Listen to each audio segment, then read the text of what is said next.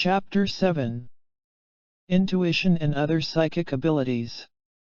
We have so many more intuitive abilities than we know or use. The knowledge and wisdom that can be gained from these untapped talents are extraordinary, and they mirror the incredible insights that can be accessed through past life memories. In my book Messages from the Masters, I describe an exercise that I have been including in my workshops for years. This exercise is called psychometry, and it has led to many amazing and wonderful moments, a number of which are described in this chapter. In this experiential exercise, which I usually conduct in groups of 2, the participants exchange small objects belonging to them. The object may be a ring, a watch, a bracelet, keys, lockets, and so on. The item chosen should be one that is touched and handled primarily by its owner. I begin the experience by doing a brief relaxation exercise, which helps the participants to focus and to quiet their minds. With their eyes closed as they remain in a relaxed state, the 2 people hold their partner's object gently in their hands. The participants are instructed to become aware of any thoughts, feelings, impressions, or sensations that come into their awareness. The impressions may be psychological, feelings, moods, or emotions, physical, bodily sensations, psychic, visions, messages, thoughts, childhood or past life scenes, or spiritual, messages or images from other dimensions. After about 5 minutes have elapsed, I instruct the group to share every aspect of the experience with their partner. It is very important to share every sensation, thought, and impression, even if it seems silly or weird, because these are often the most accurate and powerful hits. Frequently the validation of one of these strange impressions is immediate and most meaningful. Whether it is the energy of the object being held that facilitates the intuitive transfer of information or the relaxed focusing of the mind, the net result is an awakening and a validation of the intuitive ability we all possess. This exercise is safe, simple, instructive, and a lot of fun. Information about our past lives and the spiritual dimensions can also be gleaned from other intuitive insights as well as from dreams, through meditation, or even spontaneously, as in déjà vu experiences. The quality and detail of these psychic perceptions are similar to those found in past life regressions. For example, the following account of a psychometry encounter evokes many of the same feelings and messages that Lee experienced after Richard's death in that marvelous story from the previous chapter. Both stories share the powerful and immediate presence of a loved one who had recently died and who brings comfort from the other side. Whether the avenue to that other side is established through past life regressions, or through psychometry, or spontaneously through other intuitive channels does not matter. All these roads lead to the same place, the same awareness. We are always loved. We are never alone. The Lake House. They say that it is best to begin at the beginning.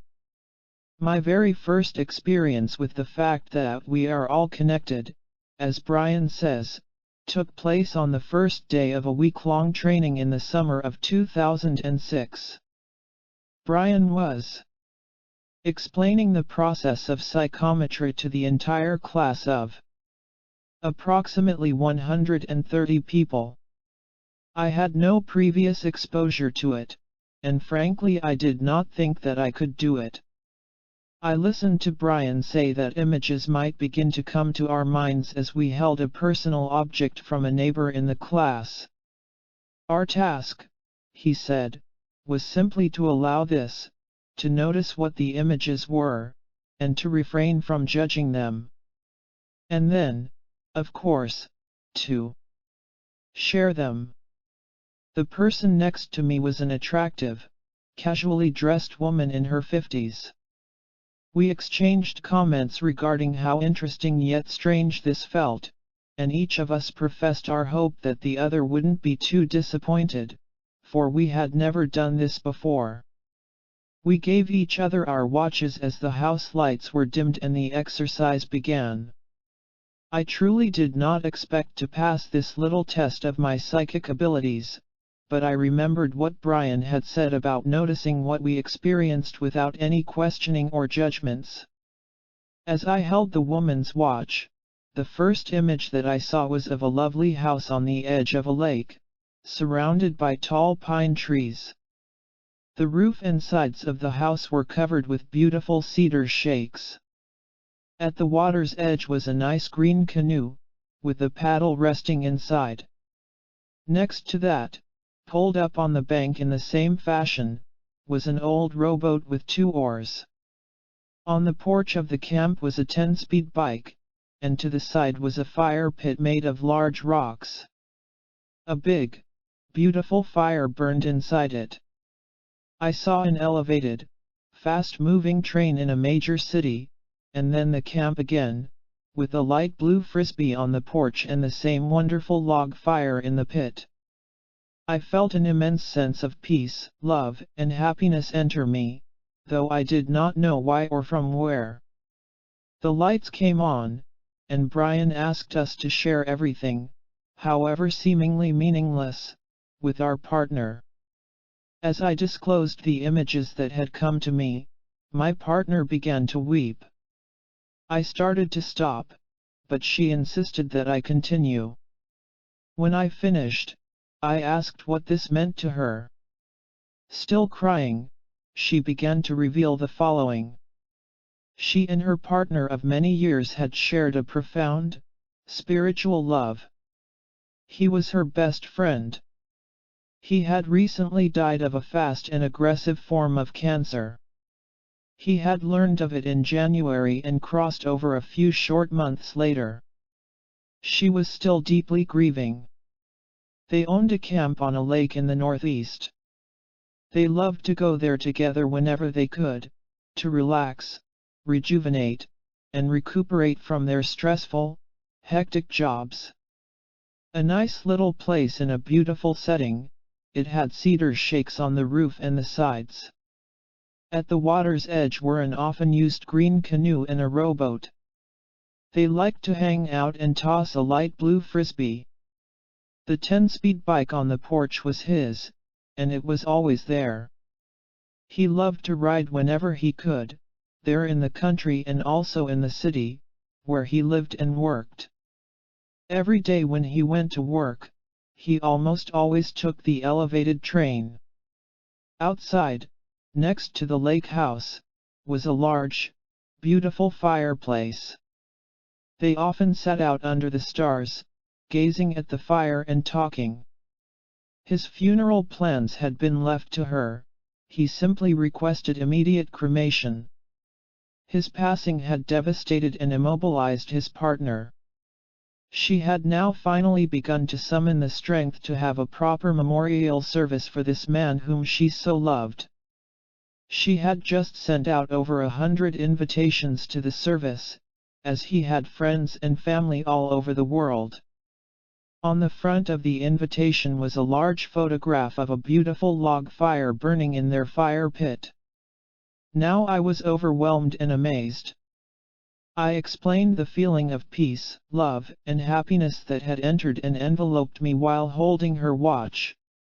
Still crying, she said that she had no doubt that these images and feelings were given to me by her partner.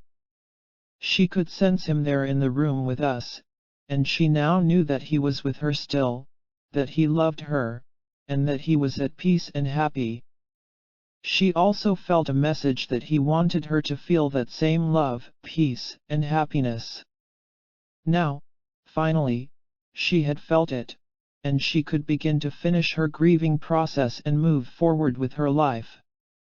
She and I, 2 completely random strangers, were sitting together at a conference. Moments later, a deeply personal, touching, and spiritually cleansing experience had taken place between us. Michael Brown. Michael is a wonderful therapist, not a famous psychic or a medium. In fact, he had very little confidence in his psychic abilities and, as he explained, hoped that his partner would not be disappointed. We actually are all psychics and mediums. We all possess incredible extrasensory talents that our ego and logical mind keep hidden from us. With my permission to let his intuitive gift emerge from the shadow of his left brain, Michael was, within seconds, describing this very detailed visual and emotional vista. He even saw how many oars were present, the green canoe, and the old rowboat. His intuitive visions brought great relief to his partner on that warm summer afternoon. Michael is humble and will minimize his contribution, but he changed his partner's life that day. He helped her move past her despair and into her healing, allowing her to feel the love, peace, and happiness that her lover so wanted to share with her. Jacqueline, the author of the next story, also participated in a psychometry exercise with a stranger, and she too was able to relay and receive messages that helped to lessen grief. The Three Little Pigs. Several years ago, I attended one of your workshops at the Omega Institute. You asked us to exchange a personal item with a stranger, and I did so with the woman who sat in front of me. She gave me the necklace that she wore, and I gave her my ring. As we sat with our eyes closed, you guided us in a meditation and told us not to discount any images that appeared in our minds, no matter how nonsensical they appeared. The woman in front of me spoke first. I had been wearing my daughter-in-law's wedding band, and that was the ring I passed on to this stranger. My daughter-in-law had been murdered 3 years prior. She was 8 months pregnant at the time. The stranger accurately described her blonde hair and saw her standing in a red kitchen that overlooked a body of water as she watched a couple playing on the dock. She had a loving message for my son, her childhood sweetheart, who, along with his new wife, had just purchased a lake house that had a red kitchen. To say I was flabbergasted is too mild an expression. And, needless to say, after receiving such a vivid vision from a stranger, I was embarrassed to tell her what I had seen. Apologetically, I confessed to her that the only image flashing through my mind was that of the 3 little pigs tap dancing across my field of vision. I tried to banish them, but every time I did they danced right across my brain, refusing to be dismissed. As if that weren't bad enough, they were performing their dance right next to a swimming pool. My stranger started to cry. She had handed me a locket containing a lock of hair from her father, who had recently passed away. She had spent many hours at his house over the years, hanging out by the pool that he loved. Unbelievably, in his garden by the pool, he had a statue of the 3 little pigs in a dance pose, wearing top hats and canes. Both she and I were in shock. Had you not told us to share any image, no matter how strange, I would never have confessed the silly pigs. We both agreed, this could not be coincidence but true communication. Although we did not understand it, we could not help but believe. Jacqueline. The exact confirming details of the scenes and images shared by Jacqueline and her partner, a complete stranger to her, stagger the mind. How could the information that was received from the other, perhaps aided by the held object, be so clear and so accurate? It defies logic, and yet I have witnessed similar results 1,000 times. We are capable of using channels far beyond the usual 5 senses. We are designed to connect with each other at levels much deeper and more detailed than we can begin to imagine. Even their choice of a partner was not really coincidental. This is all part of the process that impels us along our spiritual paths. Every one of us can connect to and be comforted by loving presences from the other side, the heavenly dimensions. A stranger describes Jacqueline's murdered daughter-in-law, standing there in a lake house that she had not known when she was alive. Her daughter-in-law is not vengeful, not tortured, not even jealous. She has loving messages for the childhood friend whom she had later married. She seems to be around Jacqueline, letting her know that she is fine and that she is transmitting love. In more than 23 years of conducting this psychometry exercise, I have had no one other than Jacqueline mention seeing the three little pigs from the famous fairy tale. She described them to her partner, who perhaps needed to hear this more than any other person on the planet. Her father had placed a statue of the three little pigs in his garden by the pool. Who else has ever done this? And he had just recently died. What better message to convey through a complete stranger to his grieving daughter? We never lose our loved ones. They are always with us, always around us. They are not in physical bodies, and we miss them terribly, but they are still here, hugging us with arms of loving energy. Shirley's husband let her know that he was around her by sending her not only messages but also extraordinary gifts from the other side. Her story follows. Flower arrangement. There were so many extraordinary experiences for me on the cruises that I attended with psychiatrist Dr. Brian Weiss and a well-known medium, but perhaps the most unusual was the time that I received flowers from the other side. We were in Tahiti. It was the first week of October in 1999, and the seminars were coming to a close. In the afternoon seminar with Dr. Weiss, we were invited to choose a partner, someone whom we had not met, and temporarily exchange a personal item. Although little happened to me, my partner became excited and began to describe my husband, who was recently deceased. She became quite articulate in describing an unusual tweed coat for which he was celebrated in Northern Ontario. This was a first for me and the realization put me into shock, so I begged her not to call attention to us. This was a mistake, as such events are most interesting to everyone.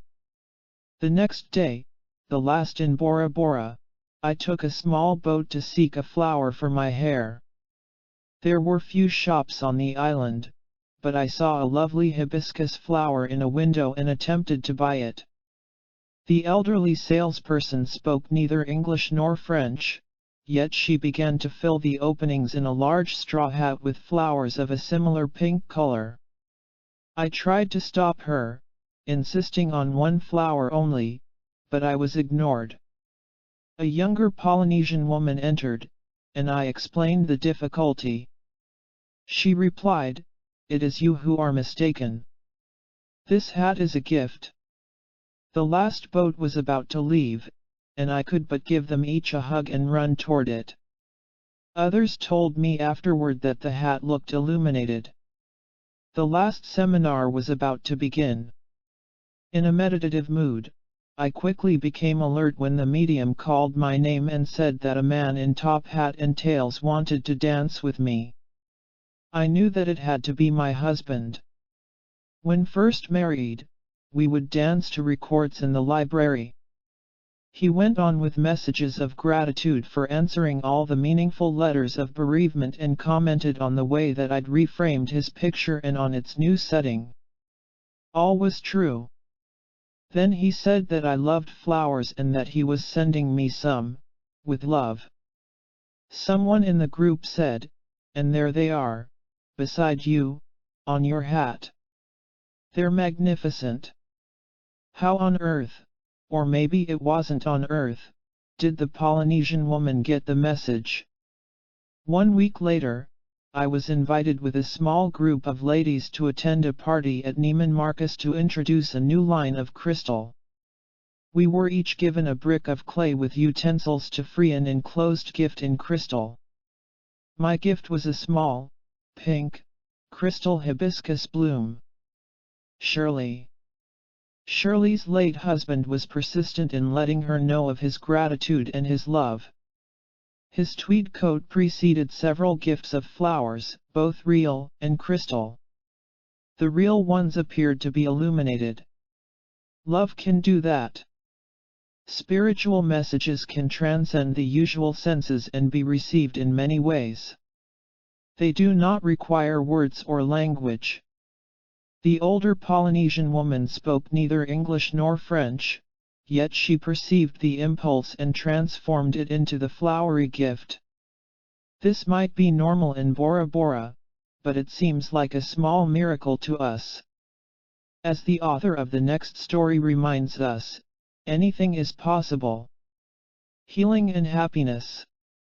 Recently, I went to see you at a seminar in Boston. It was the first time that I had ever been to anything like that before. I had read all your books and am interested in the subject of past lives and regression therapy. I have only been regressed once, at this seminar, and although it was just a short experience, it was nonetheless truly amazing. We, the audience, were told to exchange something of personal property with the person sitting next to us in the auditorium. I gave to my neighbor the necklace that I wore. We were then told to close our eyes and to follow your instructions in order to try and see something into our neighbor's life.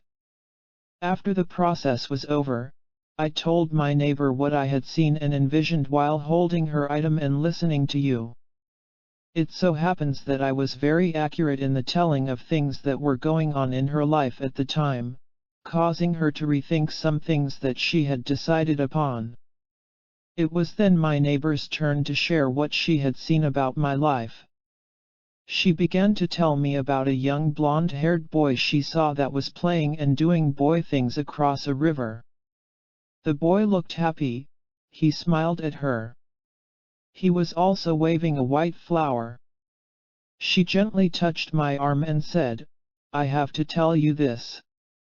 I wasn't sure if I should or not because it doesn't seem to make sense, but I feel like I need to. The young boy told me to tell you he's okay. He's happy. Do not be sad about him. I started to shed a few tears but tried to hold them back in front of this woman I did not know. I simply thanked her and left. The reason for my crying is that when I was young, I had an abortion. I did not want to have one, but I felt pressured by my parents and boyfriend. I strongly believed at the time, and still do, that the baby had been a boy. I have felt guilty for this act since it happened. I often thought about the baby boy that I should have had. This experience has helped me see that the baby is happy, playing and doing boy things, which reassures me that I can be happy myself. Why else would this stranger feel the pressing need to tell me what the boy had told her? Why, out of all the people in the seminar, did I sit next to her? Obviously, there is no way that she could have known about this. Very few people do.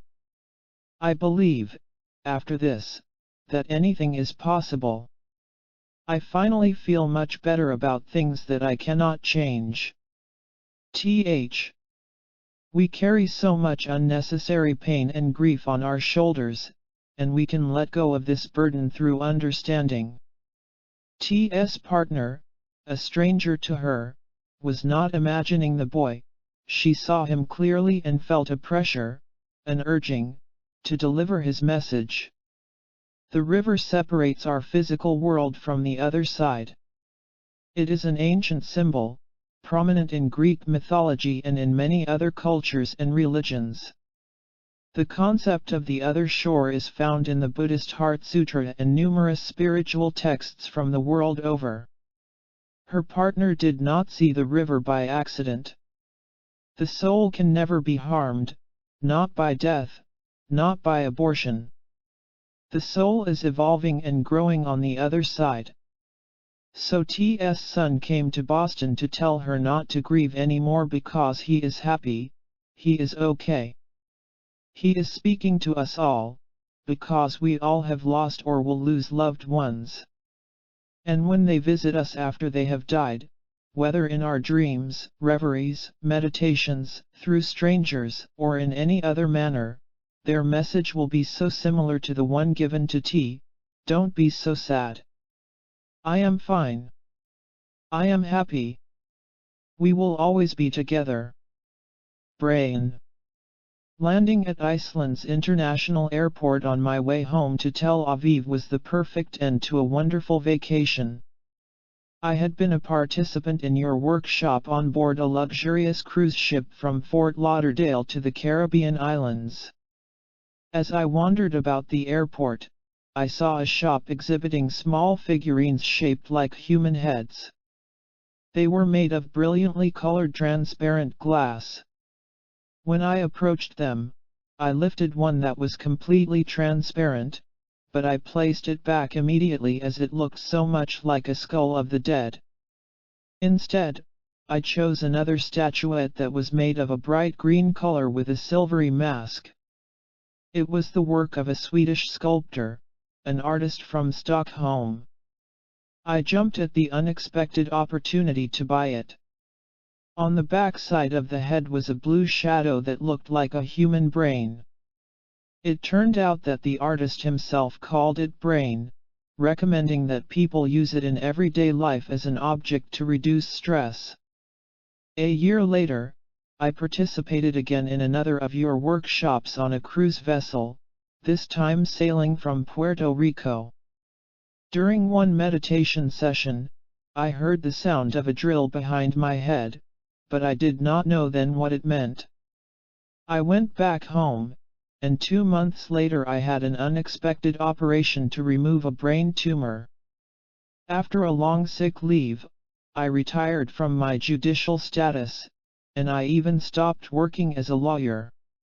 Now I do things that I like to do, seeing my granddaughters, writing short stories, and painting.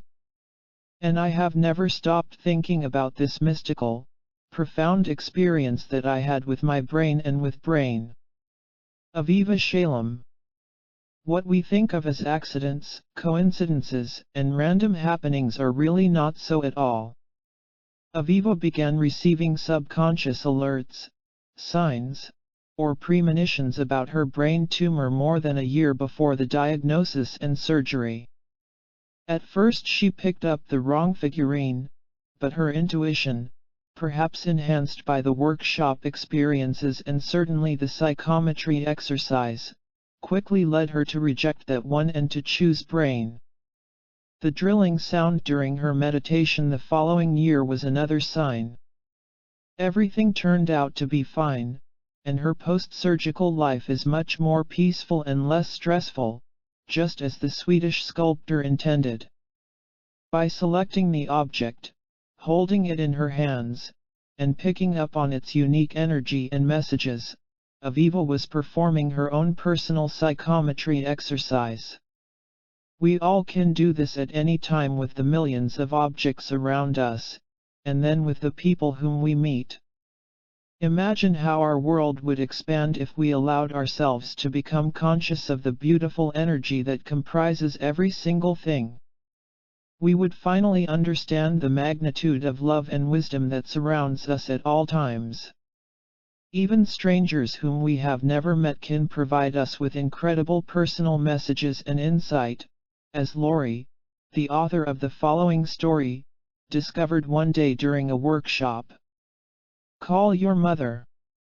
While attending your weekend seminar at the Omega Institute, I noticed a woman who seemed to be, shall we say, very uninterested in the topic of reincarnation. From her uncanny ability to sleep through most of the lecture that day, I assumed that she was every bit as disinterested in all that Omega had to offer. About halfway through the day, you had everyone choose a partner who was not someone we knew and meditate while holding an item from him or her. Our task was to remember every image and thought that came to us while holding this item, and then share what came to us with each other. As the crowd began to choose partners, it was apparent that others had also noticed this woman's disinterest. They seemed to be avoiding teaming up with her. I decided to ask her to be my partner, half to save her from being left alone and half to wow her with my intuition and thus prove to her that this was a worthwhile event. I held her item, concentrated oh so very hard, and received plenty of images: a little white dog, a pool surrounded by a fence, an awning over the back porch leading to the pool, the feeling that it was very hot, and what seemed to be a message from the dog that all was okay. We completed the meditation, and I was so excited that I simply had to go first. As I rattled off the list of visuals, all this woman kept saying was, no. A pool, no. I live in the Bronx. Hot, no. Lived there my whole life. Dog, white, no. A little let down by my partner's failure to connect with any of my seemingly astute details, I sat back to hear what she had received from my item. I was truly not expecting too much, due to the fact she had slept through most of the lecture. Boy, was I wrong. In her very strong New York accent, she proceeded to tell me my entire life. "Qual your mother" was how she started, and she went on to tell me about 2 homes with which my mother was having trouble deciding what to do, a miscarriage that my mother had had that involved a little boy spirit that had stayed with me. This was the second time I had been told this, and much more. All turned out to be true. I know this because the first thing I did afterward was, naturally, call my mother. I was so excited after talking with her that I could not wait to tell everyone what had transpired. When you called on me to tell of my experience, I was floored again. What I had picked up on seemed to be for an audience member in the front row from a pet that had recently passed on. Every detail seemed to fit her life, and others had also picked up on the message from her beloved dog. This wonderful experience taught me so much about how connected we truly are, and that we need not worry about the future or dwell in the past but rather live each and every moment to the fullest. And while we are doing so, we must always remember to call our mothers. Lori Bochdin. This is why we are told not to judge a book by its cover, more so, not to judge at all. Lori was kind to choose her partner, and she was rewarded by a spot-on series of important messages, culminating with the little boy spirit. Projection is the act of attributing your thoughts, feelings, or judgments onto others, and this act frequently creates distortion in reality. Things may not be as they seem or as you assume. For example, perhaps Lori's partner had been sleeping because she was tired, not because of disinterest. Maybe this was the 2nd or 3rd time that she was taking the course and already knew the lecture part, but was really returning for the experiential exercises. We are connected to many more people than those in our immediate proximity, in this case Lori's partner. Lori accurately received information from a person in a different part of the room, a person who had just lost a little white dog. The same after-death message was there again: everything was okay. Animals have souls too. Lori felt the deep peace, the flow, the unerring wisdom that all is as it is meant to be. Knowing this, she could live in the present moment, which is where happiness resides, instead of living in the future or the past. We must all do as Lori did and stay mindful. In my book Only Love is Real, I elaborate on this concept. The Vietnamese Buddhist monk and philosopher Thich Nhat Hanh writes about enjoying a good cup of tea. You must be completely awake in the present to enjoy the tea. Only in the awareness of the present can your hands feel the pleasant warmth of the cup. Only in the present can you savor the aroma, taste the sweetness, appreciate the delicacy. If you are ruminating about the past or worrying about the future, you will completely miss the experience of enjoying the cup of tea.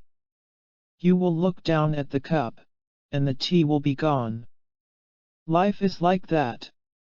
If you are not fully present, you will look around and it will be gone. You will have missed the feel, the aroma, the delicacy, and beauty of life. It will seem to be speeding past you. The past is finished. Learn from it and let it go. The future is not even here yet. Plan for it, but do not waste your time worrying about it. Worrying is worthless.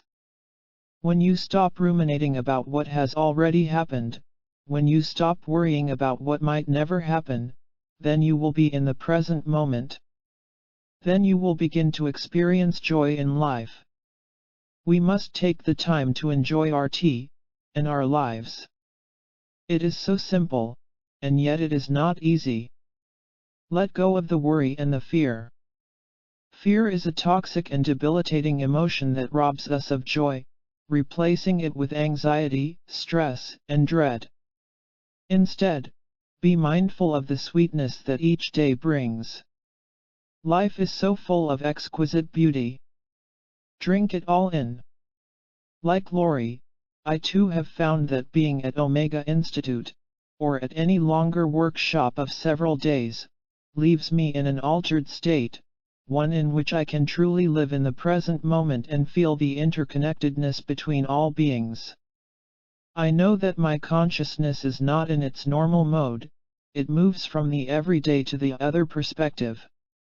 Some characteristics of this perspective are a sense of loving detachment, of timelessness, of being non-judgmental and more observing, and of a deep inner peace and calm. The mystic and philosopher Krishnamurti, a wonderfully wise man, once wrote that you can set the table for this altered awareness but you cannot make the guest appear. In other words, you can create the conditions for it, yet you may have to wait for it to happen. Frequently, in teaching at Omega, my wife, Carol, and I leave the week or weekend with this extremely sublime feeling. We both know that it won't last, but we're always watching to see how long it will. Often, we will get from Rhinebeck, where Omega is located, to the airports in New York, and then something will happen there, rudeness, people shouting, that shifts us back to the ordinary consciousness. The transition is very abrupt and although we're quite aware of it, it is nonetheless difficult to return. The last time we were up there, however, it happened even more quickly. Carol and I were driving away from Omega, and after about 30 minutes we stopped at a convenience store in a heavy rainstorm. She went into the store as I parked nearby, with many spots in front of and in back of my car. Inadvertently, even though there was nobody around me when I parked the car, I must have taken a spot that another person wanted. In this pouring rain, as Carol was inside the store while I waited in the car with the windows up, a man around my age, wearing just an undershirt, started circling around my car and yelling at me. I had no idea why, until I could hear him saying, "You took my spot. I want this spot." It seemed so out of place to me. I was still feeling detached and filled with peacefulness, although it was now starting to ebb. As he stood outside my window, I noticed that he was wearing a medallion of the Virgin Mary around his neck. It struck me as extremely odd, and even inappropriate, that a man who wore a Mary medallion was yelling, screaming, and acting somewhat violently. The Virgin Mary is a symbol of loving kindness, of reaching out to help people with arms of grace. This man wore her right next to his heart yet acted in a completely contradictory manner. I knew that he could damage the car or break a window, he was capable of anything, ranting that way. And, at that moment, the shift happened. Perhaps anxiety, alarm, or fear kicked in and required me to return to regular consciousness. I said something to him like, "I'm sorry. I didn't realize you were there. My wife is in the store, and I'm waiting for her. She knows that I'm here, but if I move, perhaps it will be difficult to find me. I apologize." With that, he left. I don't know exactly what was on his mind, but he disappeared. Carol came out and we drove off. I explained the story to her, and that brought her out too. It has occurred to us that people who meditate regularly or who reach transcendence have to deal with this issue. How do you relate to mundane concerns while in that beautiful space? How do you retain a state of peace, of love, and of compassion, yet not have people manipulate or take advantage of you? This is a very difficult task. Meditation, contemplation, introspection, and even reading a spiritual book will help. What I have found over the years is that some reminder of the state also helps to assist in returning to it. You just have to remind yourself of what it felt like. What was your breathing like? What was in your perceptual field? What physiological changes did you notice at the time? I also find myself feeling similarly when I'm awakening from a particularly striking dream. I know not to eat or read the newspaper right away but just to stay with that state, because in that perceptual mode I'm aware of so much more. It's at once a feeling of being intuitive, of knowing things at a deeper level, of understanding. However, when going off to work, contemplating traffic, or engaging in some similar action, it is often necessary to return to that normal waking consciousness. It is important to remind yourself that every step is sacred, every breath is holy. Stay in that mindful mentality and there will occur in you a shift in consciousness. You will have a feeling of complete peace. It is healthy for you, healthy for your body, healthy for your mind, to do this. You are a spiritual being, and this is your natural condition. Think of the other as your normal state, and think of the everyday as a temporary mode to help you get by in the physical world. The exact manner in which a held object can facilitate the transmission of private facts and details in the psychometry exercise is not really known. It is possible that there is a transfer of energy, for many people describe the object as feeling warm or becoming hot as they hold it in their hand.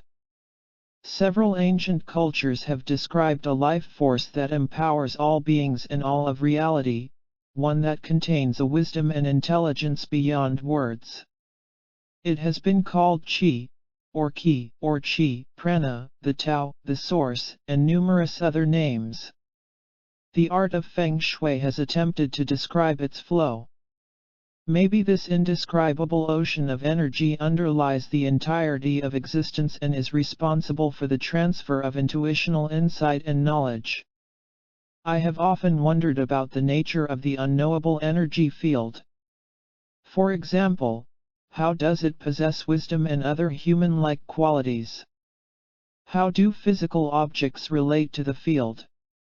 How do we appear from it and eventually return to it? How are its vibrations or frequencies modulated? Perhaps this indefinable, omniscient, ethereal energy vibrates at the highest possible rate, and as its frequency is dampened it begins to manifest form, at first like a gas, wispy and spirit-like. As it condenses, the delicate gas becomes a sleek and smoothly flowing liquid, not yet with rigid boundaries. The solid or physical form, which takes shape as the liquid condenses even further, does have such boundaries and is relatively restricted compared to the other forms. The objects that we hand to our partners during the psychometry exercise are examples of this. And so, too, are we. Yet the basic energy is the same, all derived from the etheric. At the end, we simply return to that divine, idyllic form that is our source. There is no birth and no death, only transformation. Earlier in my career, I sometimes wondered why I did not encounter the phenomenon of ghosts, or attached entities, or negative spirits in my practice. Others had written entire books about doing depossessions or clearings of the clearly unfortunate host. And although I recognized, clinically, that most cases were actually projections of unwanted or uncomfortable impulses by the patients, perhaps not all of them were purely psychological. Yet I never actually came across any cases of malevolent spirits. 2 subsequent meetings, one with several Tibetan Rinpoches and the other with a Taoist master, helped me to understand why. In 1994, I had the opportunity to sit down with some Tibetan Rinpoches at the University of Michigan. During a lively discussion about reincarnation, I was able to ask them why I had never once had a patient with an attached malevolent spirit. The Rinpoches immediately began laughing. Perhaps my question was too simplistic? No, one Lama explained through an interpreter. Your energy does not permit that in such close proximity. They laughed again.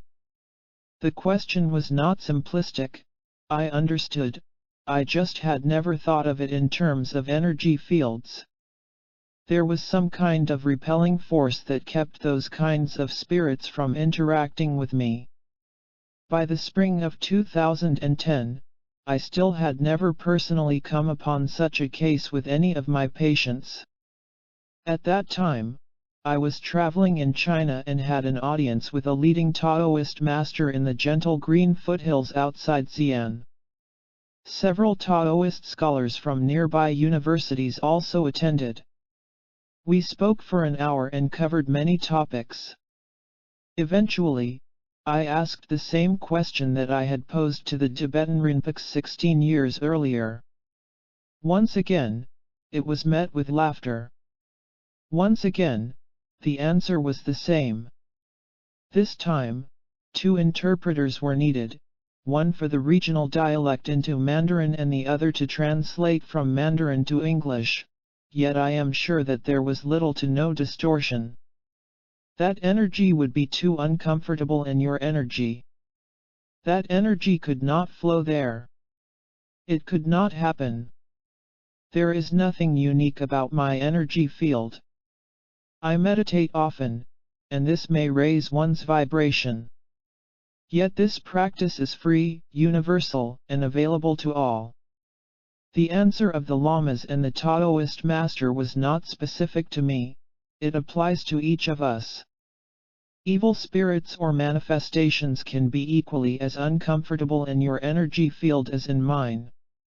The important point is that by mastering our spiritual lessons, we become incompatible with that kind of energy. This is how you can cast out your own demons. In addition to meditation, another way to raise our vibration is to fill our hearts and our minds with loving kindness, with tranquility, and with peace. These qualities, I suspect, are very important in the process of refining the energy field. If incorporating these practices and principles into your daily life rids you of affliction, in whatever form, what a blessing you will receive. The comments of the monks and scholars reflect the acceptance of the idea of negative spirits, but my impression from the discussion with them is that ignorance would be a more appropriate word than evil or malevolent. There is no real evil.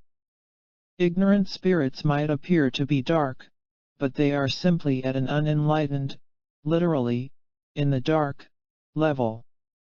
They are like first-grade boys in a schoolyard, a bit wild and mischievous, perhaps pulling the girl's hair, but not evil. First graders are qualitatively the same as graduate students. The only difference is their level of knowledge and maturity. The boys are young and ignorant, but eventually they will become the graduate students. Chapter 8. One of a kind. Some stories defy easy categorization because they touch on new or rare concepts, on modern physics or parallel universes, on future lives, or even on psychically turning babies who are in the breech position prior to birth. The cases in this chapter fall into this category, and they offer fascinating insights into our deeper natures and the characteristics of the soul. We are eternal and multidimensional beings, in these physical bodies for a brief time to learn important spiritual lessons. As the Jesuit mystic Teilhard de Chardin stated, we are not human beings having a spiritual experience. We are spiritual beings having a human experience. Spiritual beings are not constrained by the usual limits of time, space, or the physical body. This seems an extraordinary freedom, and yet it is our natural state. It is who we are, we merely forget this. Allow the stories in this chapter to remind you. Progression to the future. My experience was a personally moving one that occurred whilst taking the course you provided at Omega in 2007. It took place in a revelatory practice session that turned out to be a progression, rather than the intended regression.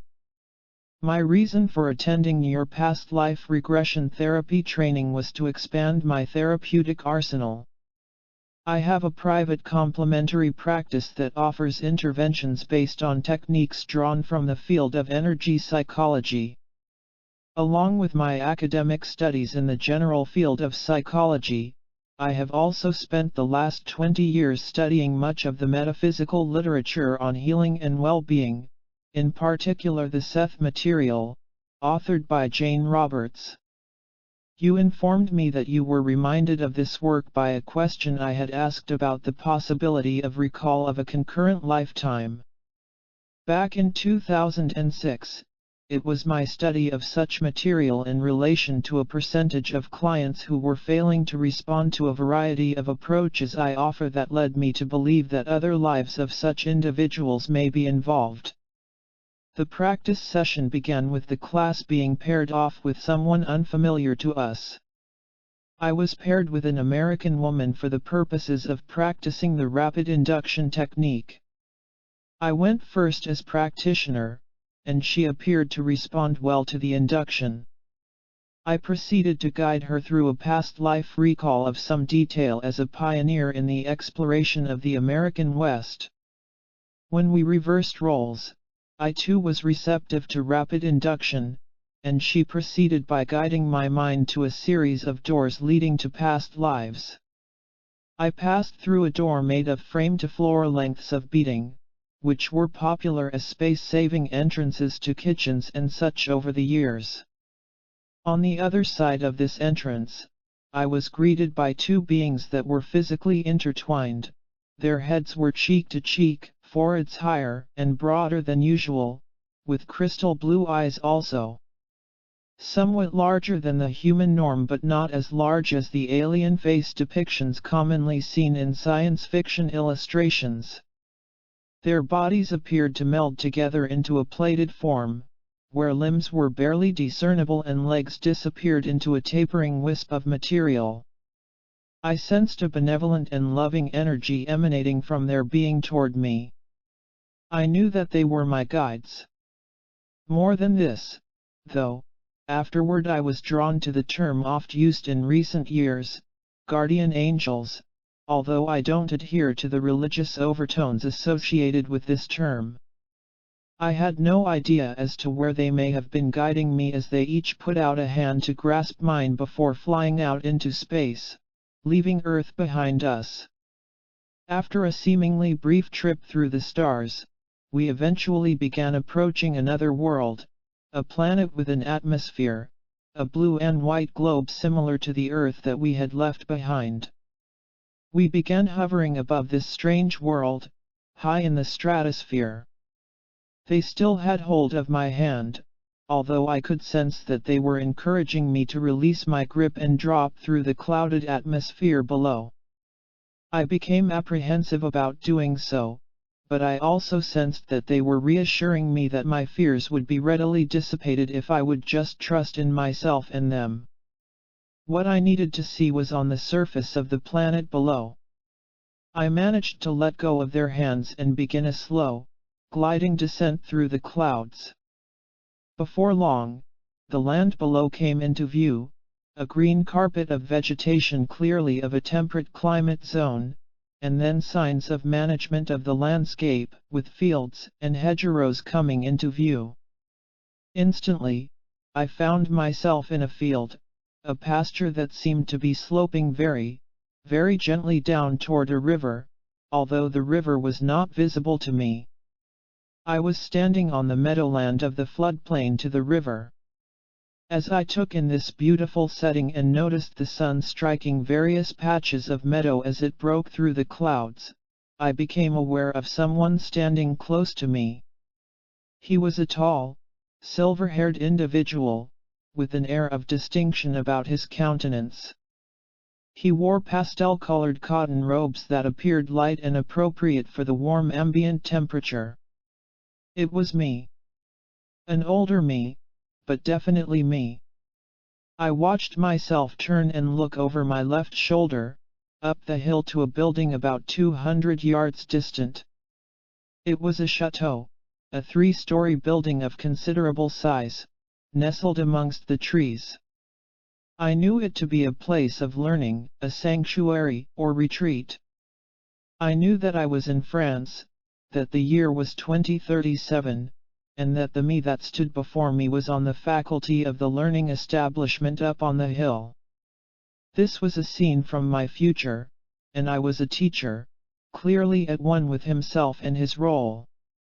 Needless to say, my fellow student was quite amazed as I recounted my feelings about the experience and my certainty that I had progressed forward to an age of 84.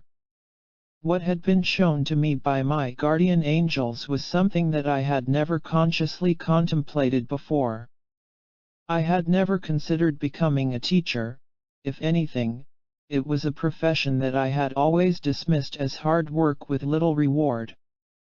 The following year, through past life regression work with clients and on myself, together with further study of contemporary metaphysical information sources, I came to realize my true intent and purpose for my life: to teach.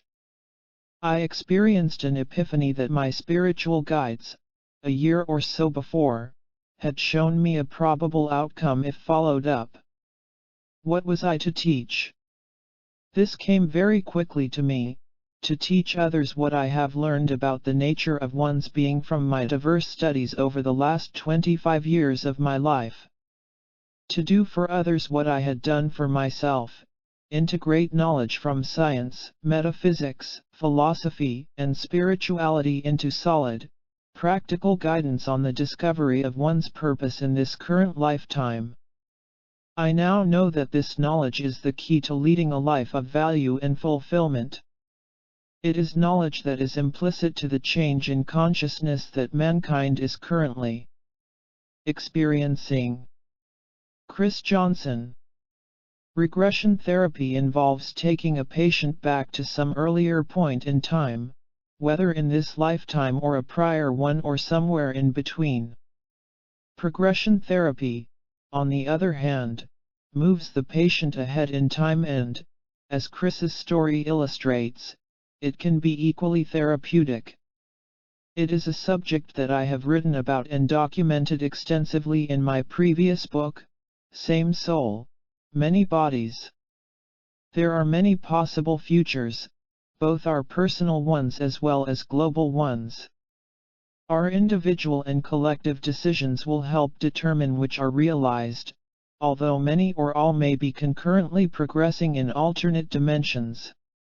Yet there seems to be one that is most likely or probable to happen.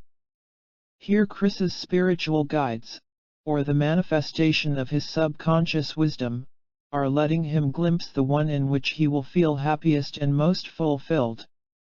Having seen this best outcome, he can now knowingly connect the dots and reach this goal.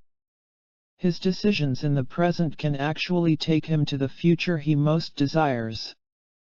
Interestingly, Chris appears to travel into space and through the stars to reach France in 2037. This prospective Earth seems to be not quite physically here. Perhaps it represents an alternate dimension or reality that is connected to Earth of the current time, yet not exactly the same. If we patiently wait for time to unfold, we will meet it. However, if we can travel out of body and through space, maybe we can meet it much sooner. We travel the fast route to tomorrow, we grab the blueprint of time, and then we return to the present with this precious map. Knowing the plan and the goal, we can consciously choose the journey to our optimal future. Even if you are not able to see your own optimal future so clearly, you can nevertheless trust your intuitional wisdom to guide you there. Do not let fears or doubts cloud your vision and obscure your path. Listen to your heart. The geographical locations of our next lives are not important. The quality is the critical factor. If we are progressing to lifetimes filled with kindness and understanding, we will inevitably wind up in the proper dimension. In his story, Chris mentions the possibility of recalling a concurrent life, or one that is happening at the same time as your present one. What would a regression involving nearly simultaneous lifetimes look like? Read Donna's story, next, for one possible example. Trilogy in time. One of my favorite and most compelling past life memories is a trilogy. I was shown 3 consecutive lifetimes that were very poignant and that demonstrated how an individual grows from his or her experiences. In the first scene, I see myself wearing the green uniform of a German SS soldier. 3 of my buddies and I are standing next to our military vehicle, which is pulled over on the shoulder of an isolated country road in Germany. We are smoking cigarettes, talking, and laughing while writing a report of our completed assignment. It is cold out, and I can see the white mist coming from our mouths as our breath hits the cold air. On the right of us is open farmland, which is surrounded by wooden fencing, a few cows, charming farmhouses, and the Alps in the background. On the left, across the street from where we are standing, is a pine forest, pristine and untouched, except for the Jewish camp that we have just decimated with our rifles and machine guns. A farmer had spotted a campfire during the night and alerted the authorities. We had been sent out to investigate the report, and we found a group of Jewish families, men and women of all ages and many children. We systematically wiped them all out and then proceeded to go through their belongings to see if there was anything of value that we might want. In the next instant, the scene changes. Now I am a slightly heavy-set, Jewish-Polish woman standing inside a women's dormitory in a concentration camp. My little 5-year-old son is standing in front of me. It's cold, and my son is wearing a too large, coarsely woven sweater that is rolled up at his wrists and that hangs down to his knees. He has straight, blonde hair falling into his eyes. It looks like it could use a shampooing. With surprise, I recognize him as my son in this lifetime. There is a loud bang behind us, and the dormitory doors fly open. Camp guards barge into the dorm, shouting "Alle der Kinder aus," all the children out, and pushing the children along ahead of them with the butts of their rifles. The mothers are screaming, the children are crying and clinging to their mothers. Just as a guard approaches my son, the boy turns and grabs onto the wooden structures that serve as beds to hold on and keep from being swept away. My heart explodes with pain and horror as I watch him being shoved along with the other children, who are all taken away. Then the scene changes again. This time, I am a German officer. My uniform is brown, and I am wearing heavy leather boots. I am in an empty office. I can hear my footsteps echo around me as I walk to a desk in the center of the room. The room has high ceilings and is dimly lit by a gray light filtering in from the only window. I search the desk drawers for a stamp with which to mark the documents that I am carrying in the inside pocket of my jacket. The documents are meant to assist in the escape of Jewish individuals. I keep looking over my shoulder to make sure that I am not discovered. I sense that later I am caught and executed by firing squad, but not before I have assisted in the escape of a large number of Jews. Donna West. Once you leave your physical body, you bring your knowledge, your wisdom, and the fruits of your earth experience to the other side. You have to face the results of your thoughts and deeds from your temporary sojourn on this physical planet. Your good and kind actions are greeted with great joy, for you have been learning and mastering the lessons that you were sent here to accomplish. Your negative, violent, and unkind actions are met with dismay. You feel the pain of those you have harmed. You understand at a very deep level that this is not the spiritual path. In future lives, you must repay the people you have hurt with love and compassion. You make it up to them, you make them whole, and great healing occurs. This repayment is not a form of punishment on the other side, it is just learning that the consequences of our actions must be repaired. In the first memory of this trilogy, Donna's behavior hurt others. As the mother in the concentration camp, she experienced what it felt like to be the victim of such behavior. The final lifetime of the three gifted her with the opportunity to again be a German soldier, but this time she reached out with love to save the lives of others, even at the expense of her own life. There were no more scenes after this, there was no need. Donna had not only learned about love and compassion but had embodied them beautifully. The lesson was complete. Donna's recollection of 3 simultaneous lifetimes is not far-fetched. It probably reflects the shared memories of her soul group. The writer Jane Roberts, author of the Seth books that Chris references in the first story of this chapter, describes the ability of souls to split and to experience concurrent lives. Souls are not constrained by the limitations of the physical body.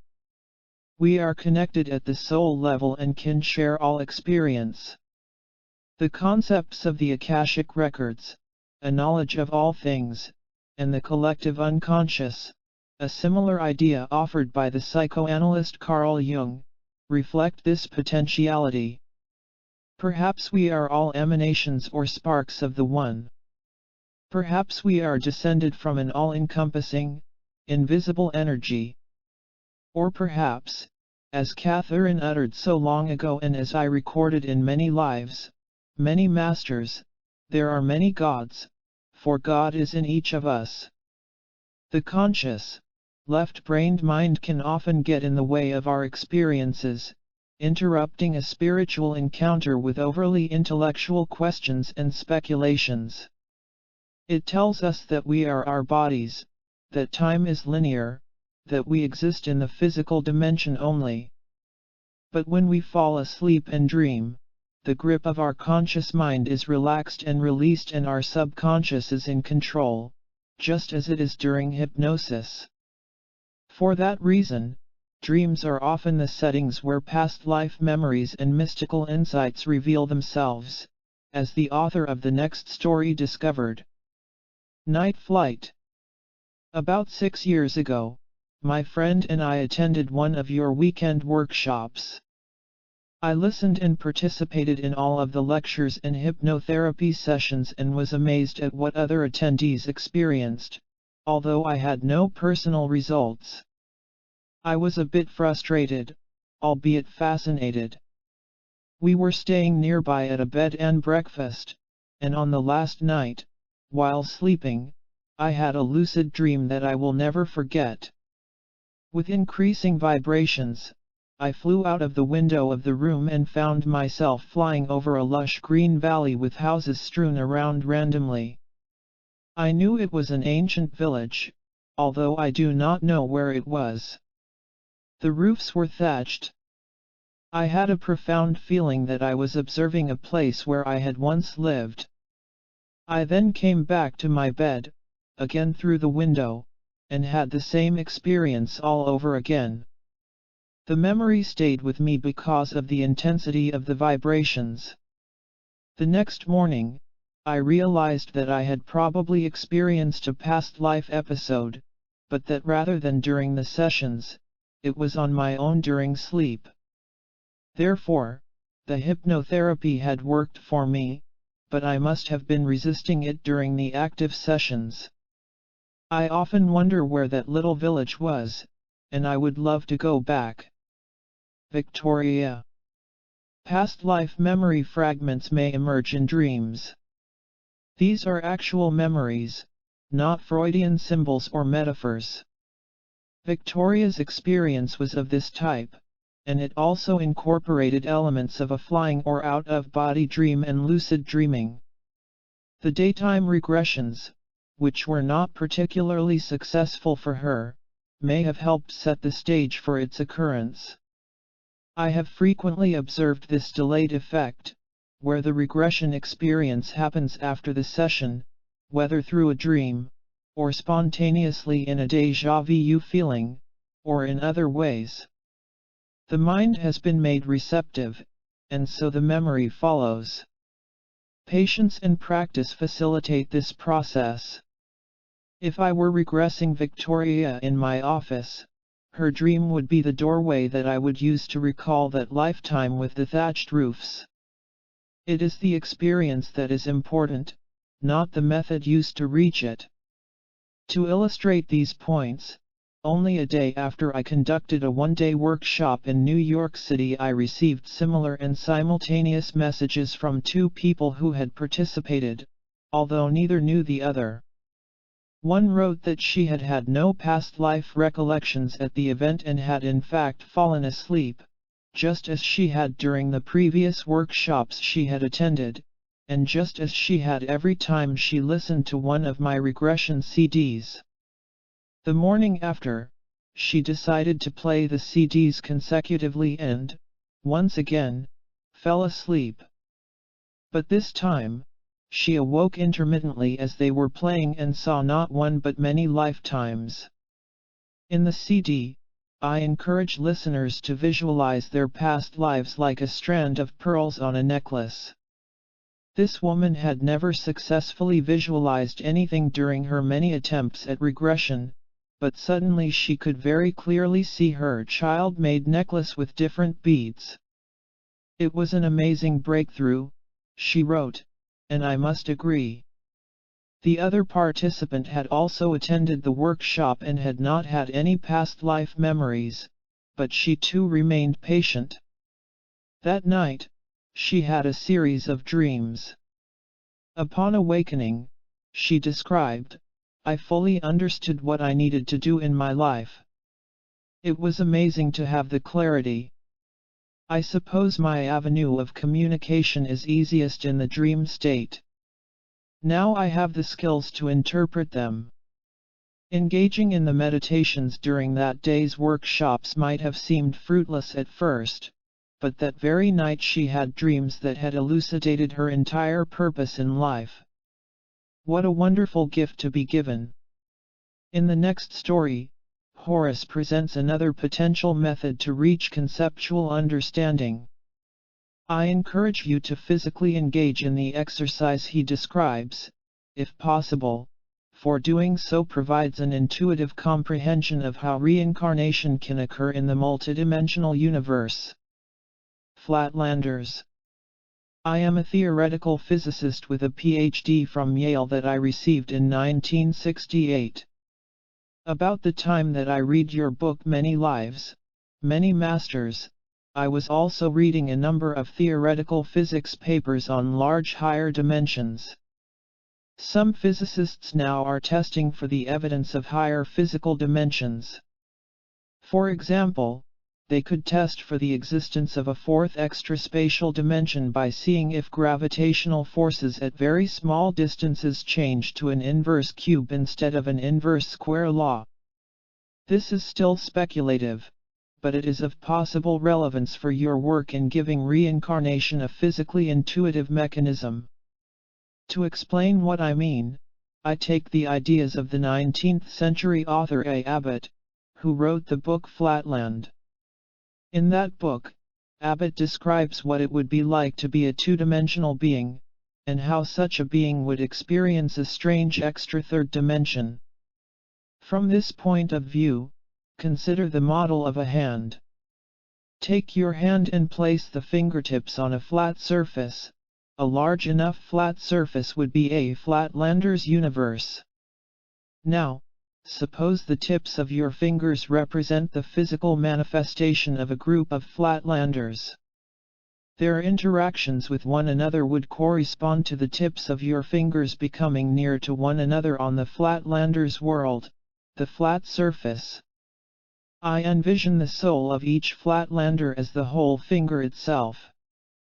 For a Flatlander, the finger would be like a higher three-dimensional manifestation of his physical two-dimensional self. What happens when the physical two-dimensional Flatlander dies? Lift your finger from the flat surface, leaving behind the two-dimensional manifestation of the three-dimensional soul. As time passes, that same finger, soul, arches back down toward the plane, and it plants itself at a different location. The soul, third dimension, becomes reincarnated into another two-dimensional Flatlander body. The many fingers of the three-dimensional hand become like the many souls that seem to be associated with one another from one two-dimensional life to the next. I have found that this demonstration gives people a much clearer intuitive sense about how reincarnation may occur. It also gives a possible physical explanation of how ESP, mediumship, precognition, and the whole panoply of paranormal phenomena could work. Now all the physicist must do is find experimental evidence for this hypothesized third spatial dimension, or fourth spatial dimension for us, of course. Horus Crater. This is a very intriguing model of the possible mechanisms of the paranormal, and of how physics may one day be able to explain the mystery of reincarnation and the journey of the soul. Physicists have become the mystics of our own age, bridging miracles and science. I remember the words of the great physicist Albert Einstein. A human being is part of the whole we call the universe, a part limited in time and space. He experiences himself in his thoughts and feelings as something separated from the rest, a kind of optical illusion of his consciousness. This illusion is a prison for us, restricting us to our personal desires and to affection for only the few people nearest us. Our task must be to free ourselves from this prison by widening our circle of compassion, to embrace all living beings and all of nature. We can use scientific principles, such as those found in physics and chemistry, to grasp our divine nature, just as Horace eloquently does. For example, in my workshops I often use a metaphor of ice cubes to help explain human nature and the relationship of the body to the mind and to the soul. Imagine if ice cubes floating in cold water had consciousness. There would be discussions about ice cubes from one particular tray to another. Our edges are sharper than yours, or we cubes are clearer and more symmetrical than you are. Eventually, these discussions would lead to arguments, and then to war, and we would have the equivalent of life here on Earth. But we know that if we heated the water, all the ice cubes would melt. Every ice cube, from every tray, would be the same, water. Water has always been a metaphor for spirit. The ice cubes never truly had an independent existence. They originated from water, and they disappeared into it when they were heated. The essence of the ice cube was really the H2O molecule, vibrating at a slower rate. As heat is added, the rate of vibration increases and the ice cubes melt. The entire time, their existence was an illusion. They were just the H2O molecule, just water, all along. What happens if you keep heating the water? Eventually, even this disappears. Everything is steam, invisible, but not empty. The H2O molecule is still there, but now it's vibrating at a very rapid rate. It becomes steam merely through a transformation of the molecule. We know this because if you condense or cool the steam, it turns back into water. If you keep cooling the water and you put the ice cube trays back in the freezer, after some time you'll have the ice cubes once again. This is their cycle. Now imagine that you keep heating this steam, in this case, once again, with heat energy. As the H2O molecule splits, you get subatomic particles, quasars, quarks, and other elements of these types. So even beyond the steam are more states, and as you go further and further they become more and more indescribable by human thoughts or words. And this reflects our own nature. Here in these earthly bodies, we are like the ice cubes, vibrating at our slowest rate, solid, heavy. What happens if you heat us? In our case, this is done not with the energy of heat but of love. This is what raises our vibration, the presence of unconditional love, and the capability to open our hearts, to live with empathy, compassion, kindness, and altruism, and to help others to reach their potential. The equivalent of the ice cubes melting into water would be our transformation back into spirit. Our true nature is that of spiritual beings. As we continue to raise our vibration, what is the equivalent of the steam? Well, it would be whatever exists beyond spirit.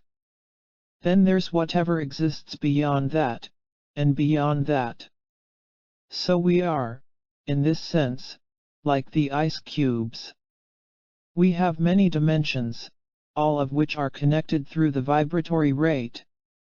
We may talk about the existence of God in the higher planes, but we do not have the words or the comprehension to understand it completely. This is one reason that it is very difficult to answer the questions: why did God even create the earth? What is the purpose? We cannot know what is going on at these spheres that are equivalent to the subatomic particles in the ice analogy. What we do know is that we are here, and that we are the physical manifestation of this highest energy. Our energy is love, not the H2O molecule, but love. In this sense, we do not have to know all the answers. Frequently, I tell people, I don't know, because I really don't know the answer to some of these most difficult questions. But what I do know is that we are spiritual beings whose basic essence is of love, empathy, kindness, compassion, and altruism. These are the actions and attitudes that elevate our vibration, raise our consciousness, and enable us to return to that home where everything is one and everything is connected.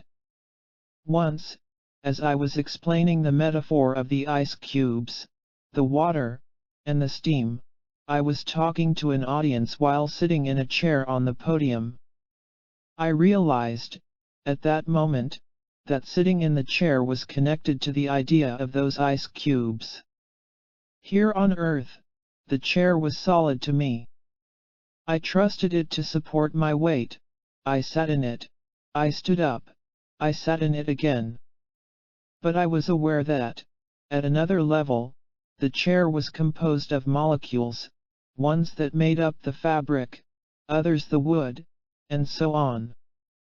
These molecules could also be separated into their component energies.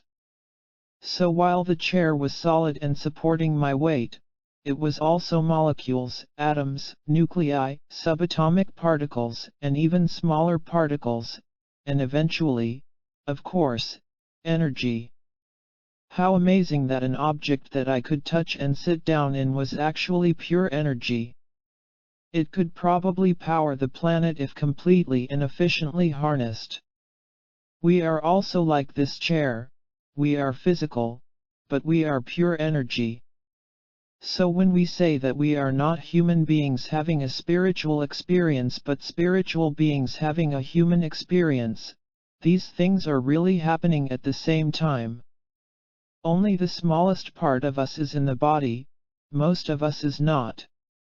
Consciousness is not limited by the brain or the body but surpasses them. Much like the ice cubes, water, steam, and beyond steam state, we simultaneously exist in the material realm, the spiritual realm, the ones that lie beyond that, and then into the light realms and others that we cannot even fathom. Think of all the solar systems, star systems, galaxies, and universes that cosmologists tell us are constantly being created.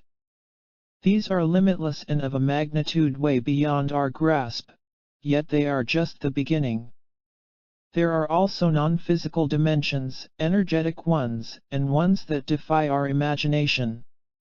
It truly baffles the mind and brings us back to the concept that we are humans and yet that we are energy. This is a glimpse into our nature and into the nature of God. When you think in these terms, there has to be something that existed before anything else, something that had no cause, that had no precedent. When we have a chair or an ice cube, we have a cause, a precedent. There was the water molecule, or the water that existed before we froze it. The chair existed as trees and as plants before it was made into a chair, and those trees and plants existed in their own precursor form, perhaps as seeds. But there is something that had no precursor, that has existed forever, that is incomprehensible to us, that was never formed, that never disappears. Everything else is simply different states of energy, like the chair or the ice cube, except for this. In ancient cultures, some people call this the Tao. We say the same thing when we say, trust the process. That means following the Tao, or the way, or the flow. The words do not matter, it is a concept of a wise and loving intelligence that has existed before creation, that will always exist, and that from which emanates everything else, all the ice cubes, water, and steam, the chair, our bodies, our spiritual nature, and whatever lies beyond that. It is something wise, hidden, and completely and unconditionally loving that lies as a foundation of all created things. In understanding this, we are able to let go of those things that are not important, fame, success, recognition, money, objects. We take none of these things with us. What we bring back are those lessons that we learned and mastered. We bring back the opening of our hearts. It does not matter if we do not understand these things completely at the present time. Our heart knows in its deepest recesses. And as we follow our hearts and our intuition, we are led back home. The concept of reincarnation and of past life regression relates to many branches of science, not only physics. Susie, in the next story, discusses how she has applied this work in the field of anatomy and physiology. Hypnosis and pregnancy. I am a reflexologist specializing in pre- and post-pregnancy sessions, and part of the reason for my trip to the Omega Institute for your 2010 training was to find out more about the unborn child. One of the most fascinating topics that we discussed was how we can be regressed to being inside our mother's womb. I have done this personally, and I've found it to be not only very interesting but also equally moving to actually feel the emotions of such a small person before setting foot on this earth plane. Over the past few months, since the training ended, I have seen 10 women with their babies in a breech position. All were around 35 to 38 weeks and were desperate to try anything to turn their babies. Whilst working on their feet, I talked them through a visualization that I had created to help them connect with their unborn baby. It starts by having them, in their mind, tiptoe into the uterus, where they simply talk to the babies, reassure them that all is well, and, more important, tell them that Mummy loves them. The women tend to stay there for a few minutes and then I bring them back, finish the work on their feet, and awaken them if they've fallen asleep. To my amazement, all 10 babies turned, and each was birthed in the normal position. I know this is only a small section of women, but so far it has been 100% successful. The other interesting fact about this is that an overwhelming majority of the women had experienced a miscarriage before this pregnancy. If I had my spiritual hat on, I would say that the women had not fully dealt with the emotional trauma of the miscarriage, that there was still emotion locked in the body, and that, sadly, the baby was picking up on it. Susie Gower. Are these wondrous events, or is it that we do not yet understand the science and physiology underlying babies turning from the breech position? I do know that mother and baby communication is profound and real, even during the prenatal period. Susie is helping to validate these multilevel in utero bonds, these tiny miracles. Even if our minds cannot fully comprehend the events described in the stories of this book, it is essential that we keep them open and inquisitive so that experience and learning can occur, as the next story demonstrates. Shifting from skepticism. In April 2011, I attended your seminar in Sydney, catching the bus from Canberra the night before. I was of two minds about attending because I had started to have doubts about whether or not any of this new age stuff was really true. I thought that I would just attend the morning session, see how it went, and then wander around Darling Harbour for the afternoon if I wasn't convinced of its worth.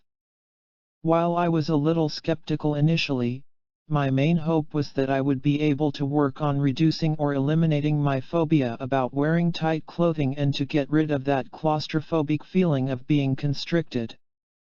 These feelings result in panic attacks that affect my personal life and my work. During the second exercise at the seminar, the person whom I was sitting beside took my wedding ring and had a feeling of a train struggling through a dark, smoggy, dirty city. As the train moved through a tunnel, it came out into a wonderful green landscape with beautiful views and pastures. More amazingly, she picked up on tightness around my chest and the difficulty breathing. This is exactly how I feel with my claustrophobic clothing. While I can't say that I saw a huge difference straight away, as I was wearing loose clothing, I felt extremely pleased that I hadn't left at lunchtime. I was on the bus on the way home, thinking about all of the exercises I had participated in at the seminar. That night, I had one of the best sleeps I have had for years. No waking up in the middle of the night with worries about work. No trouble falling to sleep. Sherelle. Shifts were occurring in Sherelle's psyche. She slept better than she had in years. For the insomniacs among us, this is hugely important. To have doubts is all right, as long as the doubts do not block you from opening your mind and allowing yourself to experience. Try not to get caught up in overly cerebral arguments about what you are discovering. Don't stop reading about it, don't stop learning, and don't stop growing just because you have an intellectual objection. Perhaps there is an answer to your question, even if you have not yet uncovered it. Do not let the unexamined opinions and judgments of others influence your heartfelt actions and compassionate nature. Dr. Helen Wambach, a psychologist who was highly cynical of the idea of past lives, led a large-scale scientific investigation into the field in the 1960s. She began her series of experiments with the intention of disproving the theory of reincarnation, but her results had the opposite effect. She found that an overwhelming majority of details recalled during past life regressions were consistent with historical data and records. After publishing her findings in books such as Life Before Life and Reliving Past Lives, the former skeptic concluded, "I don't believe in reincarnation, I know it." Our past and present life ailments span an entire spectrum, ranging from mild symptoms like claustrophobia and insomnia to severe depression and thoughts of suicide. The next story illustrates a question that comes up frequently about one end of the spectrum: what are the consequences of taking your own life? Understanding suicide. In many of my lifetimes, I committed suicide, and in this lifetime, not surprisingly, as karma would have it, I lost a brother to suicide. I have also talked down a number of my friends from attempting it, well before I was a therapist, and I have worked with many suicidal clients. Greg Unterberger. Although I do talk briefly about suicide in an earlier chapter, I have excerpted this portion of one of Greg's stories because it makes several additional points. Greg took his own life in a number of his incarnations. Eventually, he recognized that it did not benefit his education here in this earth school to keep cutting classes so early. He had learned one piece of his lesson. But to truly understand and feel how his decisions affected his loved ones during those lifetimes, he had to experience it firsthand with the death of his own brother. Now he was on the receiving end of the action. His brother's untimely death was not a karmic punishment for having taken his own life in the past and, although undoubtedly a difficult and painful event, it afforded Greg a new perspective with which to understand the impact and effects of suicide. Having learned from both sides, Greg was finally in a position to integrate his knowledge and put it to use by helping others. You can never harm the soul. Your consciousness awakens on the other side after a successful suicide, only to learn that it is intact and must return to this earth plane to face and master the very same lessons from which it had tried to escape. So that was not the solution, it realizes.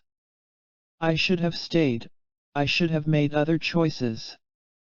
It will oftentimes be faced with similar circumstances as those that may have precipitated the decision in the first place, and it will need to find another way of coping without harming the physical body, that great gift which provides our souls with so many opportunities to evolve and grow.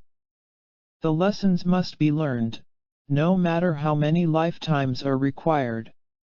Greg has learned them, and he has become a lifeguard to those in despair.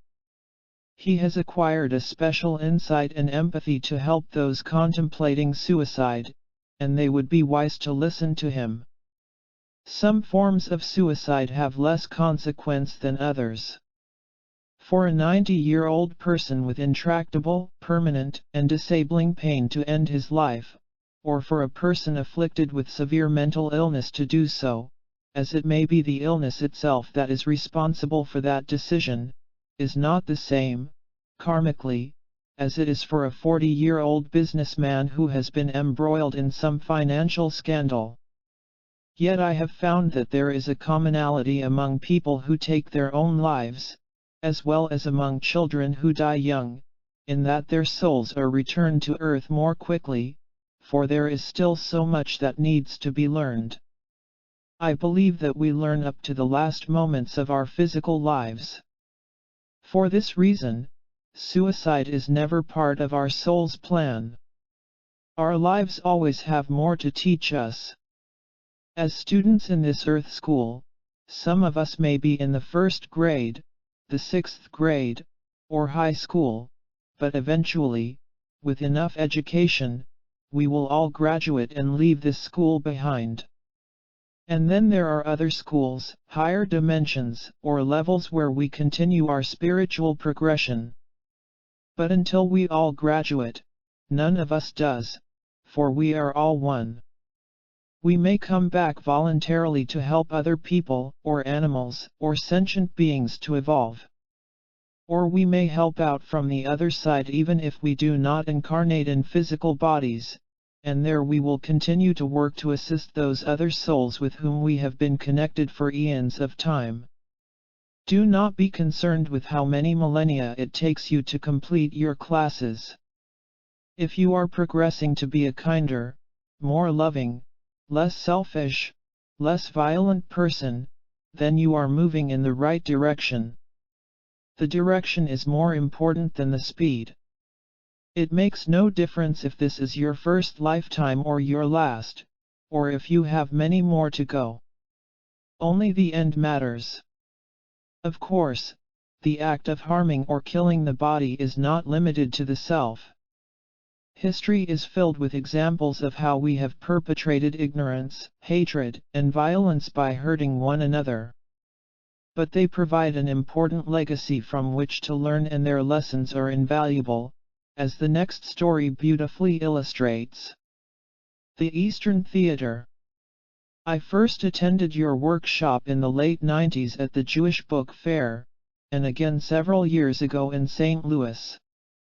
Since childhood, I had been seeing pictures of what seemed to be history from different time periods. Whether reading or listening in history classes in school or watching movies, I would sometimes experience the events depicted very dramatically, as though I were actually there and seeing, hearing, smelling, and feeling those things around me. One past life experience, in particular, ended tragically in World War II in the Eastern Theater and remained very disturbing for me up until several years ago. I wish to preface this with the current life fact that even though I was not raised Jewish, I was descended from European, Native American, and some Jewish lines. I knew little or nothing about Judaism. In the mid-90s, I began being unavoidably drawn to Judaism, immersing myself in the Jewish community and attending a synagogue. I also began a 2-year extension course in Jewish studies offered by Hebrew University and started studying Hebrew. At that time, I saw a therapist and asked to be hypnotized to find out more about what seemed to be memories. From that point, I began to draw pictures of what I remembered. I was startled to notice that they seemed to be parts of a story that could be arranged in order because of how old I was in each memory. As difficult as it was, I allowed myself to recall more and more, and to write down the details of what I recalled. This is my story. In that life, I was born in the late 1920s in Eastern Europe, near Prague, to an interesting family of good people. There was a brother nearly 2 years older than I, and a sister a little more than 3 years older. My mother was related to the Polish ruling family. My father was an agent for the Jewish resistance in what is now Israel. As they both were trying to report events to influence peace for Europe, it was a natural attraction. I suppose that you could say that they shouldn't have had an interfaith marriage in those times.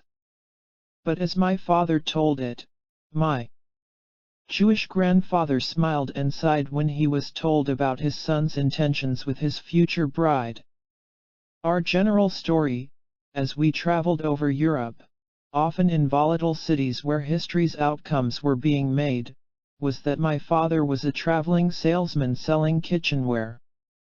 But I never saw any pots or pans, only a leather briefcase filled with papers with lots of typing. Still in that lifetime, as a girl of about 2 years old, I visited a farmhouse in southern Poland, one with a view to the north across a valley. I awakened from napping on a rug on the floor and, hearing the muffled cry of a baby, went to the window and crawled up on a wood box. I saw my mother and a young cousin taking down the laundry from a web-like winding laundry line on a pole. I could hear tall aspen and pine tree leaves clattering at the near edge of the narrow clearing. It was very windy. I noticed the laundry basket with clothes piling up in it and was concerned that the baby might be in there. I tried to call out, but the wind took my breath away. As I looked out over the valley, there were ominous clouds coming from the wrong direction. There was a vague scent of fear deep in the air that wasn't good. I didn't know it then, but it was a hint of what was to come. I think feelings such as joy, fear, anger, and so on are molecularly present in the air and are rather revealing to little tots, who are quite aware of feelings of danger or safety. In the early 1930s, when I was just a little girl visiting my Jewish grandparents near a city in Central Europe, there was a particularly bad winter. I dearly loved my paternal grandfather. He was so wise and kind, and he spoke different languages. We were crossing an icy, snowy street, and I saw a fruit tree. I was about 3, and as we went through the cold archway, I asked him if the tree would live. It seemed out of place there in the median in a high, cold city. He said, "If God wants it to." A sharp wind blew through the archway and caused fear in me. Times were hard for my grandparents. My mother would take food to them whenever we visited, that is, whatever small goods she could carry, smoked from her sister's farm. Once, she accidentally left a pretty Russian fine-woven scarf there for Grandma. Grandma's name was Lisa, but once, while visiting, I overheard my grandfather call to her one night, "Leah, let down your hair," in a soft and loving way. For a while, my mother would take us 3 children on the train to visit father, who traveled with business to different cities in Europe. He was always glad to see her. But as things got rougher, she could only take me, perhaps somewhat for protection. We met one time in northwestern Europe, Berlin, perhaps, with a stout businessman. As we had no babysitter, I got to attend, as long as I was good. I was nearly always good, except when I teased my older brother. I loved my sister and him so much. I would deliberately mispronounce Peter's name as Pater, which means father, because he was always trying to imitate our father. Except for mother, we all had different names, especially to hide Jewish heritage. I was Anna Shoshana, which means Anna Rose. Sometimes, I would say, Anna SSH Anna, and I thought of it as an anagram, a small measurement of me. I loved puns. Some of my days were in a residential area near Prague, mostly near mother's family. I remember the car's backward opening doors and smelly exhaust fumes. One time on the farm, as I looked up from colorful chickens scratching in the road, I watched the large, friendly family horse approaching with an elderly man who wore work clothes and was seated on the buckboard. It was a good time. It was a time of new and old, with horse-drawn carriages and new cars. Clothes were beautiful. People were beginning to recover from World War I. However, in the evenings my relatives would all gather around and listen to the radio announcements. These were harried listenings, no one spoke. Some were seated, leaning forward, some standing with arms crossed. My favorite aunt wore a pretty flower print dress. I remember some of the announcements, the beautiful music that was played at other times, and the ee-ing sounds as the dial was tuned to airwaves. At some point during those years, I did attend school in Amsterdam, when I was about 8 years old. But one day we hurriedly left Amsterdam, first edging along the canal using small inner tubes during a moonless night, and then on a boat with an engine. I went to sleep under a canvas and don't remember docking. At one place, Mother approached a young soldier and asked if she could travel with me on the road. The soldier said, "No, madam." She asked when it would be allowed. He responded, "About 4:30 this afternoon." I suppose that he wanted to seem important and knowledgeable. It was in this way that she got information to pass along about convoys, size, and timing. However, the wind blew his coat open and his pants had a swell in them, so she began to know that she could not travel without Dad, who agreed with this, especially because of other things he was hearing. Sometimes, there was peaceful normalcy. Once, our family went to a reserve in northeastern Poland. There was a place where the tree line stopped, and grasses and lichens grew above the line. At that area was a small, round house built of grey granite boulders. There was a doorway, a little window, and a peephole. Dad said it was from the old days of the Norman invaders. The weather was good, and we slept in there. So much the better for some family work, getting poles and fir branches to form a roof for some protection from the night and morning dew. I woke up early one morning and went to the cold lake. There was an old wooden dock, and as I stepped onto it a spotted white owl became startled and hovered briefly in the air right in front of me. The owl reminded me of the way I had seen Adolf Hitler standing in his open motorcar, looking out at everyone. I was at that motorcar event, on the edge of the crowd but in an elevated position to see clearly. At another time, I was the little blonde girl to whom Mr. Hitler gave a bouquet of roses as he stopped his motorcade. I wondered how he would have felt to find out that the little curly-headed blonde girl was part Jewish. There was an earlier event, when I was about 4, at the last minute. My well-dressed parents were to go to a fine dinner restaurant that had dancing and an orchestra. There was no babysitter, so I got to go. We were seated in the restaurant, near the back of the raised floor and also near Mr. Hitler, who had his German dinner guests around him. He had an odd way of clapping, with the palms near his fingers and his fingers doing the clapping. He was sweating, drooling, and laughing, clearly enjoying a good time. I didn't like him. He seemed mean. A dark indicator happened one peaceful morning, when a young man on a postman's bike brought a letter. My brother answered the doorbell, tipped a coin to the young man, and brought the letter to my mother, who was in a housecoat. She sat down at the table and opened the letter, but something just didn't feel right. It was from a friend of my Jewish grandfather.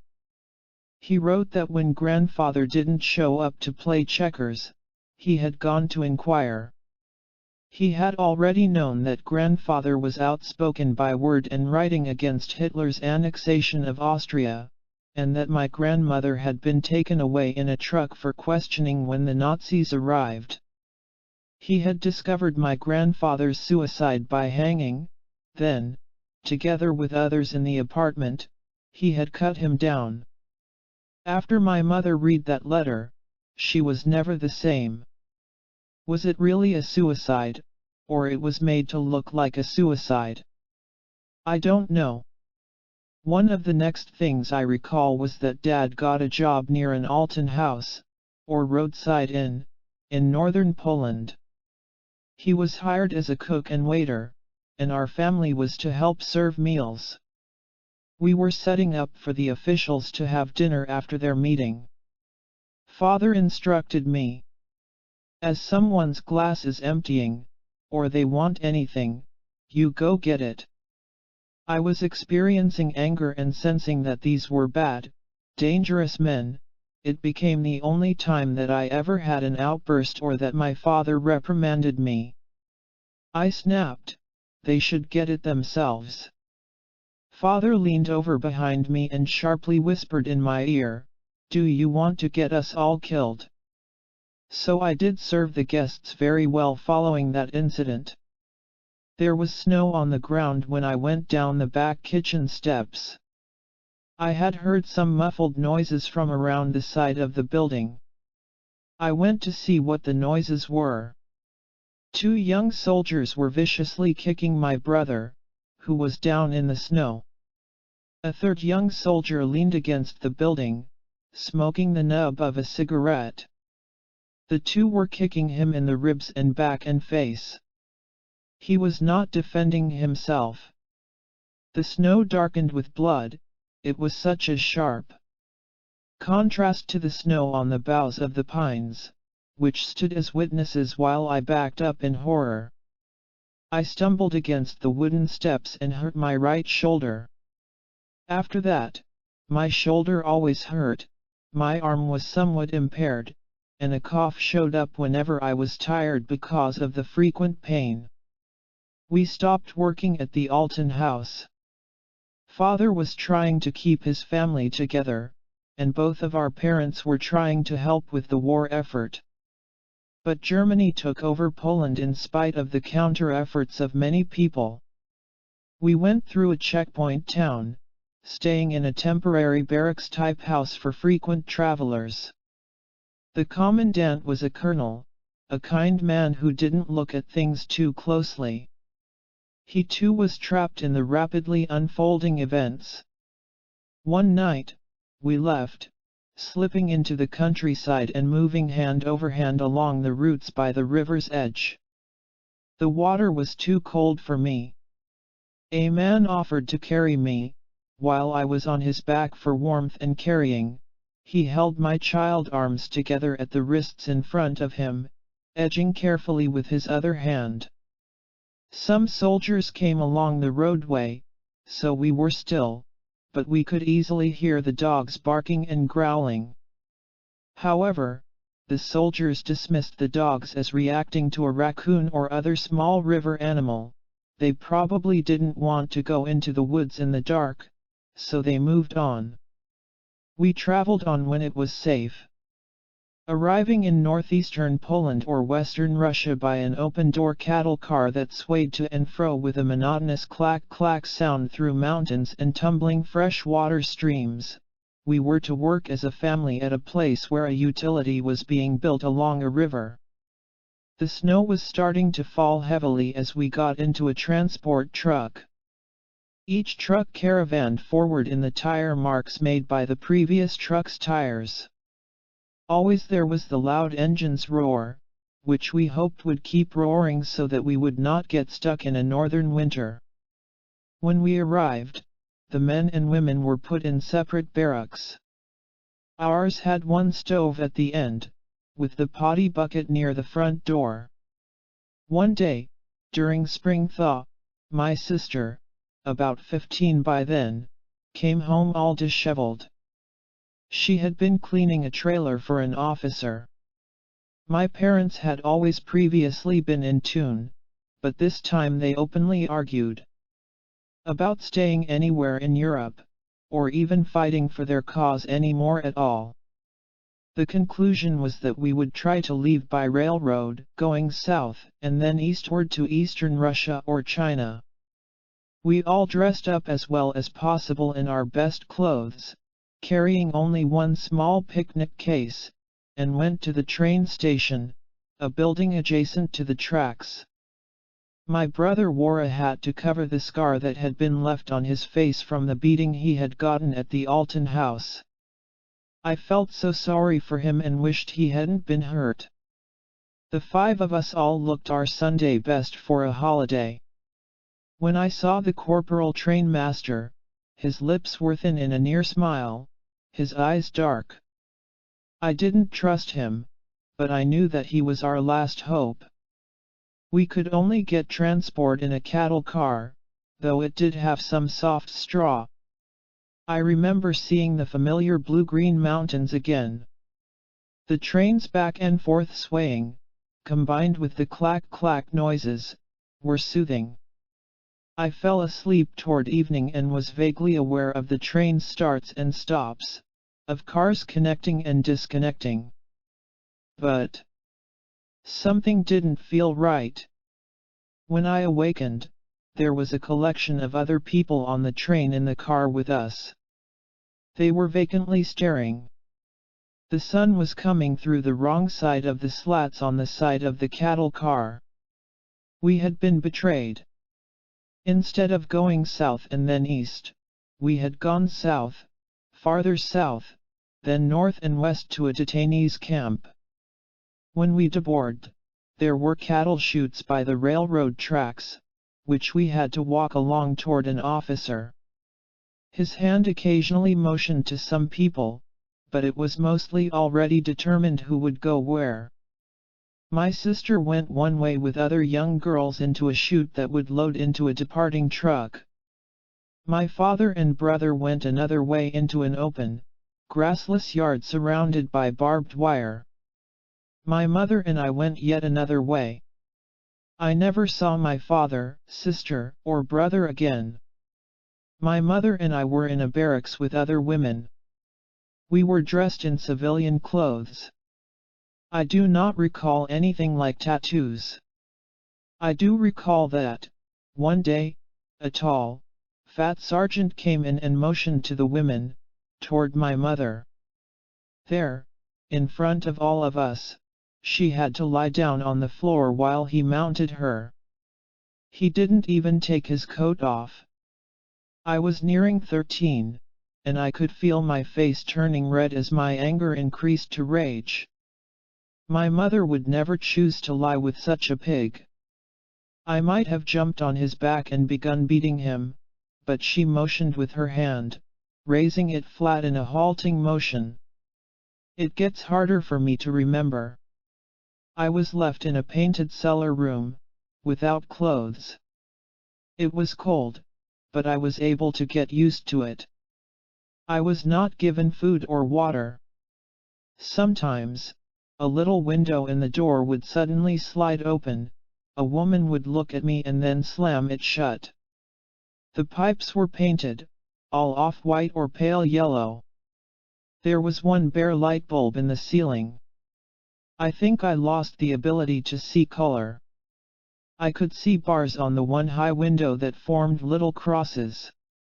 I tried to remember everything, especially the family I loved. I thought of them again and again. I don't know how long I was there. I lost awareness. Then, I was on something like a stainless steel rolling table. I was being examined by people dressed in white lab coats. I was near death but weakly aware. There was pain, lots of pain. I think that they looked at my liver or other nearby organs and then sewed me back up. The next thing I knew, I was back in the barracks with my mother. I was lying down with my head in her lap. I could not see well, but I was able to make out other women around her.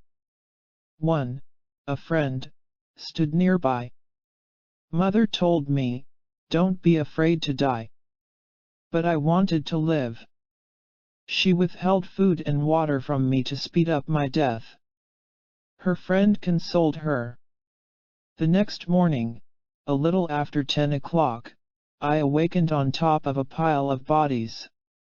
I had been revived a little by the morning dew, and I became aware of a dirty man groping me. I was conscious of two things then: 1.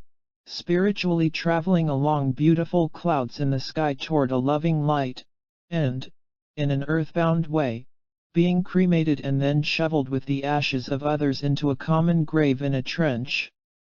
Following that, I was only aware of indescribable beauty and love.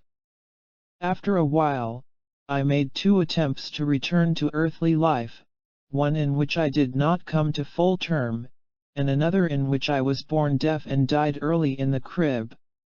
Finally, I remembered being born into this life, one in which I can remember so many details of that prior life. I think that after World War II there weren't enough Jewish homes for Jewish souls to be born into, so God sent us to the nearest possible home.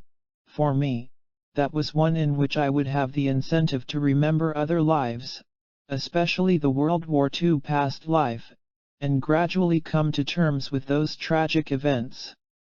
The reason I chose to reincarnate was to try to make a difference for good, and to fulfill the life I would have had. In this life, I garnered a Governor's Award and 2 community awards for social service work with the poor, and I have received numerous other recognitions, including in teaching. The disturbing feelings of the World War II memories stopped when, in this life, I chose to become part of the Jewish community, officially becoming Jewish. Only then did I feel right, because in the sequel of this life I had become who I was meant to be. Looking at my past life, I marvel that I was able to witness key events of the drama of World War II. And, although I had searched in many places, I had wondered just why it was that I had been unable to find any pictures of my family, as we were very often right there in important photographed events as witnesses and participators. Then one day, I was watching the History Channel on television. The show was Gideon's Spies. It briefly flashed on a picture of World War II agents, which had been recently released by Mossad, Israel's special secret service. There in the background was the man who had been my father. He had been an agent and a spy. That was the reason why I couldn't, until then, find historical photographs. As spies, my parents didn't want to be photographed. They had mostly remained behind cameras. The television show said that Mossad only released pictures of their agents if all known family members were dead. Finally, hearing that all my family was dead, I was able to move on. There was yet another sense of freedom from the past. I reflected that for a long time in this life, I would see things through my past life sister's eyes, as she had survived her challenges. After World War II, she had traveled in Europe and was sometimes based in Paris. Then, one year, the sense of her stopped. After seeing the Mossad picture, there was a second type of closure, because I realized that all of the people I had known and loved had died and moved on. Now I continue to recall many other lives for many reasons, to know more about different kinds of things, to gain wisdom and understanding, but mostly to know about God and love. A person can survive the worst and heal if they are aware of loving and being loved. I keep the beauty, the loving kindness, and the love. They last forever. Karen Bowden. Karen's beautiful and touching story depicts the horrors of hatred and the hopefulness of love. The process of bringing peace to this planet will require courage and patience. Overcoming ignorance is difficult. Yet this is the task of the enlightened soul, and we will receive lots of help toward this goal. As I mentioned in a previous chapter, life in the physical dimension is filled with pain and suffering. We cannot avoid the fact that our bodies and those of our loved ones will one day meet their ends, whether through accidents, illness, or any other cause. But the additional pain caused by the ignorance and violent actions of some people is avoidable. As more and more people become aware of their higher nature and the true purpose of their lifetimes on earth, crimes, wars, and other optional acts of cruelty will diminish and eventually disappear. We have reached a point in our soul's evolution where we can decide to end all prejudice, all hatred, all violence, and all wars. People like Karen are dedicating their lives to this purpose. And so must we all.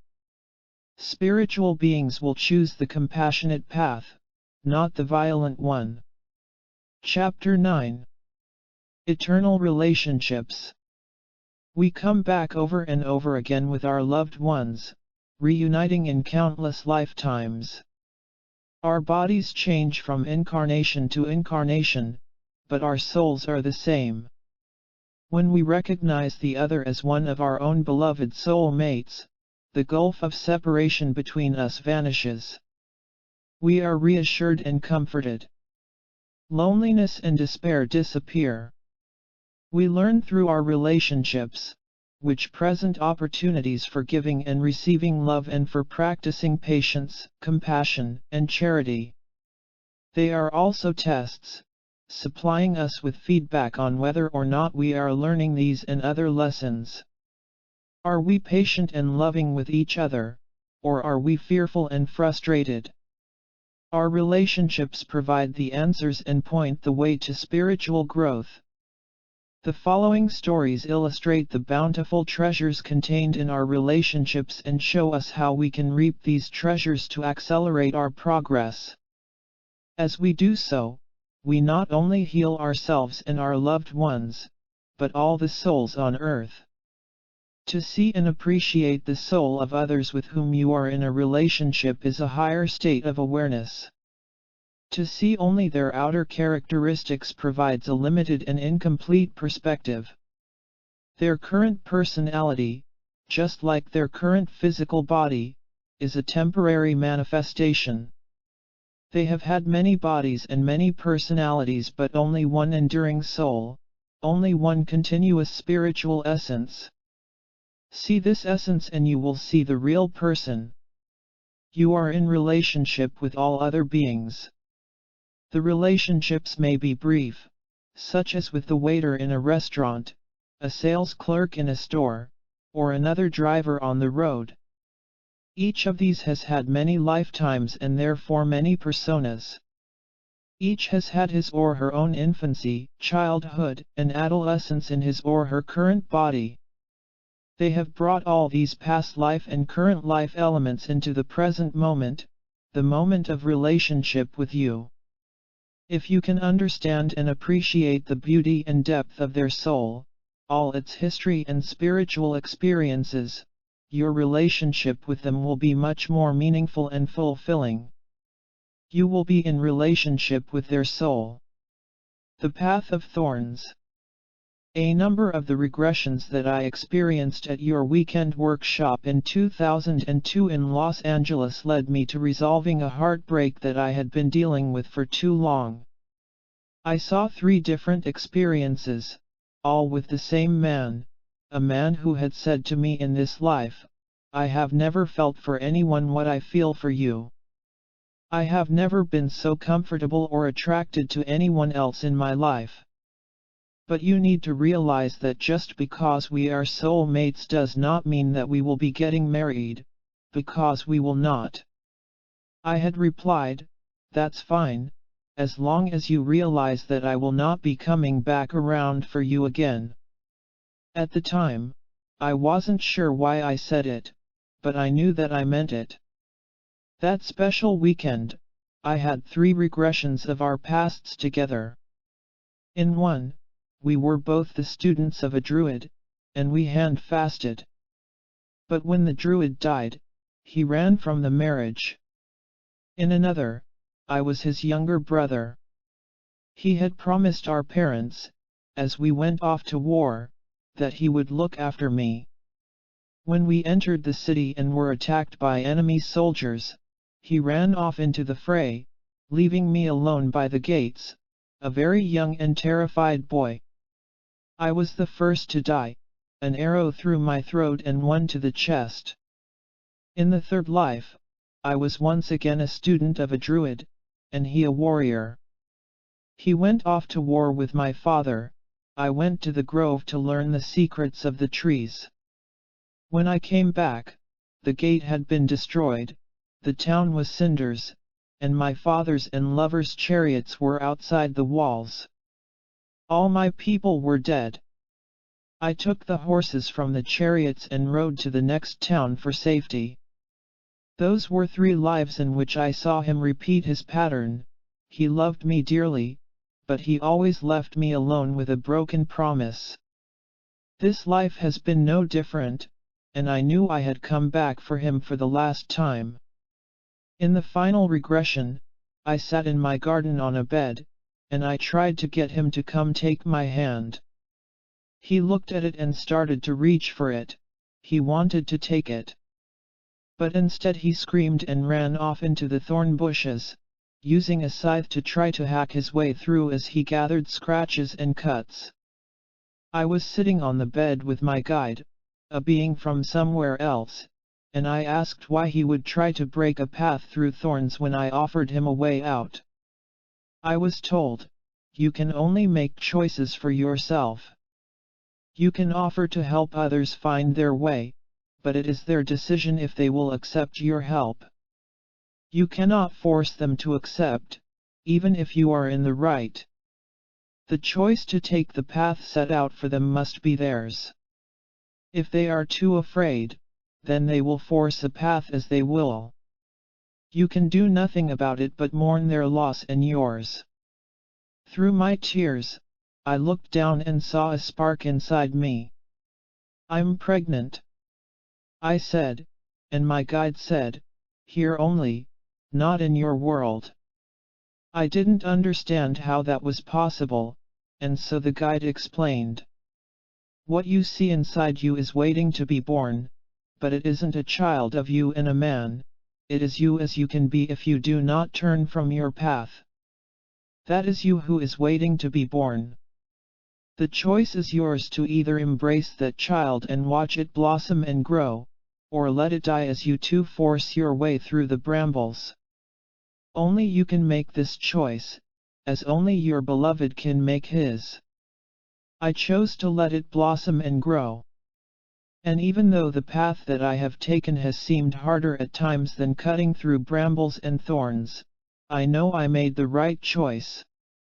I still get lost, I still forget, and I still need a hand to help me up when I fall, but I would rather take those offered hands than walk off in armor, letting no one in."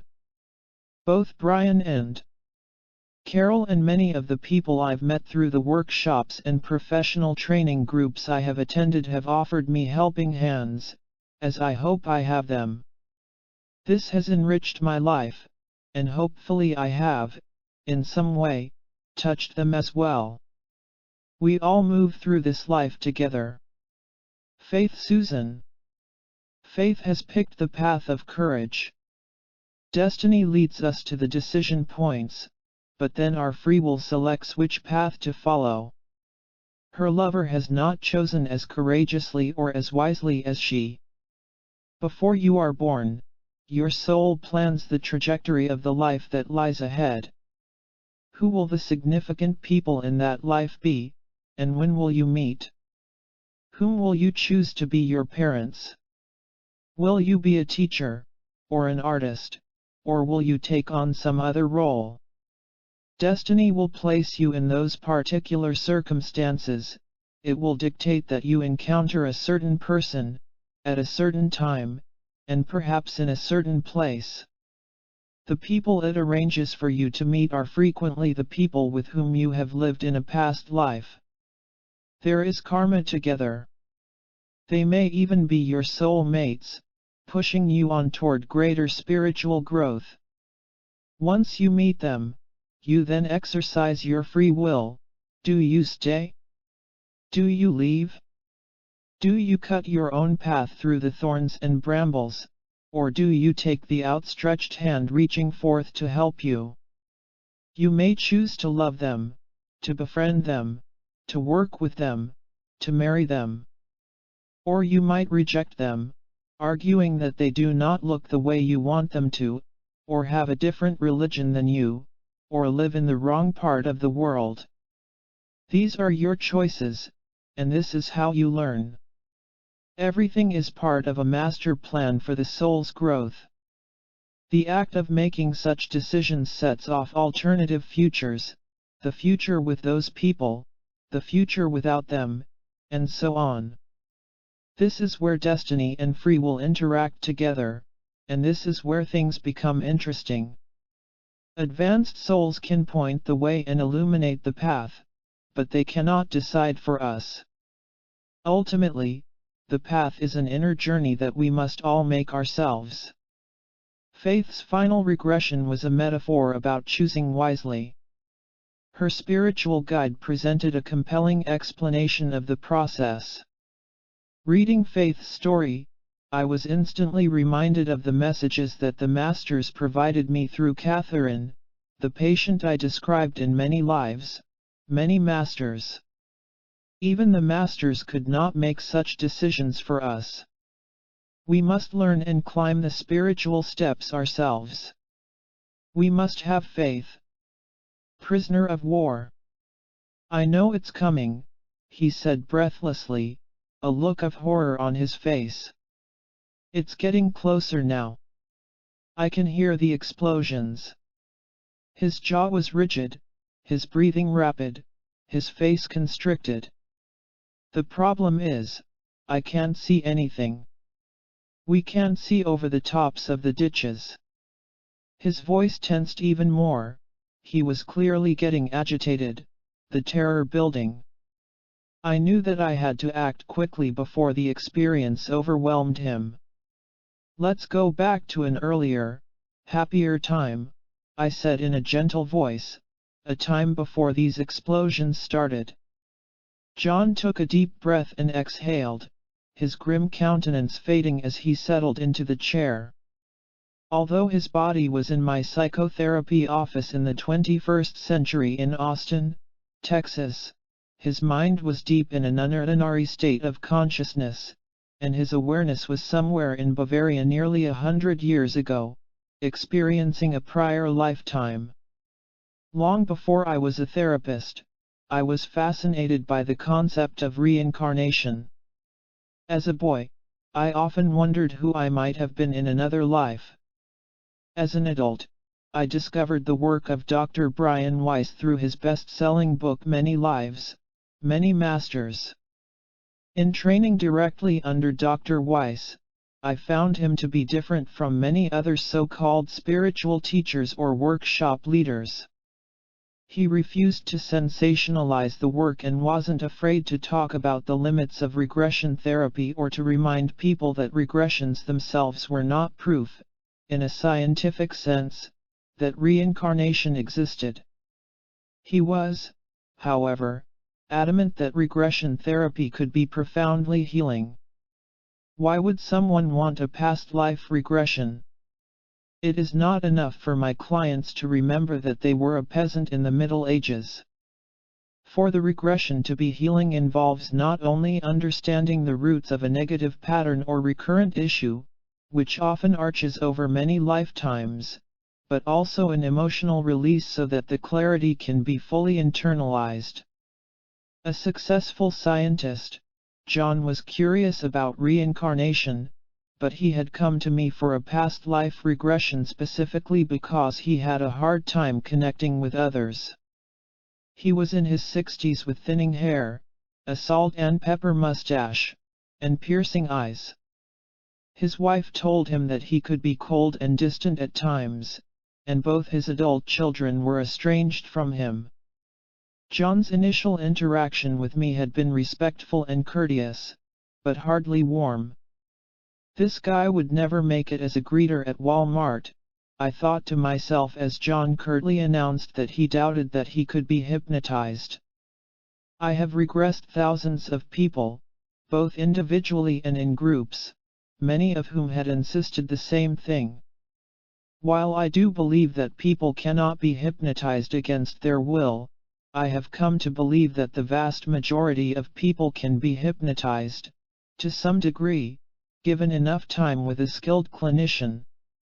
I would guess that over 90% of my regression clients go deep enough on their first attempt to experience some past life memories. Bearing this in mind, I took steps to induce hypnosis slowly and gently with John, always reminding him that he could safely come out of it at any time if he wished. He gradually went deeper and deeper, following my instructions. Some 30 minutes after inducing the trance state, I gave John the suggestion to go to the events that led to his chronic emotional aloofness. His subconscious led him to an experience in World War I, when he was a buck private in the German army, deep in the hell of trench warfare. I was concerned that this incident might be confusing or initially overwhelming, hence my instructions to go back to an even earlier time so that he might be able to put his battle experience in perspective.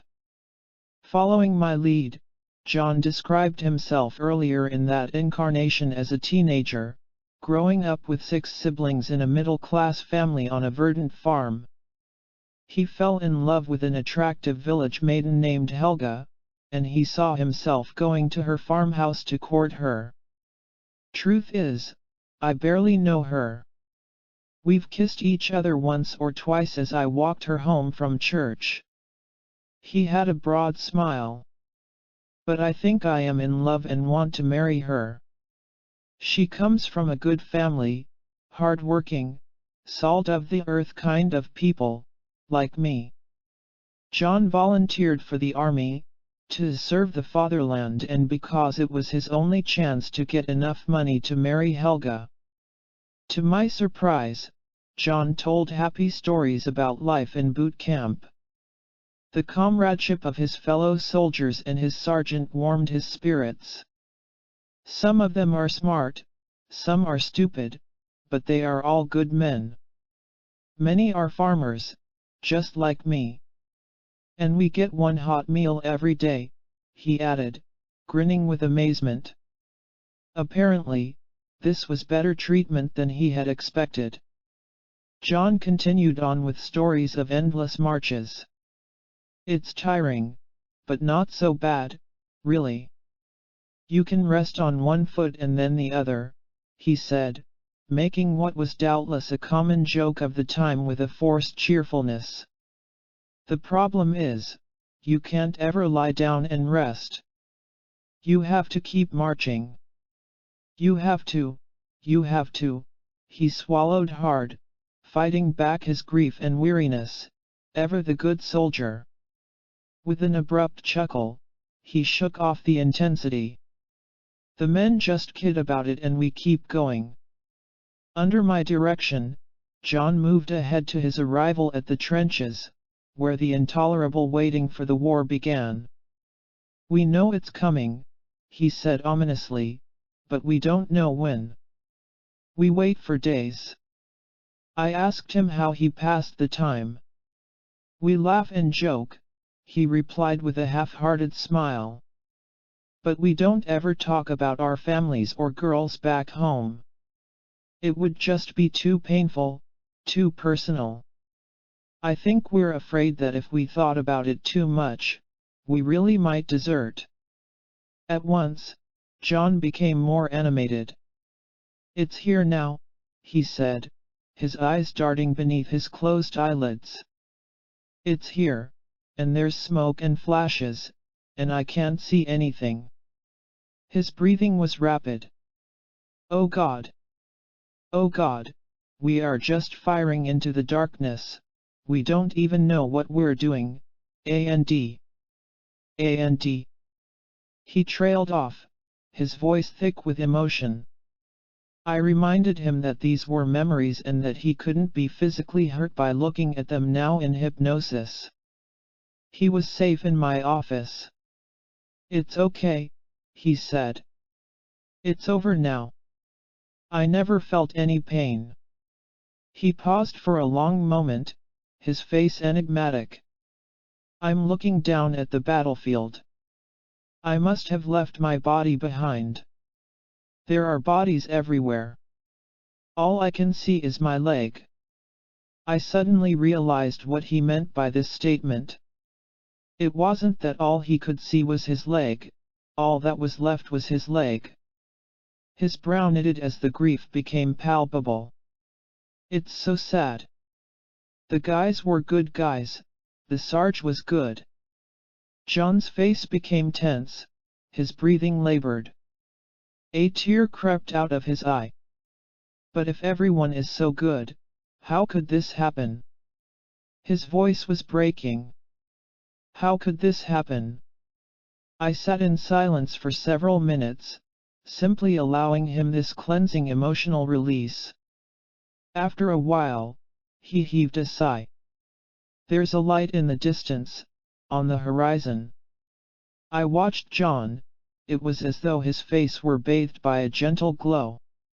It's quiet there, no smoke, no explosions, he said wistfully. I think it's the sun. No, wait. He seemed puzzled. No, it's brighter than the sun. All the smoke is going away. See yourself going to the light, I whispered. John's expression softened, the horror of the carnage falling away as he found himself floating in a brilliant, sacred light. He was making contact with something eternal. A gentle, peaceful smile came over his face, his eyes moist with a different kind of tears. I asked him what he had learned from that lifetime.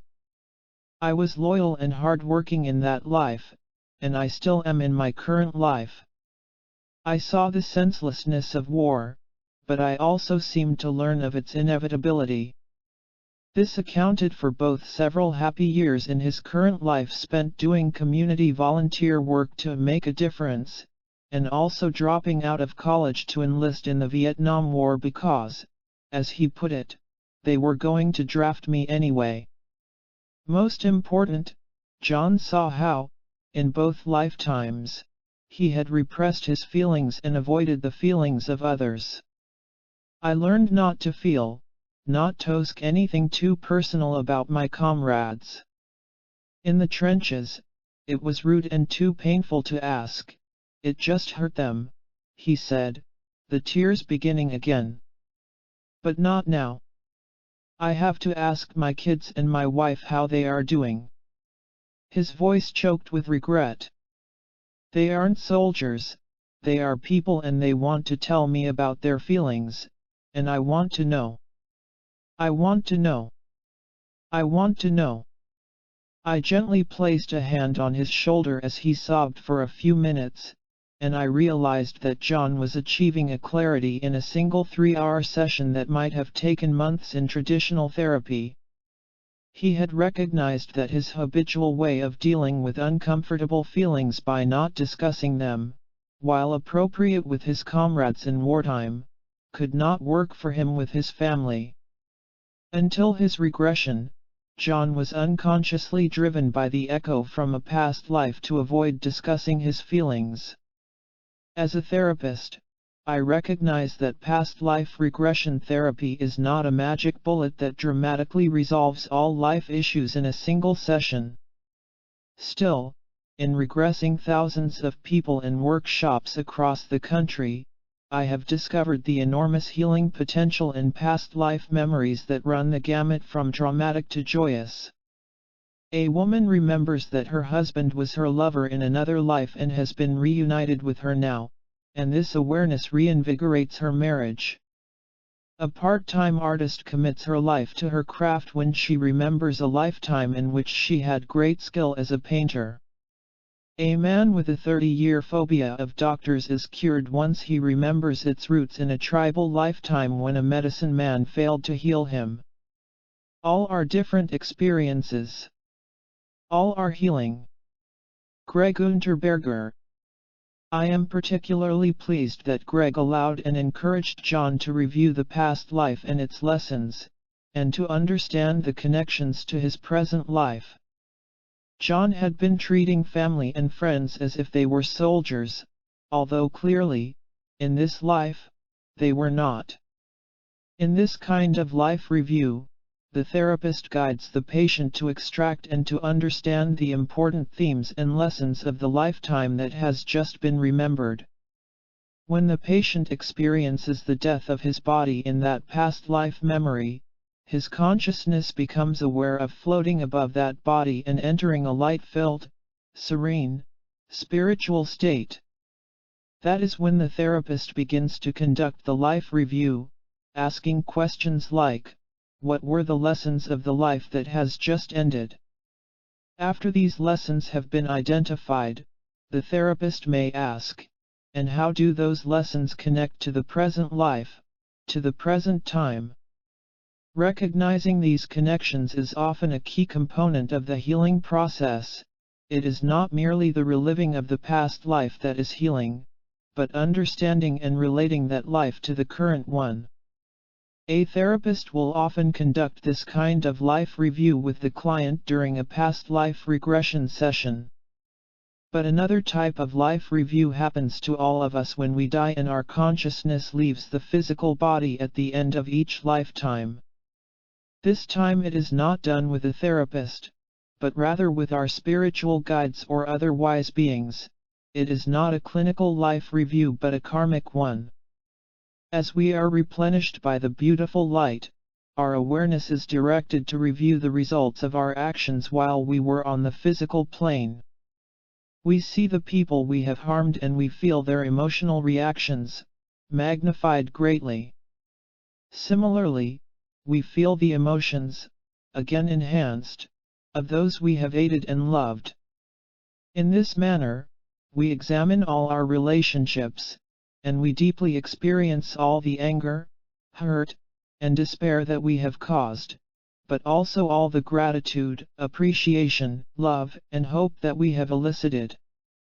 This life review is not done in a spirit of punishment or guilt. By truly understanding the result of our behavior, we learn the importance of loving kindness and compassion.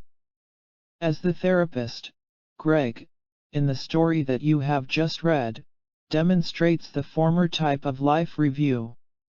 As the client, in the story that you are about to read, he demonstrates the latter. Our souls, whether here or on the other side, are blessed with infinite opportunities for learning and growth. So many of us, like John, have died repeatedly in battle. We are born, die in another war, and reincarnate only to fight and die again. At some point, we will realize that we are here to learn and to love. Whenever we kill another person, we also kill a part of ourselves. To be violent, to hate, and to kill are wrong. We fail the lesson, we have to repeat the course. At a deeper level, we can never really be killed because we are consciousness, we are soul. But in this physical dimension we can die corporeally, and we must stop the violence. It is time to act like the spiritual beings that we truly are. An exploration of empathy. I trained with Brian in 1999 at Mount Madonna. I was a happy guinea pig on stage as he supervised a therapist who regressed me to a lifetime as a French monk in the 1600s. I had some mystic experiences during that lifetime, yet I sat on them for fear of what others might say.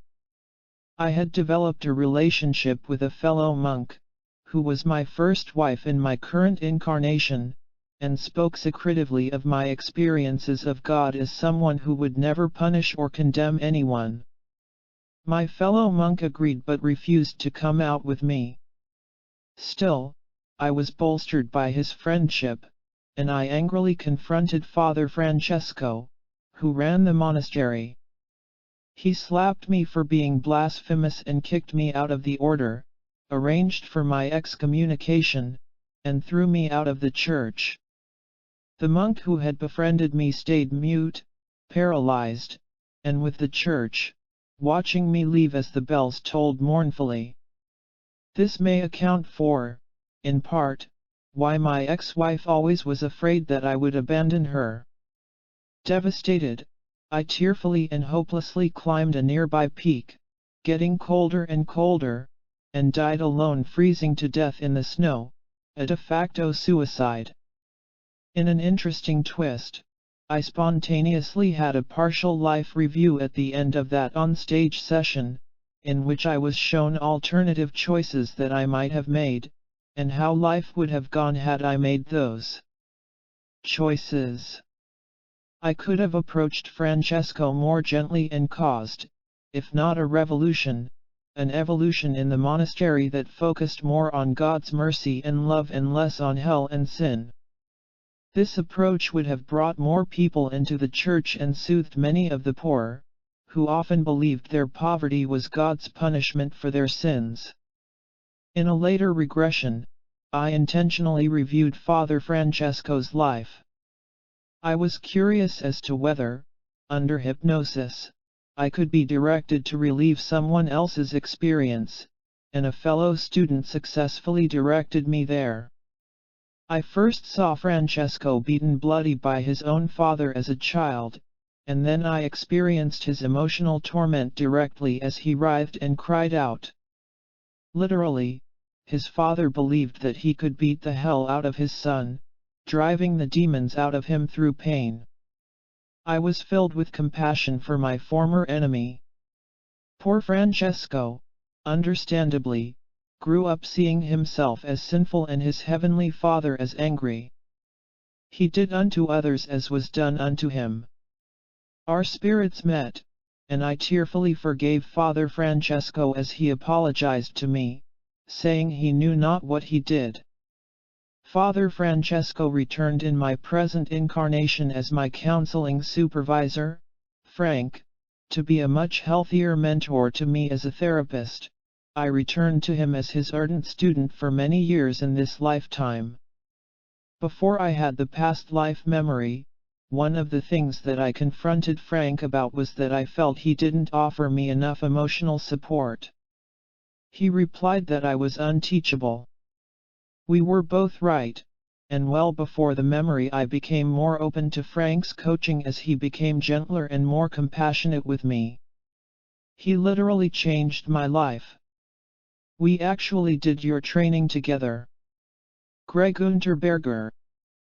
There are so many lessons to learn in this earth school, too many to learn in one life. Lessons of compassion, hope, faith, non-violence, tolerance, charity, empathy, non-prejudice, and others can require many, many lifetimes. We are given countless opportunities to pay our debts to others and to repair our relationships with them. Greg and his supervisor were able to do both. We too can accomplish similar healing, even with our most difficult partnerships. Love and forgiveness, augmented by understanding and patience, can fix all. Choosing this path of patience and kindness rewards us with incredible blessings. We do not choose this path for that reason, for the reward is in the doing. The blessings come anyway. Through empathy and insight, Greg and Frank could reunite and prosper. Their relationship reached a higher spiritual octave. Awareness means seeing from a more complete perspective. Greg provides a clear example of how this can lead to healing when he is able to see the beatings Francesco had to endure as a child. Now Greg could comprehend the connection to Francesco's behavior and values as an adult. With this comprehension, Greg let go of his own judgments and forgave Francesco. As an additional benefit, Greg's relationship with Frank, Francesco's current incarnation, was deepened. As you have previously read on the subject of progression therapy, our future is not set in stone, not some fixed and unalterable pathway extending forward in time. It is a system of possibilities and probabilities, with some outcomes more liable to occur than others. One potential outcome, the probable future, is the most likely to happen, but it is certainly not guaranteed. Greg's description of alternative choices echoes these futuristic concepts. If, in the 1600s, he had chosen the more gentle and less confrontational approach, his life would have been dramatically different. His future lives, including his present incarnation as Greg, would also have been altered and improved. His relationship with Frank would have begun at a stronger and even healthier level. Ultimately, the time that it takes is unimportant, for progress is always being made. And with every step forward, the spiritual path becomes more clear. Cynthia's story, which also explores the importance of the student-teacher relationship, provides another moving account of love's timeless nature. A soulmate's return. I was privileged to be in one of your training seminars during the summer of 2010. By that time, I had read all of your books to date and was interested to share experiences with those of the same belief system that I had come to as a result of your writings. This belief system would include life as a never-ending cycle of evolution with those we love, who can teach us the most. I am 61 years old now, but I began to have a recurring dream when I was in my late 20s. In it, I was at Mount Vesuvius as a young woman of 19 or so, in love with a townsman with whom I was forbidden to associate due to cultural prohibitions. As the earth shook and the lava began to flow, I took refuge near the water, under a covering. A man ran into the same cavern. It was my beloved. Without any words, he held me close and I had the knowing that he loved me also, even though it was not allowed. The dream ends there, no pain, no experience of death itself, just the deep understanding that the love I had felt in my heart was mutual. I have had this same dream every now and then for over 30 years. When I was introduced to your work, the dream's emotional intensity and vividness, as well as its repetitive nature, brought about the realization that this could have been an actual life experience within my soul memory. After reading more of your work, I pieced together the facts that applied to my present lifetime. At 14, I was sent away to parochial school, where I was instructed by a man whose voice I recognized like a bolt of lightning.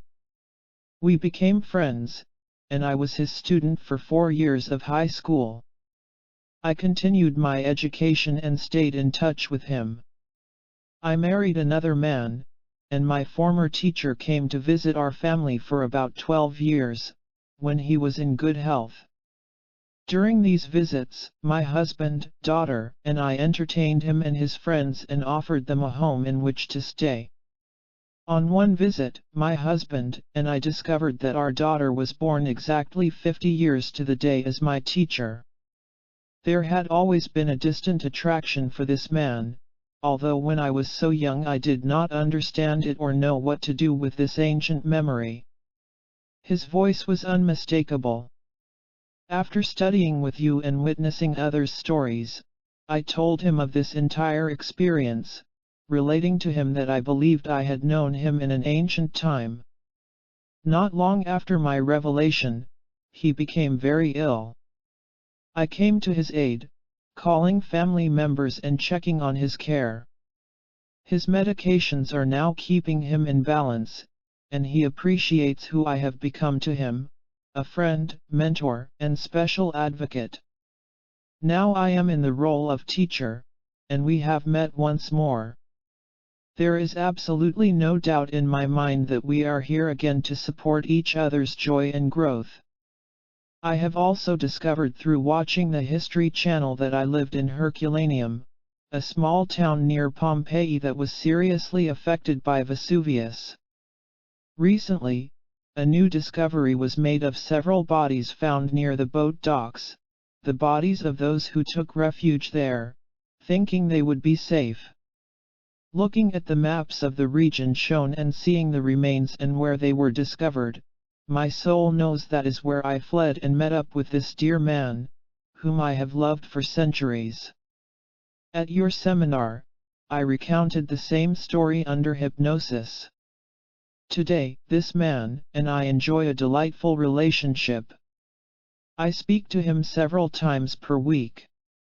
He loves to hear of my daughter's progress as a young woman, and he and my husband have the utmost respect for each other. I feel peace and joy, knowing that we have eternity. Cynthia. The power of a volcano is no match for the power of a soul mate. The love of soul mates is not always romantic. It is eternal and unconditional. It transcends time and space, yet it can be the love of parent and child, of best friends, of siblings, of grandparents, or cousins, or many other platonic forms. Perhaps your soul mate is a college professor with whom you take a course, whose passion and knowledge for the subject he is teaching influences your own professional trajectory. Once you finish the course, you move on, and so does he. Your work together in this lifetime has been completed. We have families of souls, rather than just one soul mate, and we are being connected all the time. Sometimes it is only for mere moments, yet even this brief amount of time can change one's life completely. Whether you are together for 10 minutes, 10 months, or 10 years is not as important as the lessons that are learned, the directions, and the reminders that occur when these encounters happen. There is a familiarity, a depth of knowing. You relate at a certain vibration that you wouldn't expect from such a short time.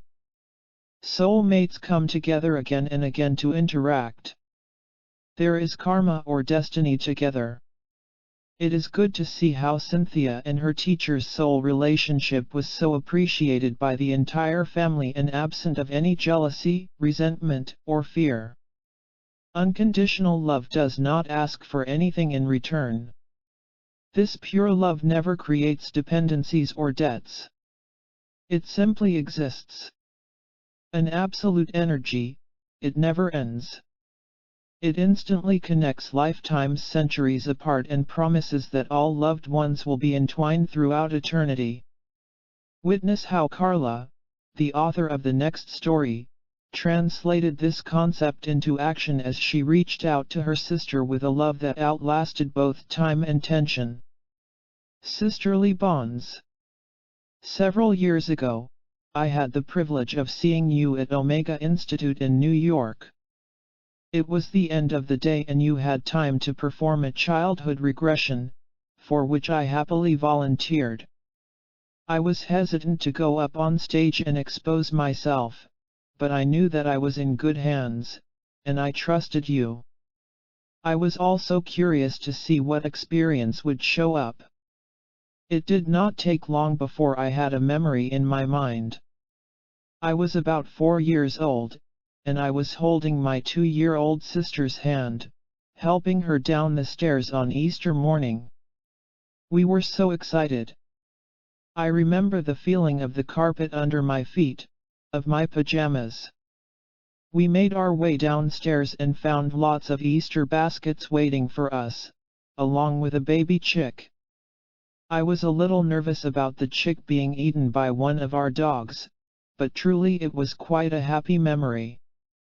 As I was coming out of the hypnosis, I became emotional and started to cry.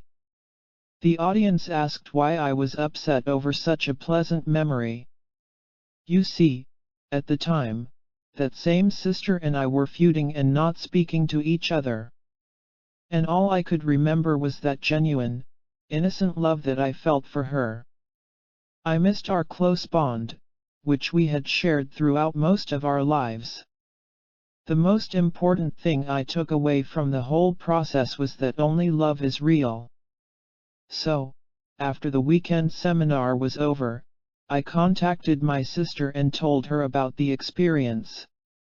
We cried on the phone and started laughing, asking each other, "Whatever happened to that little baby chick?" The session with you brought my younger sister and me back together again. Today, we still share that close bond. We both came to another seminar together and did some group regression work, and we realized that we have shared many lifetimes, in many different relationships. I will always cherish that regression that I did in front of the audience that day. It forever changed my life. Carla White. Such a powerful message is conveyed in Carla's brief account of her childhood memory. Love never ends, it never stops. Its energy is absolute, eternal. An innocent memory of the little sisters at ages 4 and 2 reminded Carla of the immediacy and importance of the bonds of love. The temporary feud seemed insignificant in comparison. A phone call was made, and the relationship was quickly repaired. Anger and hurt were forgiven. Carla's lesson applies to us all. How many passing fights, arguments, and misunderstandings are we allowing to rob us of the joy of loving interactions with the significant people in our lives? Our egos and our pride get in the way. Do we have the courage to pick up the phone and heal our relationships, as Carla did? Love transcends everything else. The British pub. My husband and I were at the Being Fearless conference in New York City. After the second regression, we awoke and asked each other what we had seen. I mentioned that I was in a pub. He responded, "A British pub in the 1800s. Yes. In a nutshell, he was outside a British pub in the 1800s but could not go in, he could only look through the windows. He described the inside furnishings, but there were no people. The pub was exactly like the one I was in during my regression, but in mine I was a barmaid, possibly also a prostitute, and he had strangled me to death. We are now divorcing, although not because of this regression. I was reading one of Dr. Weiss's books at a ball game this summer, and a friend asked about it. I told him of the regression and of being murdered in the pub. He gasped and reminded me that my ex-husband and I owned a Victorian house from 1887 in Connecticut, and that the only room my husband had wanted to redesign was the bar room. For some strange reason, I had never put the two things together, but my friend was exactly right. My husband had redone the entire room in the theme of a British pub, complete with a mahogany bar and a British bulldog dart room. Bonnie. Simultaneous recall of the same past life scenes is a validation of the memory. So is the subconscious recreation of the actual setting. But there was no violence this time around. Much progress has been made. Soul relationships are not always harmonious and peaceful. Even soul mates can prove toxic if one soul is not as developed or evolved as the other. Bonnie's account of her past life demonstrates this concept, and the following story provides an additional example. Trust and deception. I trained with Dr. Weiss for a week in New York in 2009, and now I work in Australia using past life regression. I love this method, and my dream is to make it available to mainstream people who suffer in many areas that could so easily be sorted out, leaving them free to get on with their lives. I met a wonderful lady in Sydney, Australia, during a facilitator training class that I held the following year. Her case may raise awareness as to why so many women struggle to get pregnant or are judged for choosing not to have children. Charlotte was the first person to agree to come up and be regressed in front of the class. Her experience began as she saw herself standing on cobblestones, with many shops around her. She was a grubby girl of about 11 years old, wearing a dirty dress and apron. This was in England in 1845. I asked her to go to her home, but she couldn't, her home was the streets. Charlotte could not sense any parents. She went back even further in time to when she was 5 years old, when an accident had claimed the lives of both her parents, leaving her an orphan. The orphanage was cold and lonely. She had a friend there, a younger girl of about 4 years old named Sally, whom she recognized as her best friend in her current life. The girls took care of each other. As the regression proceeded, Charlotte saw herself at 19 years old and stated that she was in love with a man whom she recognized as her ex-husband in her current life. Pregnant with his child, she was so happy and believed that he loved her very much. An incredible sadness soon washed over her, and she started crying.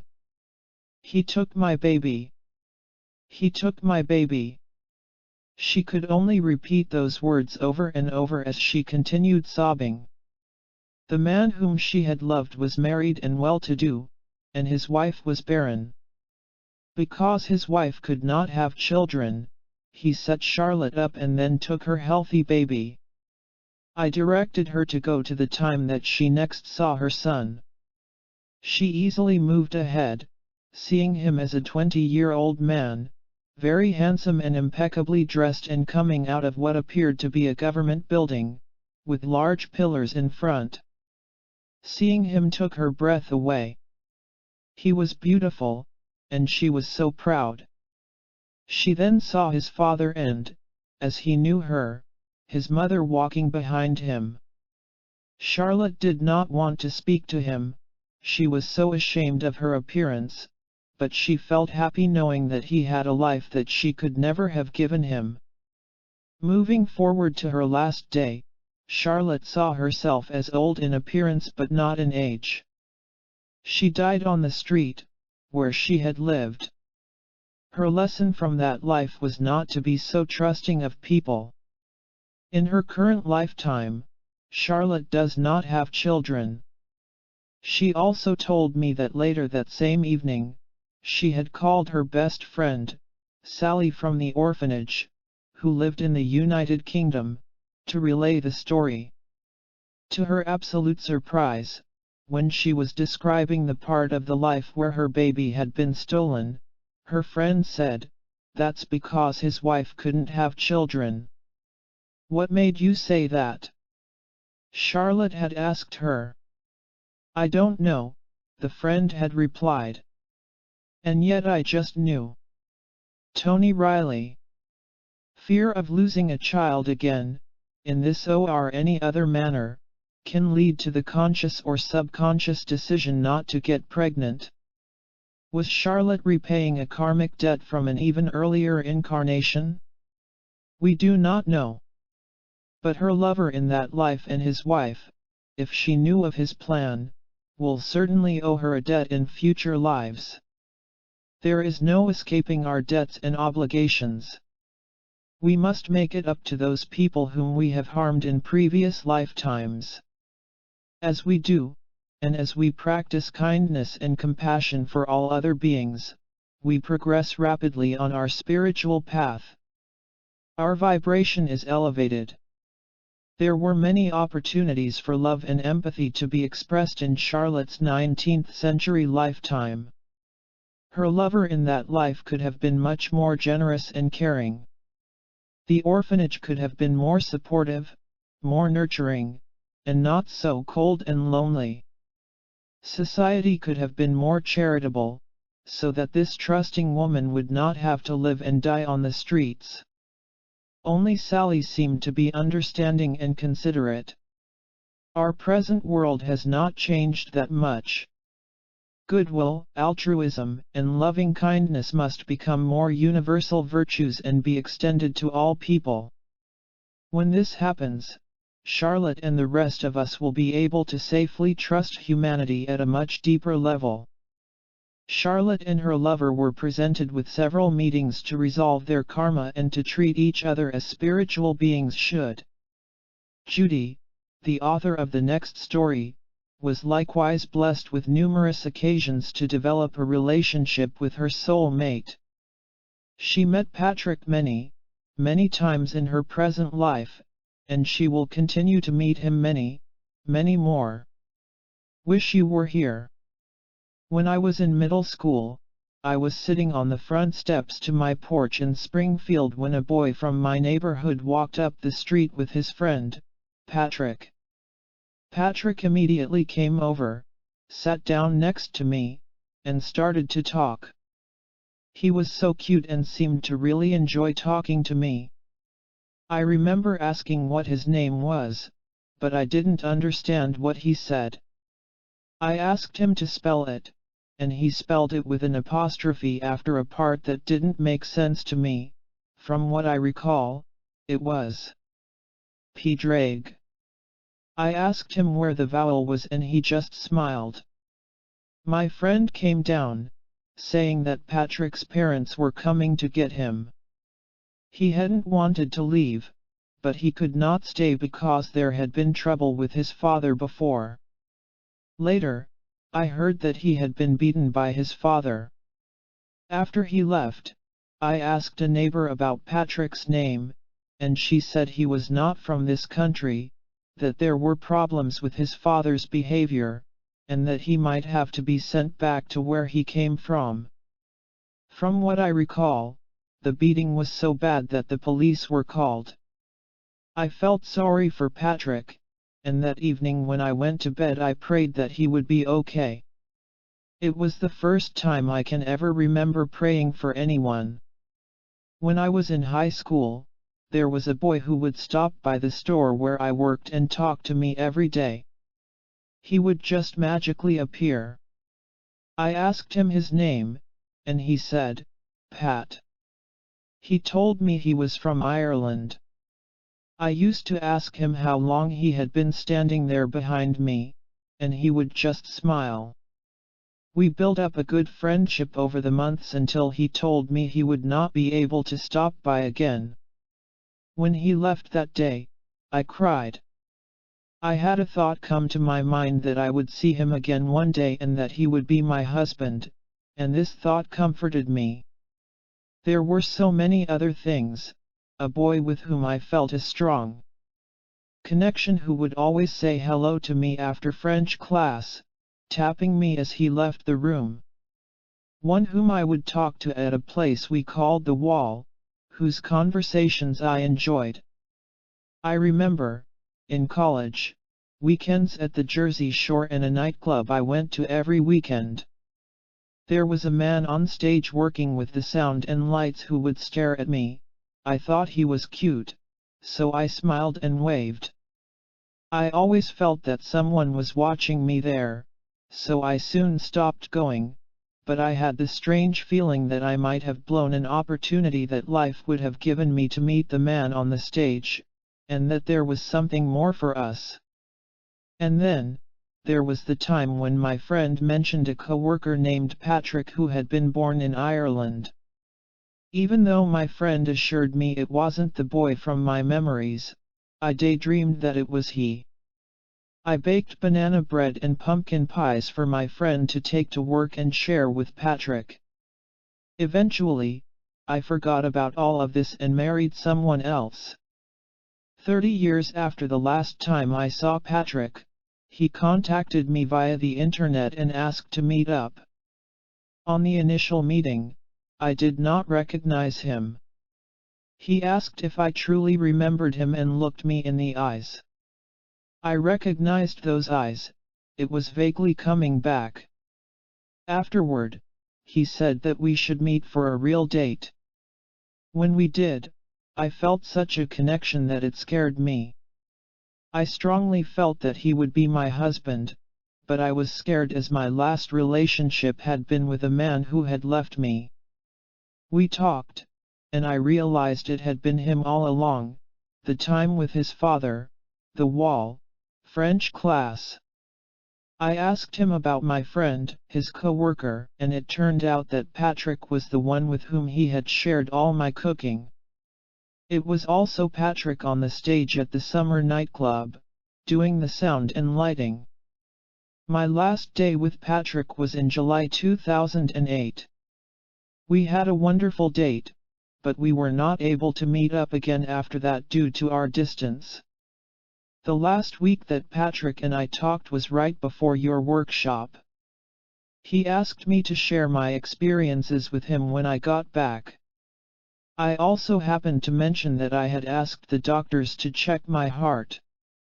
That same week, a few minutes before my heart test, I learned that Patrick had died. his own heart had given out. He had fallen down the stairs and had a heart attack either before he fell or somewhere along the way to the bottom of the steps. I never got to say goodbye. Since Patrick has passed on, he has communicated with me. These experiences show me that love never dies. When I was going to meet up with him on our first date, I had asked God to show me a sign when I met the right person. I then saw a shooting star at the same time that the song Wish You Were Here by Pink Floyd came on the radio. I took that as a sign and shared it with him. He said, "We're just two lost souls swimming in a fishbowl," which is a lyric from the song.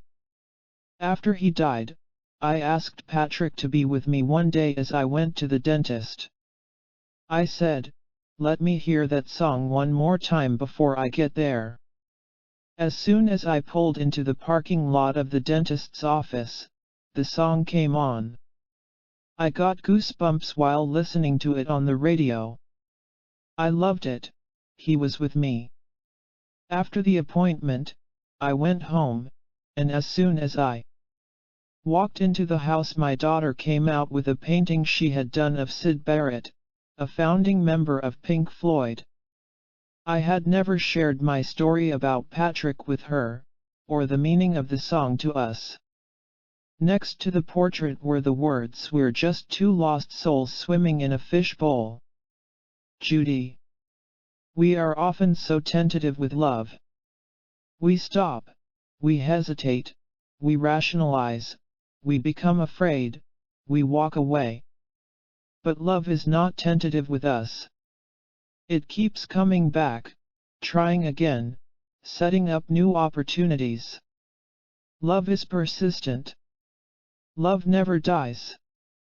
We hear its songs whenever we stop to listen. We smell our beloved's scents even after they have passed on.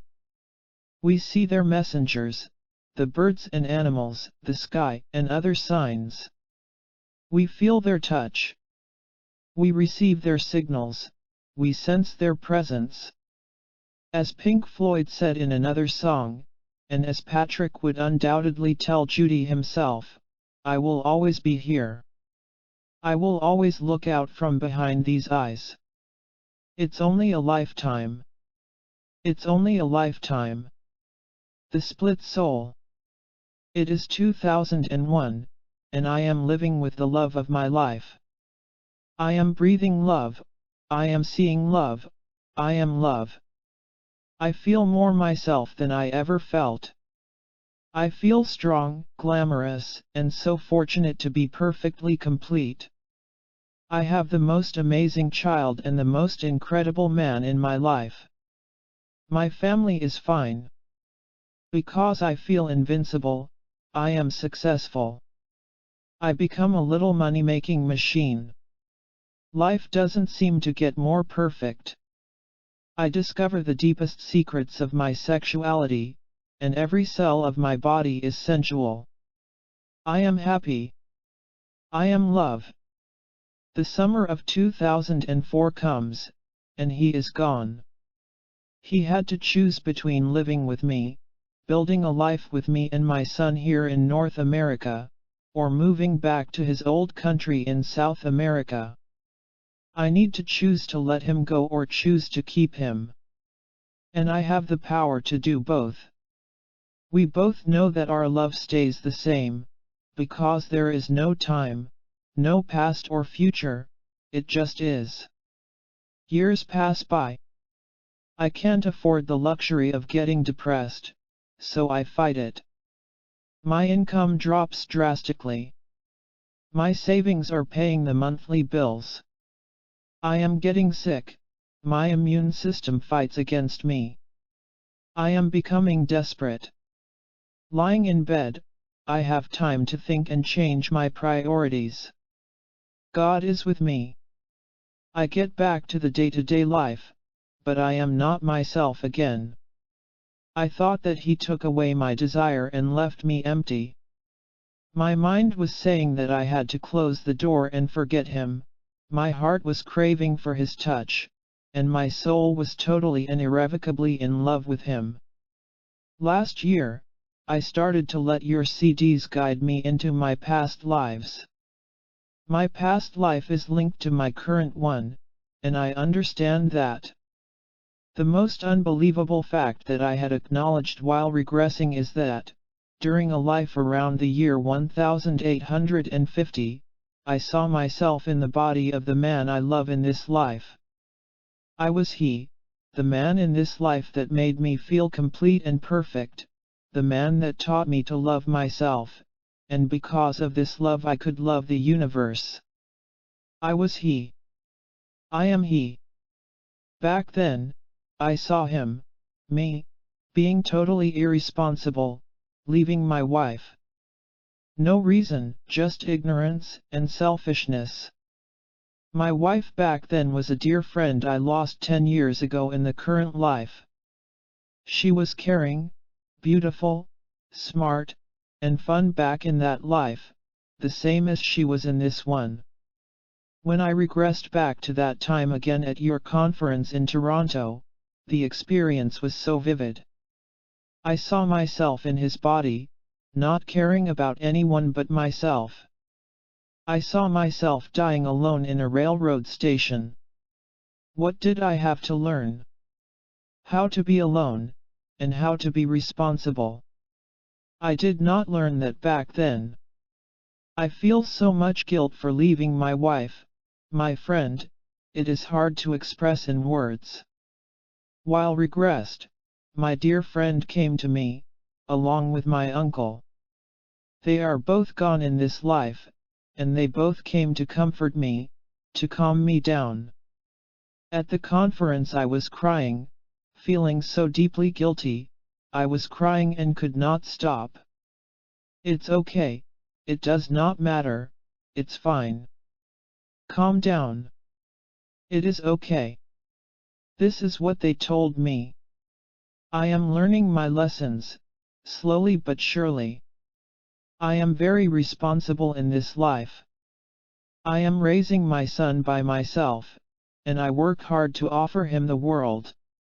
The man I love, who is me, is responsible now too, back home in his country and raising his own children. We are finally getting it, and we are responsible. And alone. Why alone? Are we a split soul? Violet. Even after their deaths, our loved ones often help and guide us from the other side, from the spiritual dimensions. Violet describes being comforted by her dear friend and by her uncle, both of whom had died.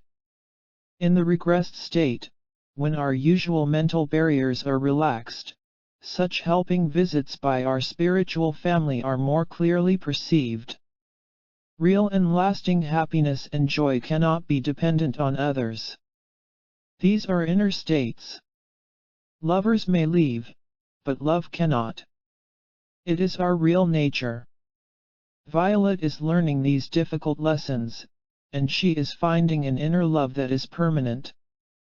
Her karma is to feel the effects of her decisions and irresponsibility in the lifetime of the 1850s. The shoe is now on the other foot. Her dear friend, who was the wife back then, has already forgiven her. There is metaphor in this memory. Was she her lover then? Or was her subconscious showing her the connections to her present life, the karmic debts, and pointing to the lessons to be learned? Perhaps because she was the man who left his wife in the past life, Violet merged the two male identities into one. Further regression could bring defining details.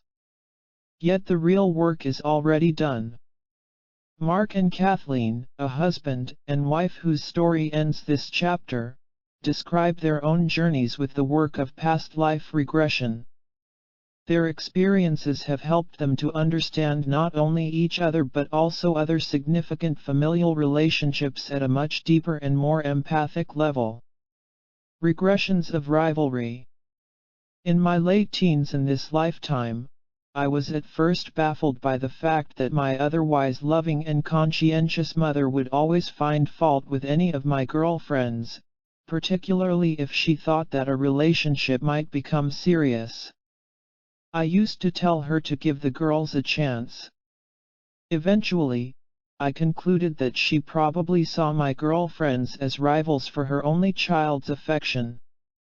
The teen years gave way to the 20s, and at the beginning of a postgraduate academic year's stay in France as an English language teaching assistant, I met Kathleen. We were both English assistants at two different high schools in the same town. I came from England, Kathleen from the United States. Our relationship did indeed become serious, and we married and decided to make our home in America. The conclusion that I gave at the end of the first paragraph only begins to explain the turbulence that my mother created on occasions during the 16 years from my engagement in 1976 to her death in 1992. We were treated to all manner of manipulations in letters and phone calls, and our visits to England to see her and other family members were punctuated by outbursts of temper, usually for reasons that were clear only to my mother. We soon realized that she was trying to drive a wedge between us. The only way for us was to present a united front, which we did. Indeed, my mother remarked on that, and even though she eventually stopped trying to manipulate our relationship, the outbursts continued.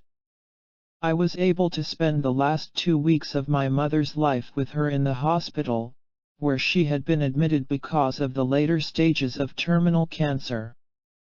Just before I arrived, a cancer-induced stroke took away her power of speech, but not her hearing and understanding. Despite all that had happened during the past 16 years, I was grateful just to be able to be present with her during her final days. After my mother's death, Kathleen and I often reminisced about my mother's volatile personality, wishing that our relationship with her might have been more peaceful. 15 years passed. Then, we began reading Dr. Weiss's work and using his regression CDs. From the first session, I found it easy to go to past lives.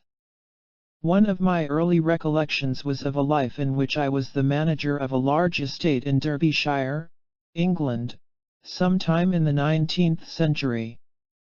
Imagine my surprise when I realized that my wife in that life was my mother in this lifetime, and that Kathleen was an estate employee, probably a cook or member of the kitchen staff, something that she has been able to confirm in her own regressions.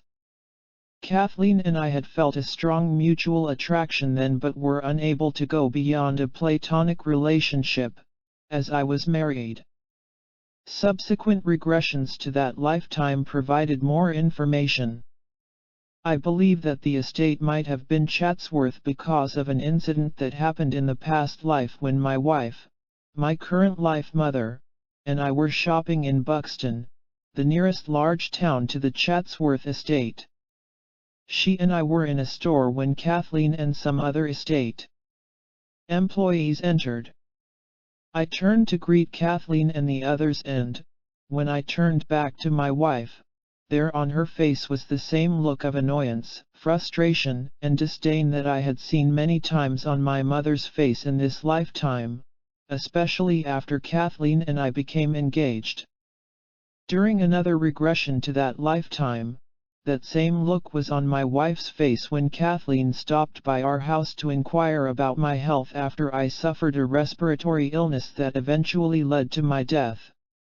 I had been helping a local farmer at lambing time, had been caught in a heavy rainstorm, and had contracted a cold, which became bronchitis and then pneumonia. Interestingly enough, I suffered from bronchitis on a number of occasions as a child in this lifetime. We certainly have our own evidence that souls do incarnate in groups.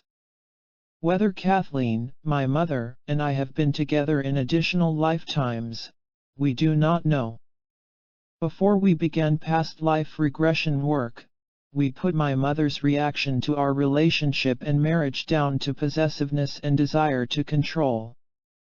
Regressions to that past life, coupled with meditation, reflection, and other spiritual work, have revealed to us how much my mother's reactions were based in fear of losing the person around whom she had built her reality.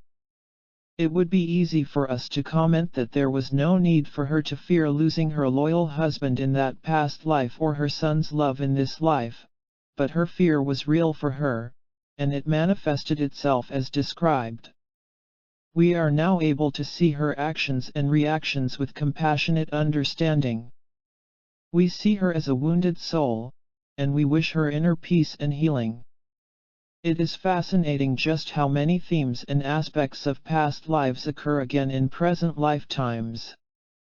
I have visited, in chronological order, lives as the wife of an Indian nobleman, a Roman senator, a European builder in medieval times, a blacksmith, a royalist cavalryman in the English Civil War, a professional court harpsichordist, a mariner, the estate manager, a French female professional theatrical singer, and a young German living in Berlin just before and during most of World War II, the lifetime prior to this one. Architecture and buildings interest me in this lifetime, as does music. I sing as an amateur in recitals and have recently begun learning the piano. I enjoy being at sea, and in fact Kathleen and I used to give enrichment presentations in maritime history for passengers on cruise ships. In 2 of the presentations, I sang sea shanties. And my profession in this life? Before I retired, I taught French and German at college for 32 years. Although time and effort on my part were needed to learn the 2 languages, I did not experience any difficulty in learning them to a level of fluency. Past life regression is a valuable tool for personal growth. When accompanied by a karmic connection, it can lead to a deeper, spiritual understanding of reality. We are all here to learn, to heal, and to help other souls to do the same. Kathleen and I are profoundly grateful to have had the opportunity to be reconnected as soulmates in this lifetime and to be able to nurture a loving relationship that has been rewarding, fulfilling, and, most of all, spiritually energizing. We have found our compass, and that compass is love. Mark and Kathleen. Love triangles are far more complex and enduring than we realize. Present life mother and daughter-in-law were romantic rivals in the 19th century, and the jealousies from that time were carried over to the current lives. Even though the relationships had changed and the woman who had been Mark's wife reincarnated as his mother, her insecurities persisted. Past life therapy can heal these emotional wounds, and Mark's mother might have benefited if she had had the inclination and the opportunity to experience a regression to that Derbyshire lifetime. Many other emotions and feelings may be carried over from past lives. Anger, love, fear of loss or separation, rivalries, mistrust, concerns about betrayal, affinities, a sense of powerlessness, and overprotectiveness are only some of these. The relationship is repaired when the past life origins of the problems are recalled and released. Then the relationship can be completely fresh, clear, and in the present moment. All the old baggage is discarded. If relationship problems appear to make little sense given the present life determinants, and if the problems seem resistant to reason and correction, these are clues that they may be originating from one or more of your past lives. Our souls are constantly reuniting in order to grow and evolve. To know the past can heal the present and lighten the future. Mark and Kathleen close their story and this chapter with a wonderfully apt metaphor. We have found our compass, they write, and that compass is love. Love is indeed that most exquisite instrument, helping us to navigate the rocky terrain of this earthly plane, guiding us toward the heavens, toward our home. Whenever we become lost in the woods, it reorients us with a gentle touch, realigning us on our path. Its force is magnetic, its wisdom unerring. Love is the device, the direction, and the destination. It points the way and it is the way. Love is our true nature. Love is our true north. Chapter 10. Lessons that animals teach. We have been linked to animals and have shared this planet with them since the beginning of human time. We are connected to all sentient beings. The illusion of separateness is what fuels such pain and suffering in our world. Animals have souls too, and they may have their own lessons to learn. The brief but brilliant life of a butterfly may be a quick foray into experiencing the physical world. And to cast off your past with the sudden realization that you were born to fly is to undergo a spiritual as well as physical metamorphosis. The tortoise, in its century-long stay on Earth, may encounter a vast multitude of lessons. Around it the years come and go, teaching of life's impermanence and the truth that everything shall pass. Yet animals are also the instructors. The hummingbird sips the nectar of life, reminding us to taste its sweetness. Dogs are often the embodiment of loyalty and loving service. To watch tiny ants working together tirelessly to build astonishingly intricate cities and civilizations is to understand the power of community and perseverance. All animals have much to teach us about unconditional love, about intuition and instinct, and about living life in a fearless way. Our pets can help us during our transition after death. They are frequently there to greet us and comfort us on the other side after we die and leave our physical bodies. They also reincarnate, as so many pet owners know. They can come to us again and aid us more than once during our particular lifetime. They can reunite with us in our future lives. Their expression of love for us never ends. They will oftentimes sacrifice themselves for their owners. People tend not to do that for each other. Animals are ubiquitous and loving beings, helping to herd us back to our spiritual paths if we happen to stray. In that sense, even our birds, horses, and other pets have a bit of the sheepdog archetype in them.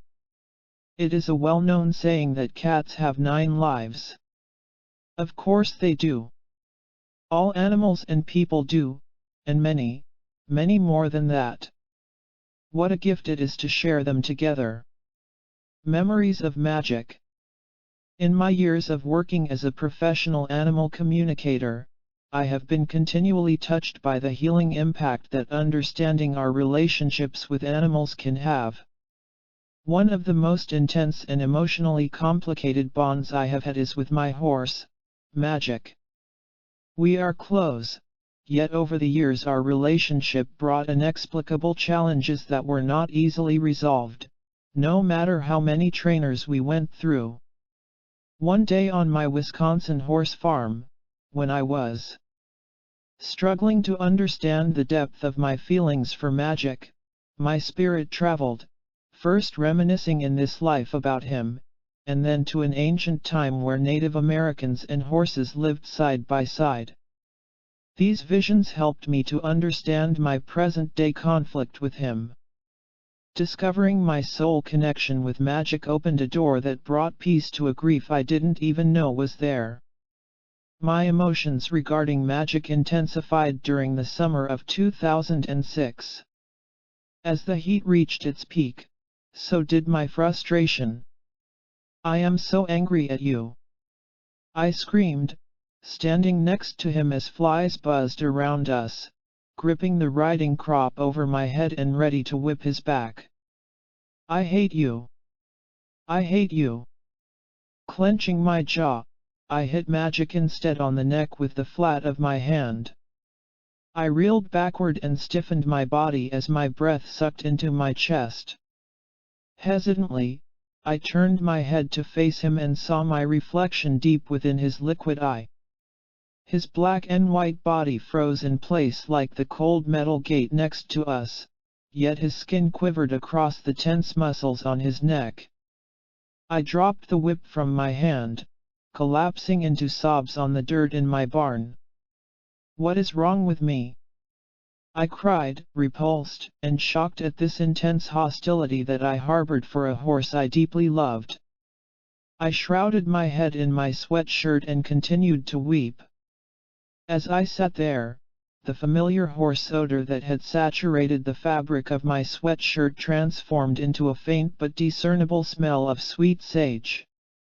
Sitting up and pulling the sweatshirt off, I flipped it around, examining it for fragments of the herb but finding only tear spots that had stained the cloth black. With the next breath, the wafting fragrance filled my nostrils again. The scent of the sage acted as a conduit to the near past and then to a past life, as images began to unveil in my head. I closed my eyes, following this familiar aroma through time to when I first met my beloved and difficult horse 6 years ago. Magic and I had found each other at a stable where I was working. His lanky 3-month-old body felt familiar, and when my heart jolted in confirmation, I knew he was the one. Weeks earlier, after praying for direction from my guardian angel about a new horse, she had told me of his coming. She went on to say that we would share an intense connection. Incredibly, we had both survived major fires. The presence of his raw, burnt legs, caused from running through smoldering hay, brought forth the agony of my own car fire, when a semi-trailer hit my vehicle and I became trapped inside. I ultimately jumped through the flames as my only escape. I desperately sought to forget this trauma, but I couldn't turn away. We needed each other. Over time, I would help him heal his legs, and he would help me heal deep emotional wounds. After we had been together for almost 6 years, the last 2 felt almost unbearable because of Magic's new sassy and unyielding nature. During brief calm moments, however, he repeatedly told me, "I'm sorry, and forgive me." Why would a horse care so much about these topics anyway? I was constantly amazed that I found myself angrier in his presence than with any person or animal I had ever known. Then one evening after kayaking with my friend Mary, it all began to make sense. "It's getting dark. We had better get our kayaks out of the water," I remember saying, shivering while looking down into the dank shallow water of Badfish Creek. I don't know why I feel so creeped out here all the time. It doesn't make sense. I've felt that every time I've been here. Even though it's been years now. Together we pulled the boats up the muddy embankment onto the grass.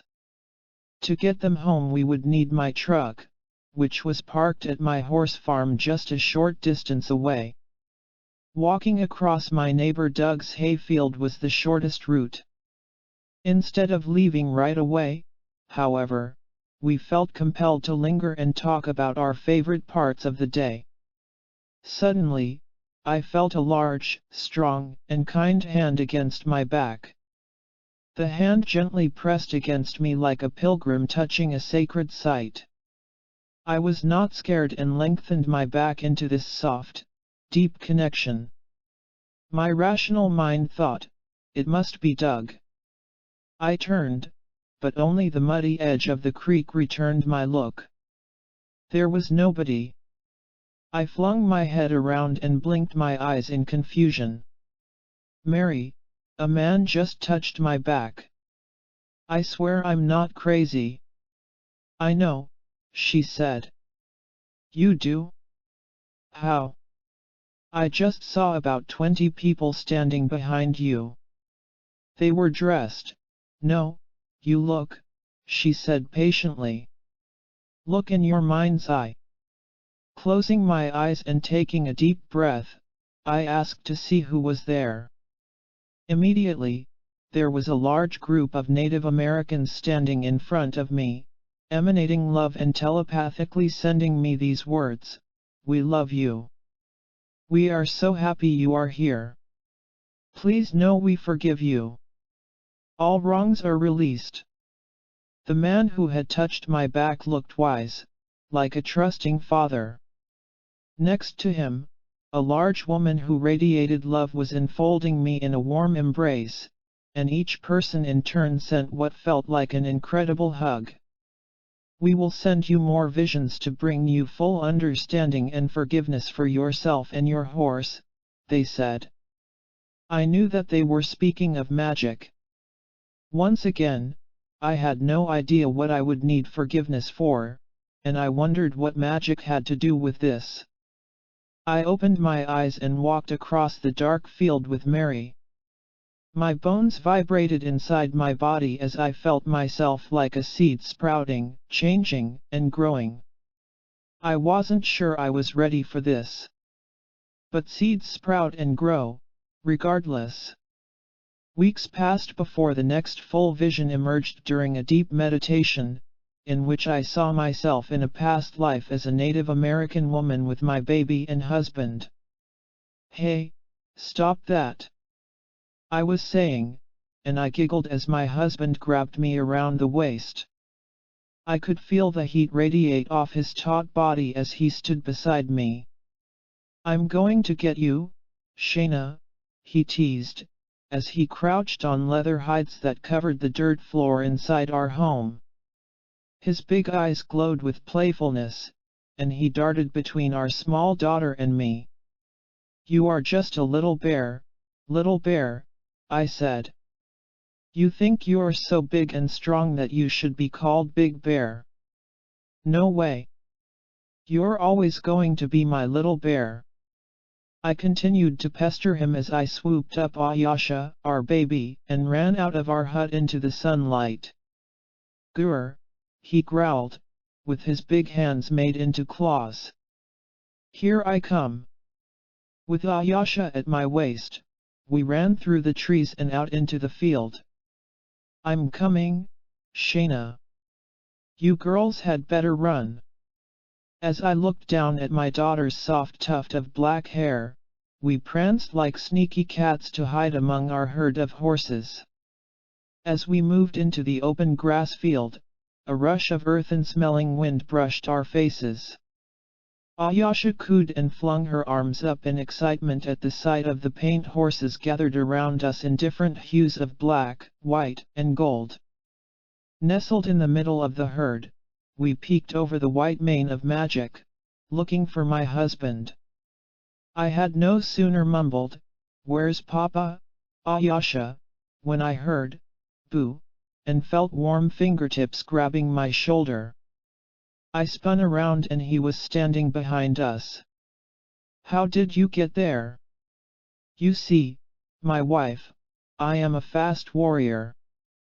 I raised my eyebrows and nodded. Then Magic's fuzzy black and white nose hit me, as if he wanted in on the fun. I grabbed my head, for he wasn't gentle and it hurt. "That horse of yours is rude," I said in irritation.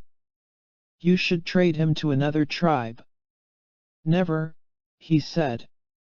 "He has power. Too much. He's going to hurt one of us," I recalled saying, and then the image faded out. I opened my eyes as the past life ended. I knew from this little story that I had loved my husband and daughter. My sense of unity in the tribe was deeply rooted to my connection with them. Magic was challenging in that life too. I relaxed my shoulders, knowing that his sassy behavior did not just start with me in this life. A week later, I found myself focusing on another scene from that same past life, one in which there was a small crowd of people grieving and hunched over by a man lying on the sun-warmed grass. Some of them were chanting quietly as they passed sage through the air. A heavy-set woman adorned in a skirt made of leather and beads was off to the side, bouncing a toddler on her hip. Near her, a young woman with dark hair knelt on the ground in a simple buckskin dress. The smell of sage filled my nose as vividly as it had that day in the stable with Magic.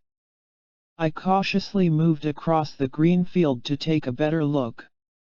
Who are these people?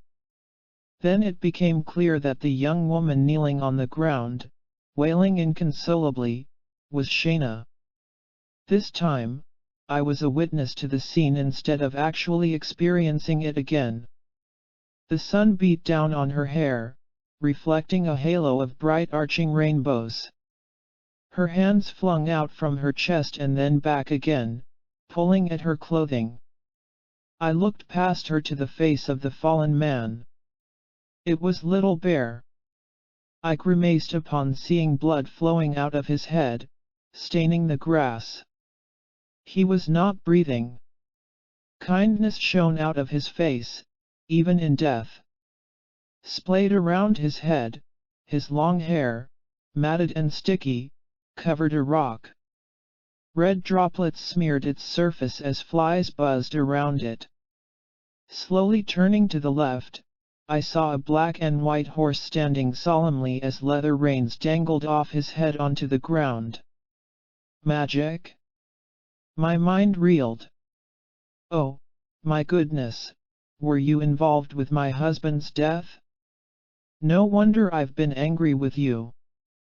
The landscape blurred while I gazed at Little Bear. My breathing became shallow as I bent down and looked right into the woman's face. Suddenly, I became filled with incredible sorrow and grief. This was really my life that I was seeing. The devastation of her loss filled me. Her love was gone, and she felt utterly alone. Shayna fell back on her haunches as she pulled clumps of grass out of the earth. Gasps from her open mouth were barely audible as I looked around, imploring support. No one could see or hear me. Dropping the dead grass, she stared vacantly, the grief of losing her young husband etched in her eyes. I tried to reach out telepathically and send her the thoughts, "It's going to be okay. You're going to live in a house across this field someday. You're going to make it." But she could not hear me. The heavy-set woman called to the toddler who had wiggled free, "Come back here, Ayasha." Oblivious to the tragic sight, she bumbled toward her mother. Shayna spun around and gripped her daughter at the waist. Her hands convulsed, pinching the child's bare skin, causing her to cry. She stared at the screaming Ayasha as she pushed her to the ground. Shayna looked around at the clan, steadying her gaze on each of them, her jaw clamped tight. They all turned away, staring at their feet and shuffling them in the dirt. The same large woman picked up the crying Ayasha and walked off. Another group of people came running to the scene, attracted by the commotion. "What is going on?" they asked at once. A tall, slender man with gray braided hair stepped forward. Little Bear rode on Magic fast and playfully. We were all watching and encouraging him. Then Magic flipped his head in defiance and slipped into a slight gorge, throwing both of them to the ground. Little Bear hit the rock and died. The new arrivals walked over to Little Bear and paid their respects. I saw my native self get up from her dead husband's side and walk into the crowd, taking her baby from the arms of the large woman. In silence, she walked away with the child resting on her hip. No one followed her. Shayna moved across a field of yellow flowers and headed into the woods. The tall, thick-barked trees emitted a pungent earthy smell, and the purifying scent of water filled the air. As she slipped down the grassy twig-covered hill, she used one hand to keep from falling while the other grasped her beautiful daughter. The sound of rushing water became thunderous. Shayna stepped into the quick-flowing stream, immersed up to her thighs. Struggling against the water's flow while moving deeper into the powerful current, she took the child from her hip and slowly immersed the baby's chubby torso into the swirling water. She took a deep breath and lowered her daughter below the water's surface. Shayna's arms stiffened. Ayasha's tiny body went limp. Shayna turned toward the current, feeling her baby's soft skin for the last time, and let go, watching as her dreams and sweet baby daughter floated into the woods and darkness. Screaming and pulling at her hair in mad grief, she leaped back up the embankment and ran out of the woods, through the field, toward her husband's lifeless body. The clan, shocked at the sight of Shayna without her beloved baby, frantically searched each other's arms with their eyes. "No!" someone cried out. "She took the baby with her." Hunan, Little Bear's younger brother, grabbed her arms and screamed, "Where is the baby?" Shayna pulled her arms free and slapped him across the face. He dove at her waist, pushing her to the ground. The large woman rushed in with intense eyes. "Someone, run to the river," she yelled. 5 natives raced across the field through the woods and down into the creek. They searched in desperation among the downed trees at the creek's edge as the sounds of splashing water echoed hauntingly across the land. "You're too late," Shayna screamed at them. Glaring at Magic, she cried, "Everyone I love is dead now, and it's all because of that black and white horse." A wave of knowing that the child was indeed dead flashed over the large woman's face, and she said, shaking her head, "Let her up." They moved away from her in disgust and shock. The images turned to black as I felt myself being pulled back to my present life. Sobbing, I opened my eyes. I sat in my current bedroom, filled with grief, gratitude, and understanding of why my tribe had come back to me. It would not be easy, but I knew that I could now truly heal. Shame was a thread that had woven itself through my life. No matter how hard I tried, I could never find the source until magic led me on the path to love, peace, and self-forgiveness. The love that our wise animals give us so that we may be free is incredible. With my beloved horse's persistence and the beseeching love of my past life family, I learned that no mistake is too big to be forgiven, even lifetimes away. Asia Voigt. In this very powerful narrative, Asia enables us to glimpse an important role that animals play in the lives of humans. Animals teach us about unconditional love, and they often devote their entire lives to this purpose. Their love is not dependent on our behavior. It is strong and unwavering. We do not need to earn it. It is freely given and not arbitrarily withdrawn. We can know this love and feel it at a deep level. Animals reincarnate, as Magic's story illustrates. Their souls may not be as individuated as those of humans, perhaps their family or group soul mingles more. But this distinction is not an important one. Guilt and shame are negative emotions that cause us great discomfort and disability. They are partly caused by our belief that we have not lived up to some arbitrary level of thought and conduct. We have disappointed ourselves by not conforming to an internalized and very lofty standard of behavior. Our failure creates anger, and the anger is directed inward. Depression and despair often follow. This whole process is preventable.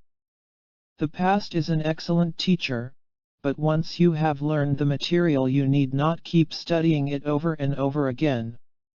Doing so will only prevent your education from advancing. Learn from the past, then let it go. We have all made mistakes in our present lives and throughout all our past lifetimes.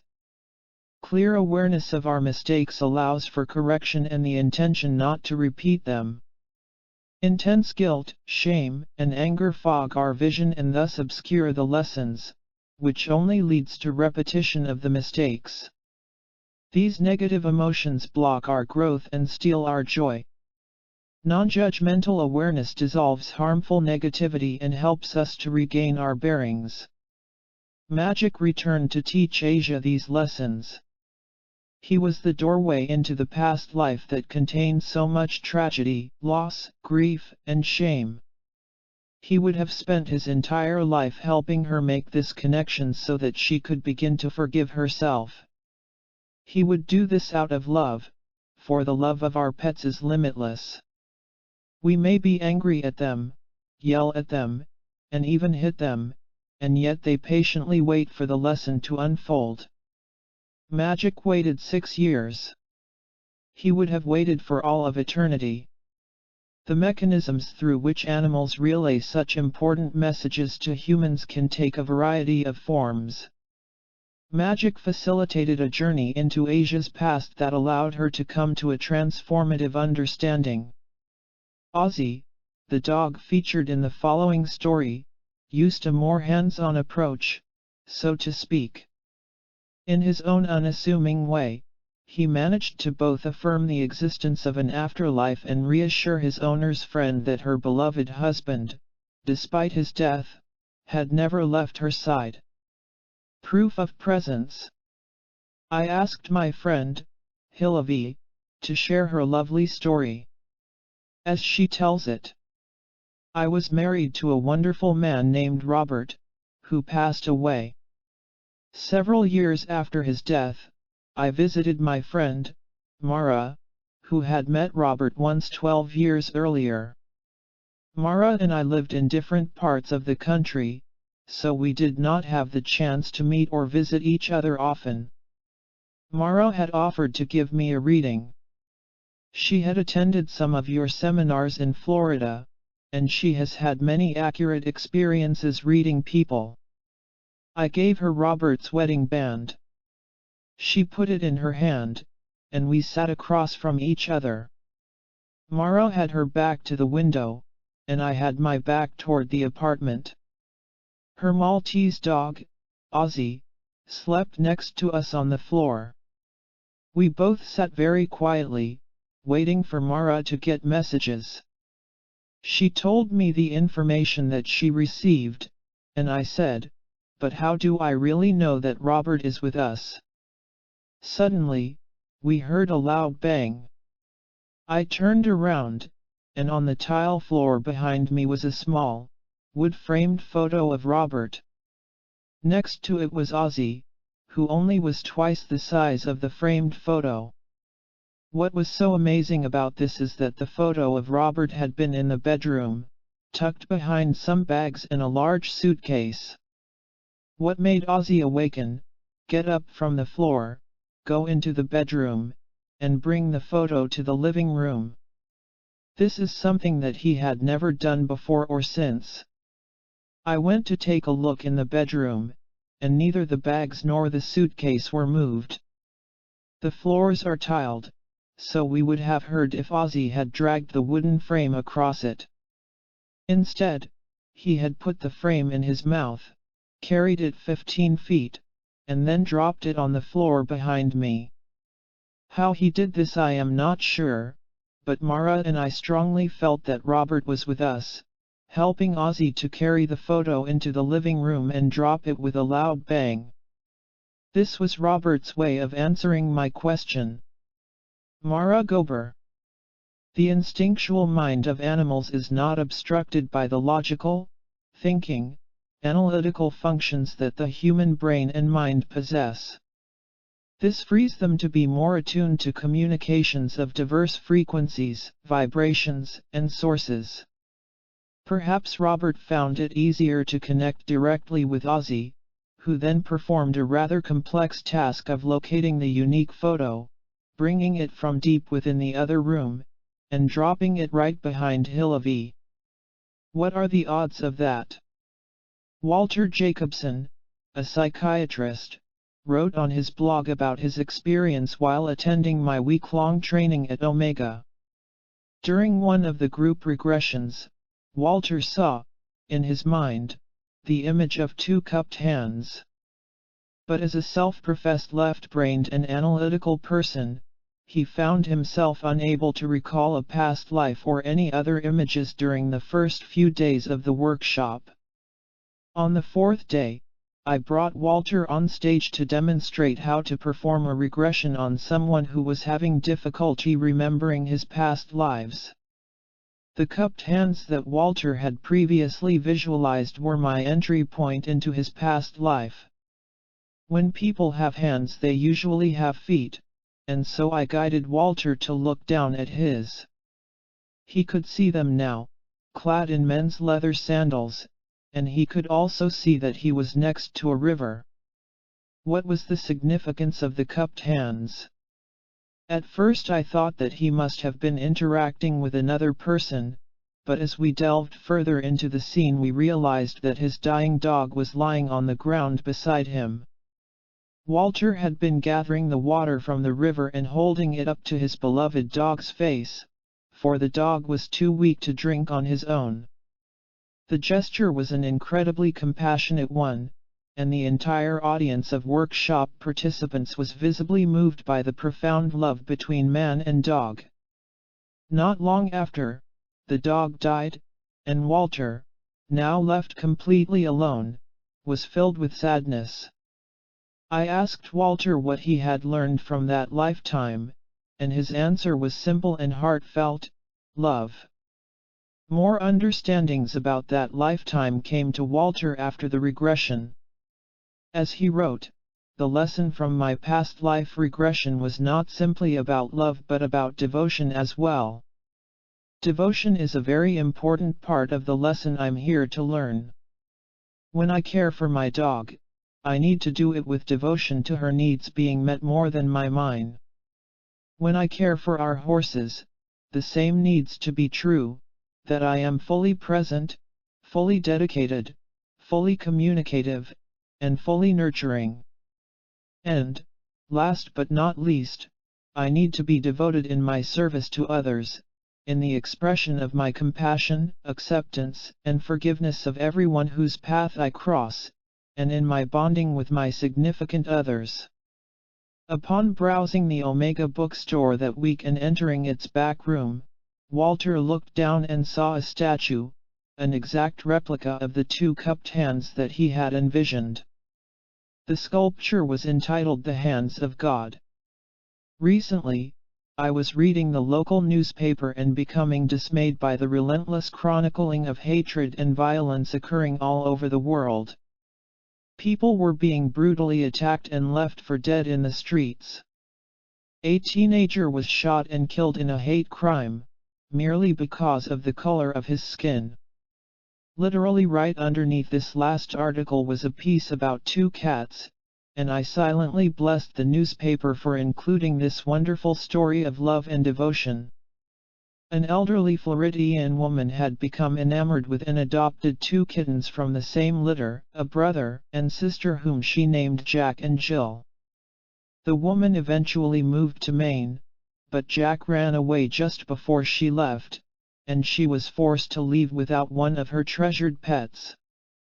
A neighbor happened to find the lost cat and called the woman in Maine, only to learn that she had died and that her relatives had given Jill to a local animal shelter 2 months prior. The neighbor grew troubled that Jill was all alone, and she scoured the shelters in Maine to find her. After prayers and a painstaking search of hundreds and hundreds of cats, Jill was located. However, the neighbor could not afford the $500 needed to transport the cat back to Florida. As she told the story to her co-workers at the country club, they banded together, along with others who had heard the story, to collect the money on her behalf. Within only 2 days they had reached their goal, and not long after, Jill was back home, finally and happily reunited with her brother Jack. Reading this, I was reminded of Walter's memory of lovingly cupping his hands to quench the thirst of his dying dog. We humans are capable of expressing great compassion and devotion to our beloved pets. To expend so much energy and money to reunite two cats is such a noble and tender act. Furthermore, so many had to come together to achieve this goal, not only the determined neighbor but also the patrons, members, and staff of the country club who had pitched in to cover the cost. If only we could treat other people with the same careful compassion that we extend to our pets, then our newspapers would not be filled with accounts of atrocities. The papers would instead feature stories of charity, kindness, and hope. Humans are important too. People are so wonderfully devoted to their pets, in fact, that they often ask me if we can reincarnate as animals, and if we have inhabited those kinds of bodies before our own human ones. I do believe that it is possible that we have had lifetimes in animal form. It could be that we simply do not remember these lifetimes. During regressions, human memories are more easily accessible, and they are most likely the ones in which traumas and symptoms have their origins. In my own work with patients, I have found that once you become a human, you tend to stay a human. I've personally yet to encounter any people who were sent back to the animal kingdom as a form of punishment for being too violent or too hurtful in their human lives. Rather, there seems to be a progression to the human level, and it is the level where, for the time being, our lessons are to be learned. We can change our species and kingdom if we choose to, for that may offer us a new avenue for learning. We can explore animal consciousness, or plant consciousness, or even the consciousness of the clouds, as other stories in this book demonstrate. Why should we ever put any limits on our awareness, on our soul? Guider. Omega is a truly special place, one where amazing and wonderful things of a synchronistic nature regularly transpire. People meet people they are meant to meet and get messages and answers they dearly need. Miraculous happenstances are virtually commonplace there. When they occur, the feeling one gets is, wow, of course. This is what was needed, wanted, hoped for, and meant to be. I went there for 4 consecutive years to learn from Brian and Carol, to regress as many people as I could, and to open myself and embrace whatever miraculous synchronicities would come my way. In August 2006, before going to Omega, I had recently returned from visiting my brother in Texas. While there, I took advantage of the opportunity to see my friend, Dr. Jerry Casebolt. Jerry is a great healer, a shaman who also happens to be a licensed, experienced chiropractor. People who go to see Jerry must be prepared for something different, something special, in the way of treatment. Chiropractic bodywork, breathwork, deep tissue shiatsu massage, some rolfing techniques, guided imagery, hypnosis, and deeply moving and relevant storytelling that mixes archetype, metaphor, symbolism, and allegory. These are all of the tools of Jerry's work, and he uses them brilliantly and seamlessly. When I went to see Jerry that summer, I had recently snapped my left Achilles tendon, having fallen off of a ladder. Suffice it to say, I was experiencing significantly less range of motion and immense pain.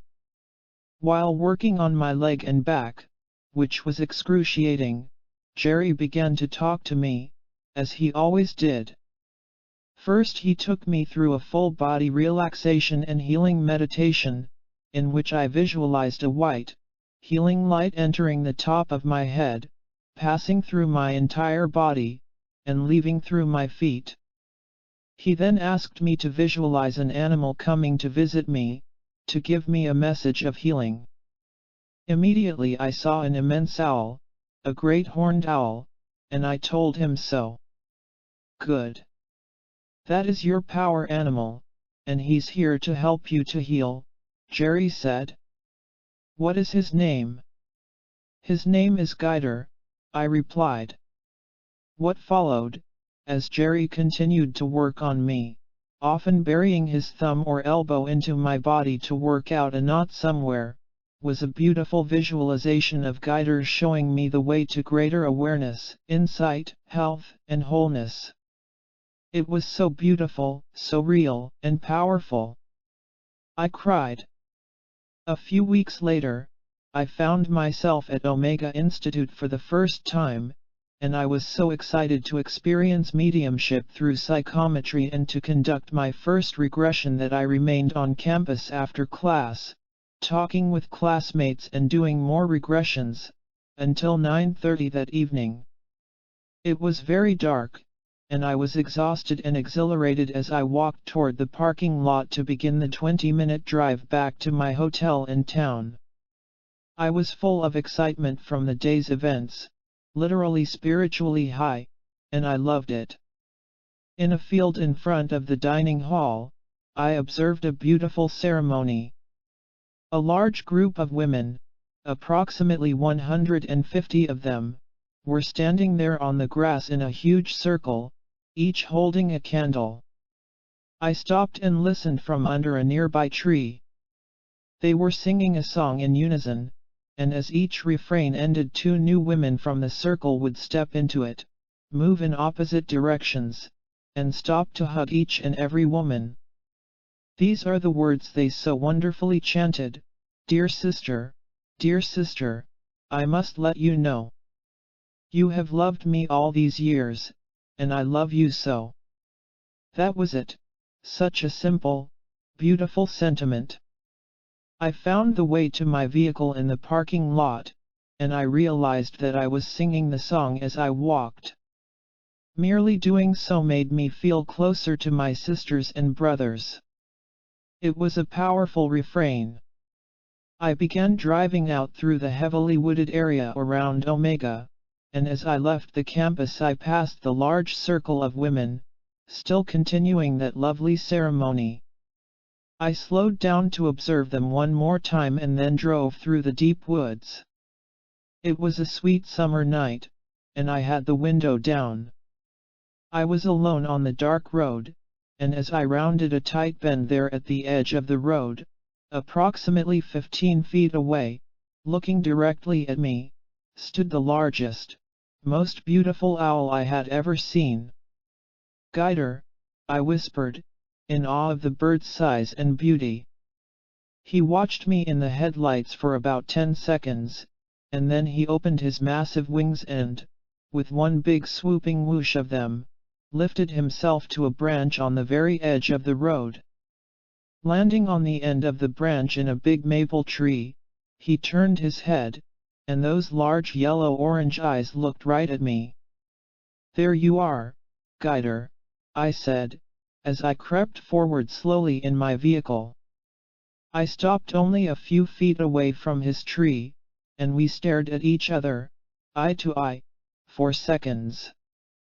Guider then simply fell from the tree branch, opened those massive 6-foot wings of his, and glided to yet another tree branch on the edge of the other side of the road.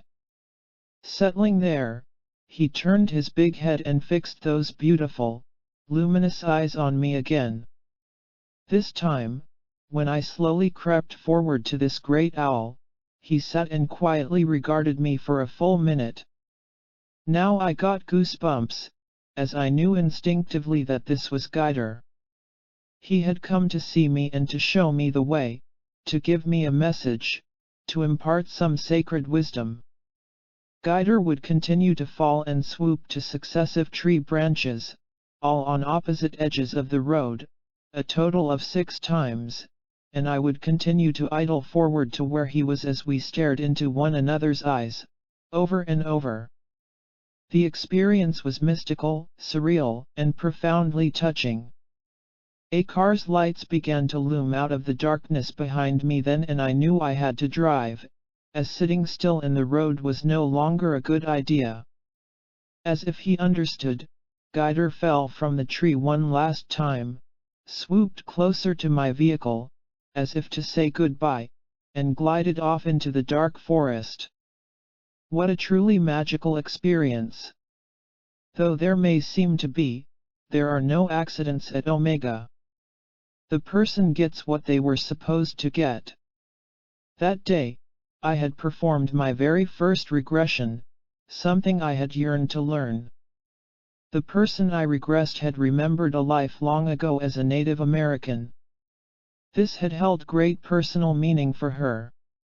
Native Americans have long known of the importance of a visitation from a power animal. And, that same night, I was gifted a wonderful visitation from mine.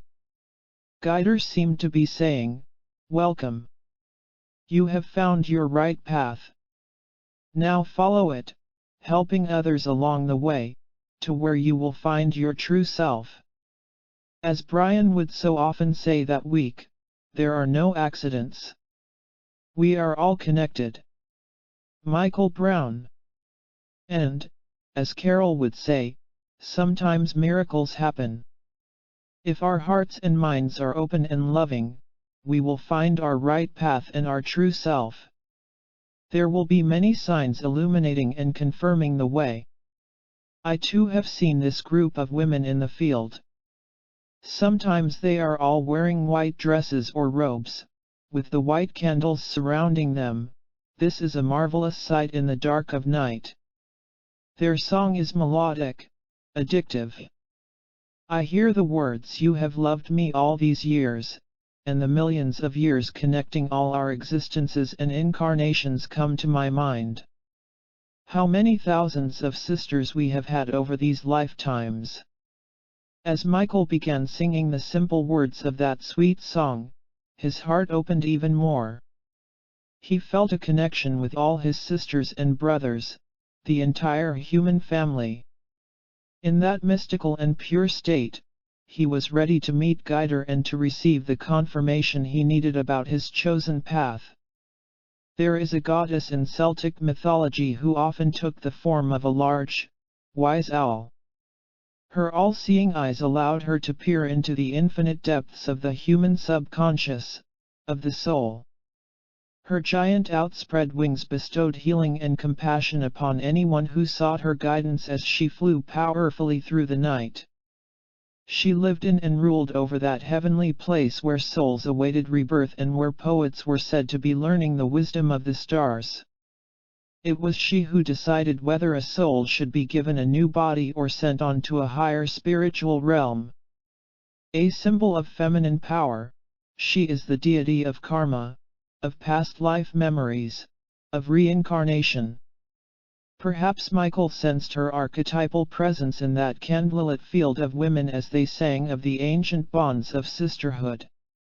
Perhaps he sensed it in Guider, the immense owl who graced his path again and again, or in the stars above on that sweet summer night, where resting souls eagerly anticipated new life. There are no accidents, Michael said, and he is right. There are no coincidences, either. There is only the universe spreading its loving, angelic wings of comfort around our shoulders, guiding each of us on our way. Chapter 11. Short and sweet. The work of regression therapy, with its ever-present themes of illness, loss, grief, and death, can often feel quite heavy. Humor provides a balance. Life lessons are not restricted to difficult experiences, they are also found in the lighter moments. Some may even seem so frivolous that we do not give them the attention that they deserve. But they, too, have much to teach us, and they can be therapeutic in their own right. One summer, I was teaching a training course at the Omega Institute. The past, and present, lives that we were exploring happened to be particularly stressful, and as a result the week proved to be even more emotional than usual. In the final moments of the last day, as the workshop was coming to a close, a young woman approached me with a very serious look on her face. I stopped to spend a moment with her, sure that she was about to ask me something profound. In a quiet voice, she asked me the question that had been on her mind. "Do you know who you look like?" Her question surprised me, but I answered that I did not. Without a hint of a laugh, she replied, "E.T. You mean, the extraterrestrial?" I thought that I had misheard her. "Yes, E.T. I was convinced that I had not understood her correctly. "You mean, the little guy who rode the bike across the moon?" I asked, pantomiming pedaling a bicycle. "That's right." Thinking back on it now, I wish I would have asked her for more details. What about me, exactly, resembled E.T.? In what way did I look like that small alien? But at the time I was too perplexed to even respond, and I just walked away. Perhaps that brief encounter had transpired in order to provide me with a lesson in humility and ego. Perhaps there was some deeper significance in her metaphor that has not yet revealed itself to me. Or perhaps I just needed a good laugh after a very long week. Whether humorous or serious, this chapter illustrates how apparently simple events can contain the seeds of deep truths and wisdom. These stories may be small, but their effects and implications are nothing short of powerful. Apples of one's eye. I recently attended your workshop in South Florida.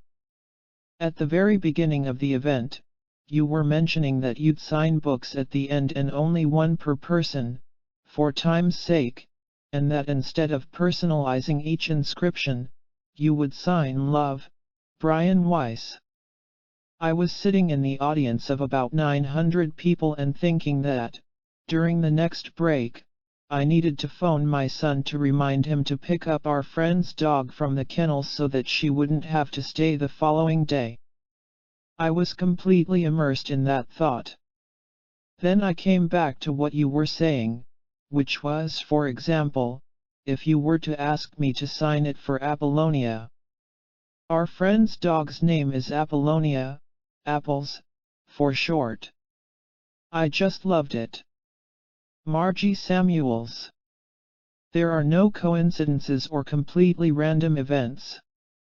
Everything has a purpose and a reason, even if we are not aware of it at the time. The name Apollonia popped into my mind, and it became my example. I guess Apples really wanted to leave the kennel. Something or someone impressed that name on my consciousness, and it came through very clearly. As a result, Apollonia has more than a personalized inscription in a book, she has an entire story. From apples we move on to celery. Celery clairvoyance.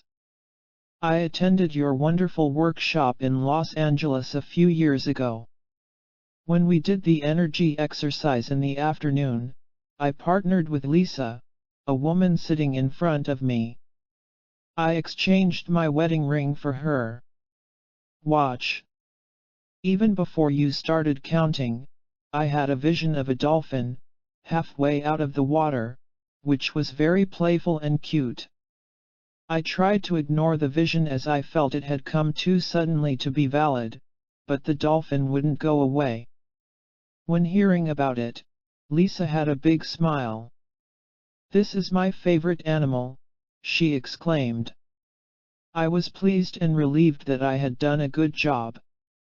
I waited to hear what she had seen about me. She looked confused and almost apologetically said, even before we started, right in my face, I saw a big, green, juicy bunch of celery." She stretched her hands far apart and said, "I mean, really big."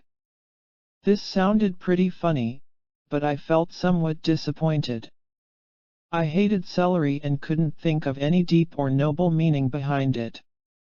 I got home around 7 that evening and was treated to a big, cold glass of juice.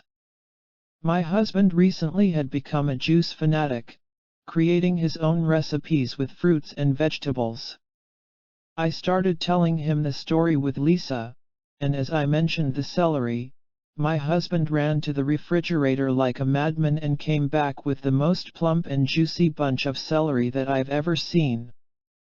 That very afternoon, at the same time that I had been doing the psychometry exercise with Lisa, he had been getting his juice ingredients at the market. He couldn't resist buying the celery bunch, being so impressed by its unusual appearance and size.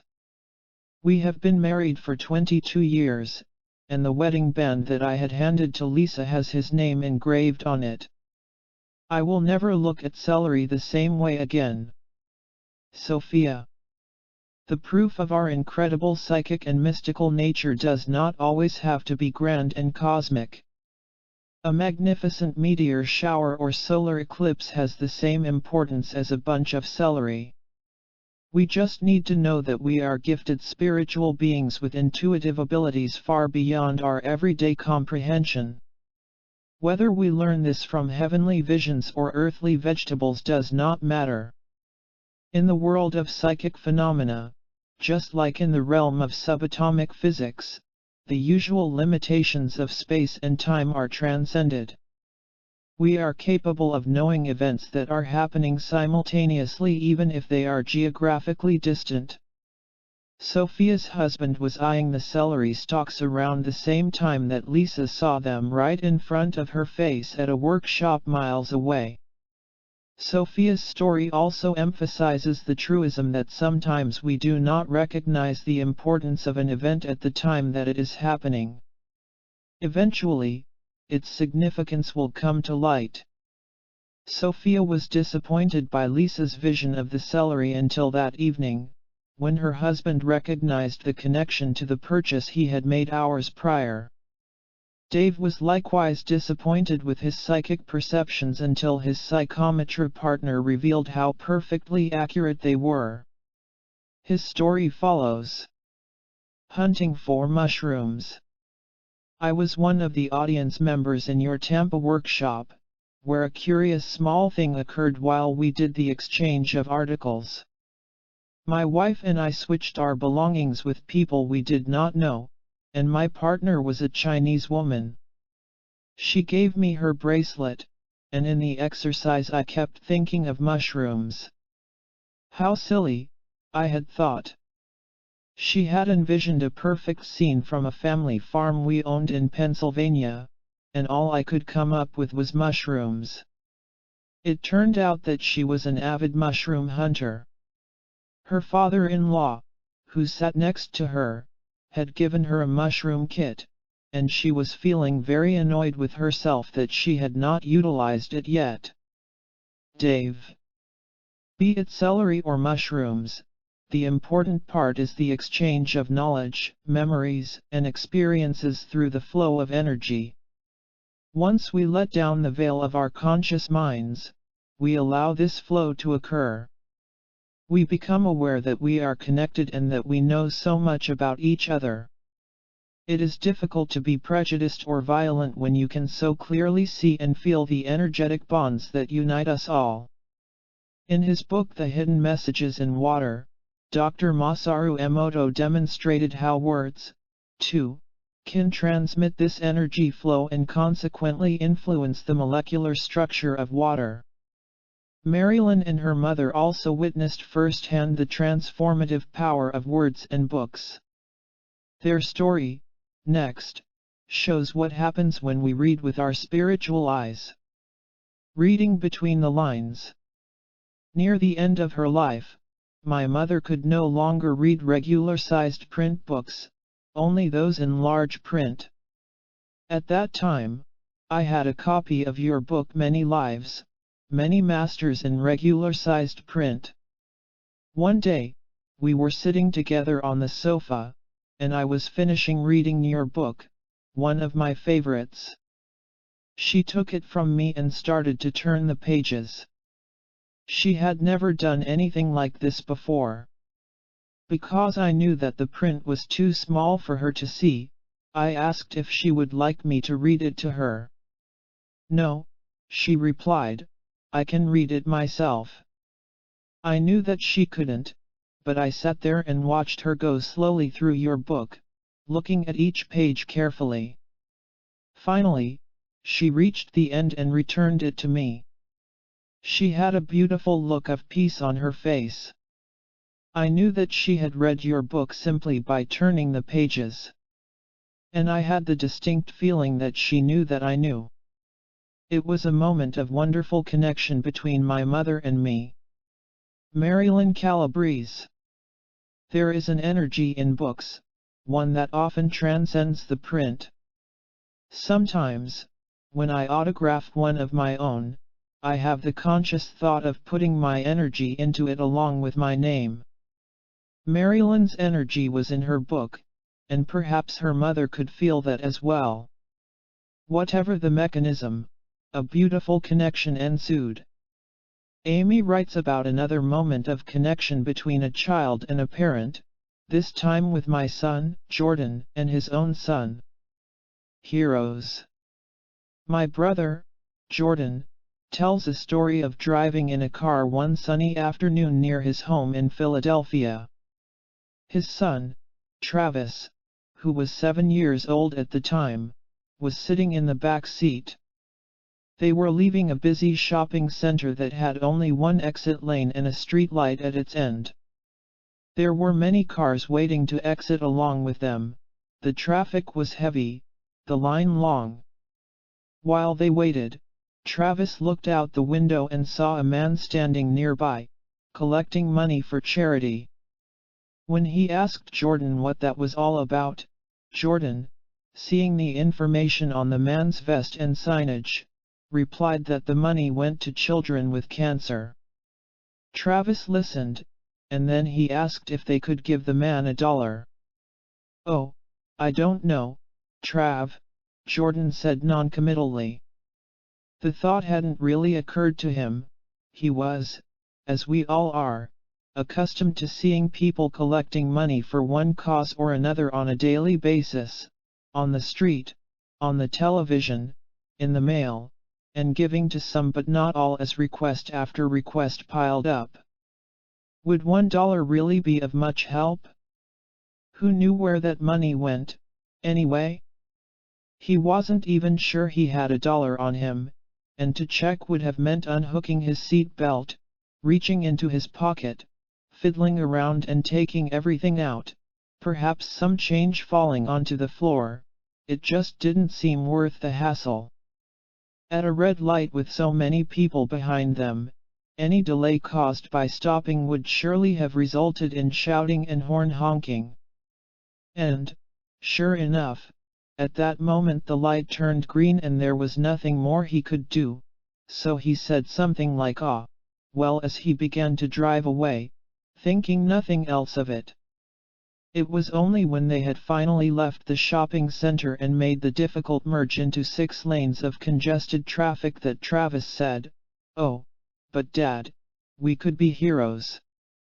And so, after the long wait to get onto the street where they now were, there was no other option but to make a U-turn and drive back to the shopping center just to go all the way around again and sit in the traffic again and wait at the light again so that they could, this time, hand the man some money.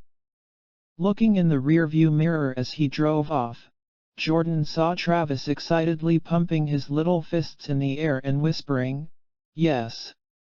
Amy Weiss. To be a hero doesn't require great action and thousands of people. Simple acts of kindness qualify too, and the results of these radiate outward to all of the earth and beyond. Charity and kindness can never be minimized. Everything is energy, and the energy of compassion encompasses all the others.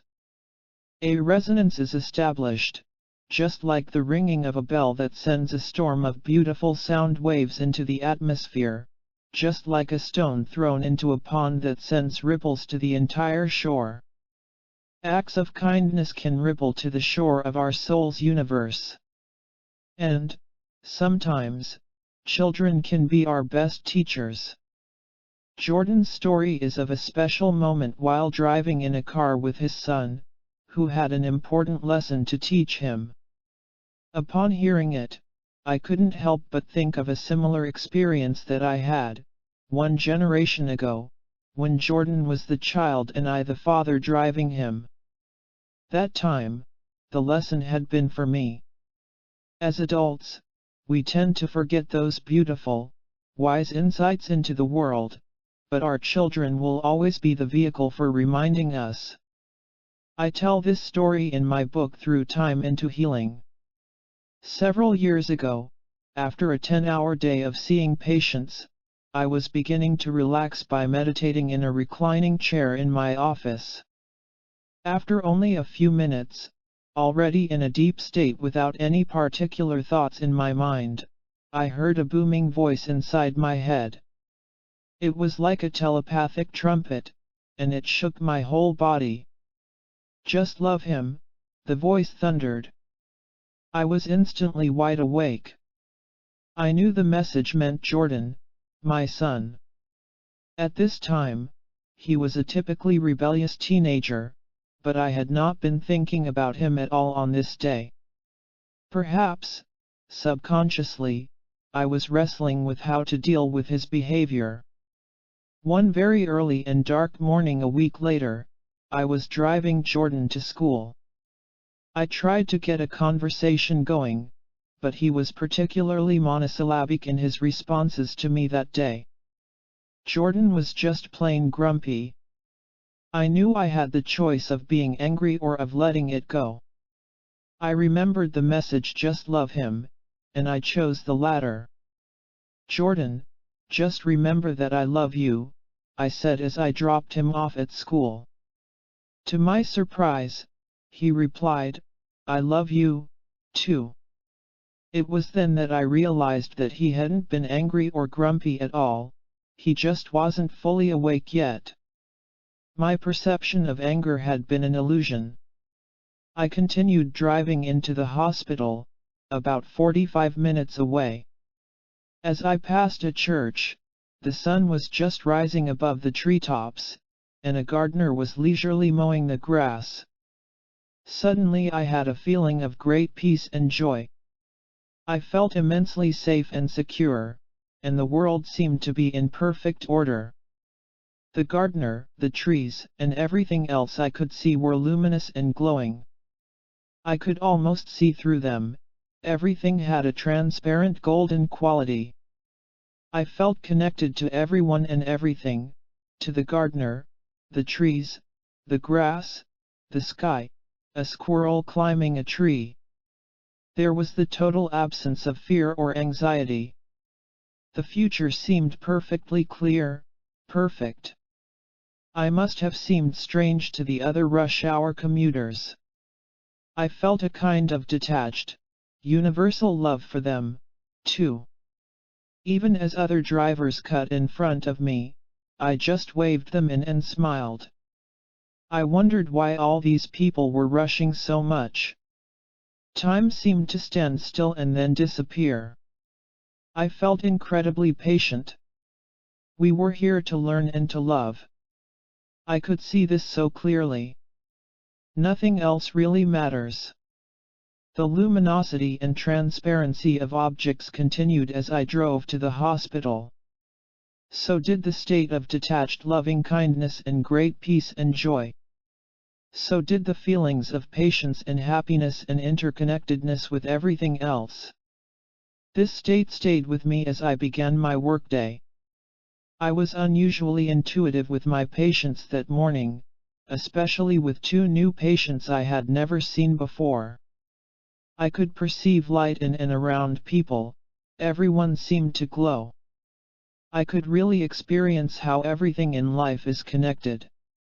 I knew with certainty that there was no such thing as danger, no need for fear. Everything was one. Jordan's presence that morning, with our simple connection of love and a more complicated lesson on assumptions, had opened my heart, sparking a completely transcendent experience in me, one that expanded up to the sky, down to the tiny blades of grass, and everywhere in between. Clearly, he already knew how to be a hero. Chapter 12. Spiritual and Mystical Experiences. Mystical or spiritual phenomena present people with a glimpse of the other side, of the real world. They can occur through meditation, prayer, nature, near-death experiences, or in many other ways. Occasionally they occur during sleep, in dreams, and in that period of time just before falling asleep or awakening, before consciousness is reached. Those habits and patterns that bring us to such transcendent moments may work well for one person but not as well for another. It is important to find the path that works for you. The use of drugs, whether hallucinogenic ones or other types, can provide a superficial encounter with these higher levels, but there will not be a complete understanding of its nature. For this reason, among others, I do not recommend using drugs to bring about these states. The glimpses that such otherworldly experiences provide us are extremely valuable, for they offer insight into the true nature of mind and of being. Such insights show the permanence of existence beyond the body, beyond the brain. They allow us to reach enlightenment. They show the beauty and the wisdom of the process, or the Tao, or the flow, which is always there, which is always right. This process is guided, perhaps, by a divine presence, often reaching down to us through an act of grace to nudge us back to our destiny and to help us with the lessons that we came here to learn. The stories in this chapter present a wide variety of such experiences, from the earthly to the distinctly unearthly, yet all the roads lead back to the same place, a life-transforming recognition of our soul's essence. Some features of the mystical or spiritual event are a feeling of oneness with all that is, of an energy that connects everything. There is a sense of timelessness, of infinite patience. With the understanding of such an occurrence comes an increase in one's ability to reach out and help others without expecting anything back in return, and to approach each person and each situation with grace, kindness, and tolerance. There is peace. There is joy and happiness. Frequently, there are also increased intuitive abilities and a knowledge of things that are unknowable by use of the five senses, which may include psychic and healing abilities. This is true for all great spiritual traditions. The most significant characteristic, however, is love. It is an unconditional love, rather than one that is romantic or specific. One realizes that this kind of love is everlasting, eternal, and not subject to the laws of human nature or of the earth. It can never be lost. It is a universal constant. To illustrate this, imagine a mother's love for her baby, or a person's love for a dear pet. The baby or the pet does not need to perform in order to win love and acceptance. It is there no matter what the child or the animal does. It is deeper than that. It is profound. It has no conditions. It knows no limits. And neither do we. Indra's net. One night during the professional training that I attended at the crossings in Austin, Texas, I had a dream unlike anything I have had before or since. In it, I was one of millions of octagonal disc-shaped objects, which traveled at light speed to and from Earth's surface to an outer universe above it. As we left Earth with information about this planet, we would approach a vortex-type opening, shaped like a funnel, and we would begin a swirling, circular pattern as we entered it. Once we passed through the long tube into the universe, we would straighten out and, upon coming out at the other end, would intersect and join with others in what appeared to be a blanket made up of millions of us. We then discharged our information and swirled back down to Earth through the vortex, going the other way and retrieving more information. This pattern repeated over and over. I woke from this dream in the process of doing a very specific hand motion, which at the end of the dream was being given to me as a means of communication with the blanket or net above earth. There was one motion that tied my visual and emotional content to the net, and one motion to disconnect. I have used these hand motions ever since to connect with this net and disconnect from it, with the purpose of providing the net with the human experience. It was clear to me that the net held and does hold all of the knowledge of the universe, and that what I am to provide it is the emotional component. As an example, if I am having a thought that I find disconcerting, I will connect and let the net feel that emotion. Then I disconnect. At first I only connected on good things, but I soon recognized that the net was non-judgmental and not an assessor of good or bad thought. Thus, I began and still do communicate anything that I find to be unusual, good, or bad about the human condition. Now, I must add that I work with the severely mentally ill, particularly the schizophrenic population, and I would likely say that someone was psychotic or delusional for engaging in such things as I am describing. However, the dream happened, the information was received, and, right or wrong, I feel obligated to do as it revealed I should. Trust me, I'm sitting here shaking my head as I write this. The morning after I had the dream, I awakened and related to my wife. Let me interject at this point how the whole ordeal was feeling. Have you ever jumped off of a cliff or high-dived into water far below? The first time I ever did, I felt exhilaration coupled with complete helplessness upon having left the board. This is how the events of the week with Dr. Weiss felt at that point. I had been on a perfectly sound diving board and had bounced up and down a few times. However, upon finally leaving the board, there was no turning back. Emotions were running the gamut from complete and utter wonder to panic, and everything in between. That day, I was in search of some coffee on a break and went around to the back side of the building, where I stumbled across Brian and Carol as they too were taking a break.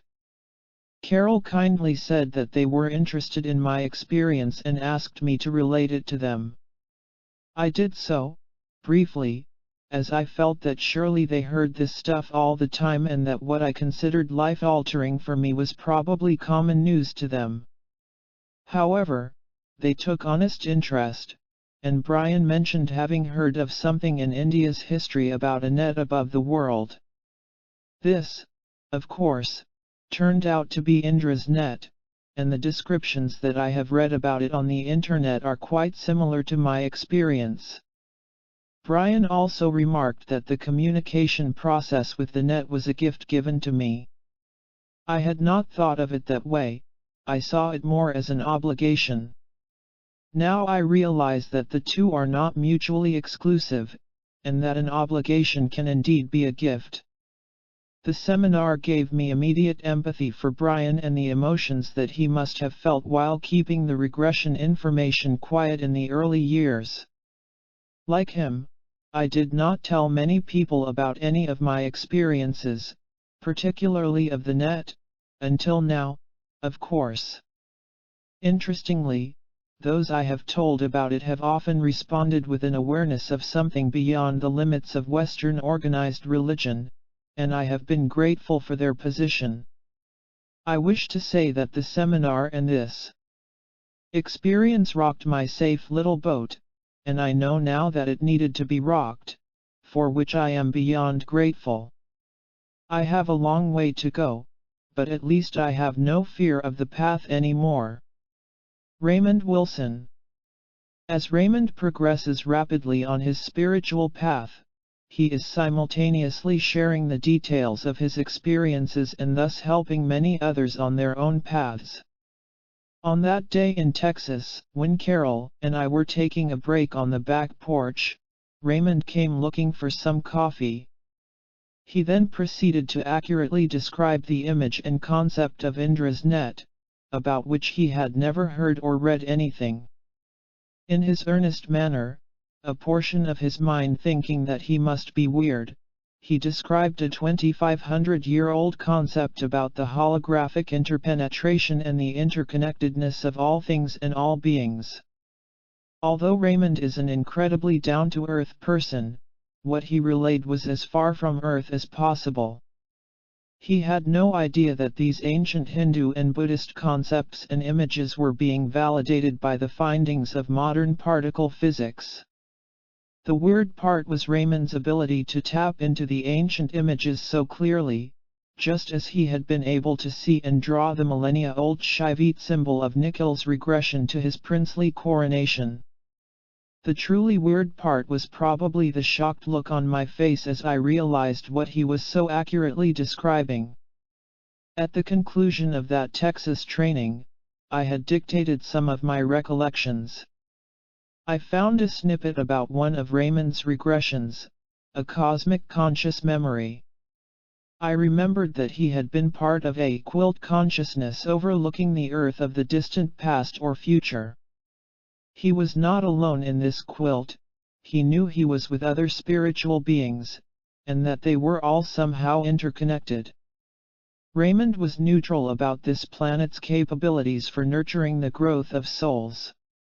Earth was black and icy, yet when he was sent down to determine the texture and nature of its covering, he discovered that it was not solid ice but something softer, more flexible. And knowing that it did have the potential to sustain spiritual life, he and the entire consciousness were happy. He then, basically, went through the life cycle of evolution. First, he was a kind of one-celled being, as he became a tiny organism in the ocean, like a sea snail but smaller, he grew very excited. This organism extended its flagella, or protuberance, above the water level. This was an extremely important evolutionary step, which thrilled him and the overlying consciousness. It's not clear if this experience was the beginnings of evolution on Earth, or if it was in the distant future as a regeneration of this planet was occurring. Raymond sent in his own account of the experience, clarifying my initial impressions. As the regression began, I began flipping through eons of time and through great quantities of lives. This moved at a lightning-fast pace. It was most similar to the films that used to be shown in high school, with frames that flashed by as the end of the film strip went click, click, click at rapid speed. The other comparison would be to a television back in the day, one on which you could adjust the vertical control and the screen would roll quickly with a bar in between each scene. This is how my regression occurred. In my mind, I knew that each frame was a life and that I was going backward. The film slowed and came to a stop in a primordial ocean with darkness and kelp-like vegetation that was rooted deep into the sea floor. I was a single-cell type creature with a single hair-like appendage, and I was on the stalk of one of these kelp. I could note light above and was working my way toward it. Upon reaching the surface of the water, I raised my flagella into the air, and in that moment I knew quite distinctly that what I had just done was new and very important for the future. I did not know specifically of what importance, however, it seemed to be tied to evolution, and there was a clear feeling of new life and development. I felt safe and quite independent, and I was unaware of any other life forms around me. Upon the end of the regression, I had no question that I had been in the oceanic soup before human life. I still do not know how to interpret this, but I knew that it was important at the time, and I hold it so now. Our bodies may be constrained by this physical dimension, but our minds and souls are not. In both his dream and his regression, Raymond allowed himself to venture beyond and above the earth. Doing so literally afforded him a universal perspective onto existence. The same was true for Marcia, the client featured in the following story. To heal her human life, she needed to uncover its decidedly non-human origins. Our souls are as vast and limitless as the stars. The missing piece. Marcia, an elegant and attractive South American woman in her late 40s, came into my office for her first session one dreary winter afternoon. Although she enjoyed children, Marcia had never wanted any of her own and wondered if this had anything to do with a past life. She also often experienced indigestion. It didn't seem to impact her life in any major way and she was already under a physician's care, but she was mildly curious whether this too could be traced back to earlier times. All seemed relatively well, and I felt confident that, with hypnosis, we could explore the straightforward issues with which she'd come to the session. We were ready to start when Marcia offhandedly mentioned a recurring dream she had had. In it, she was an otherworldly being from a beautiful planet with 3 suns. There was always someone she was leaving behind, someone who could not follow her. She could never see who it was, and she awoke each time with overwhelming sorrow. As Marcia spoke, she sat on the couch, looking not at me but outside the window, far off into the distance. She was not depressed, not at all, but as she described the dream an ancient, ineffable sadness seemed to be slowly unfolding within her, a paper-thin flower opening its leaves. There was a longing, a homesickness that was all the more confusing and poignant because she had no idea where this home even was.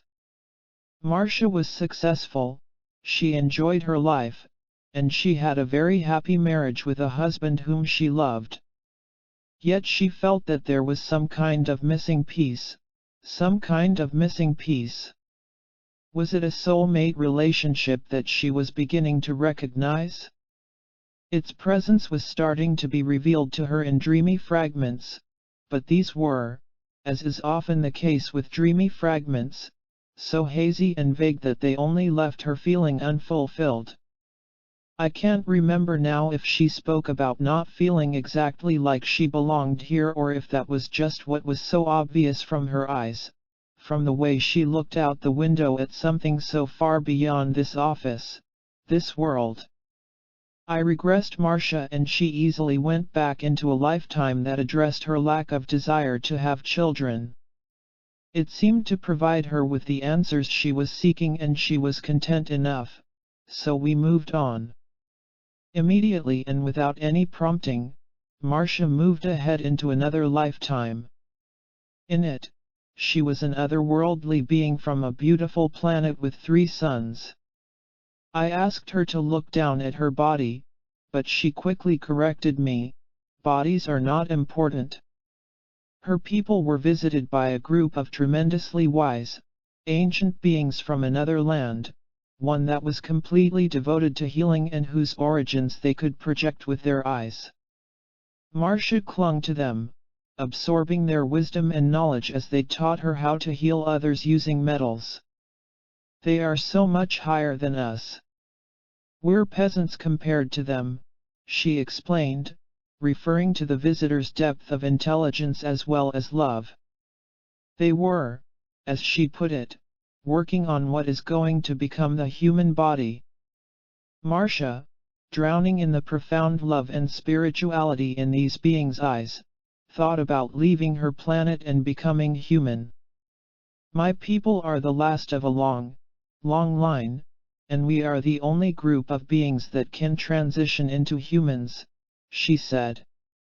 The others are creators. Marcia trusted them so fully, and she was always up for an adventure, but she loved her home very much and she knew, without being aware of any details, that the missing piece from her dream was a part of her life there.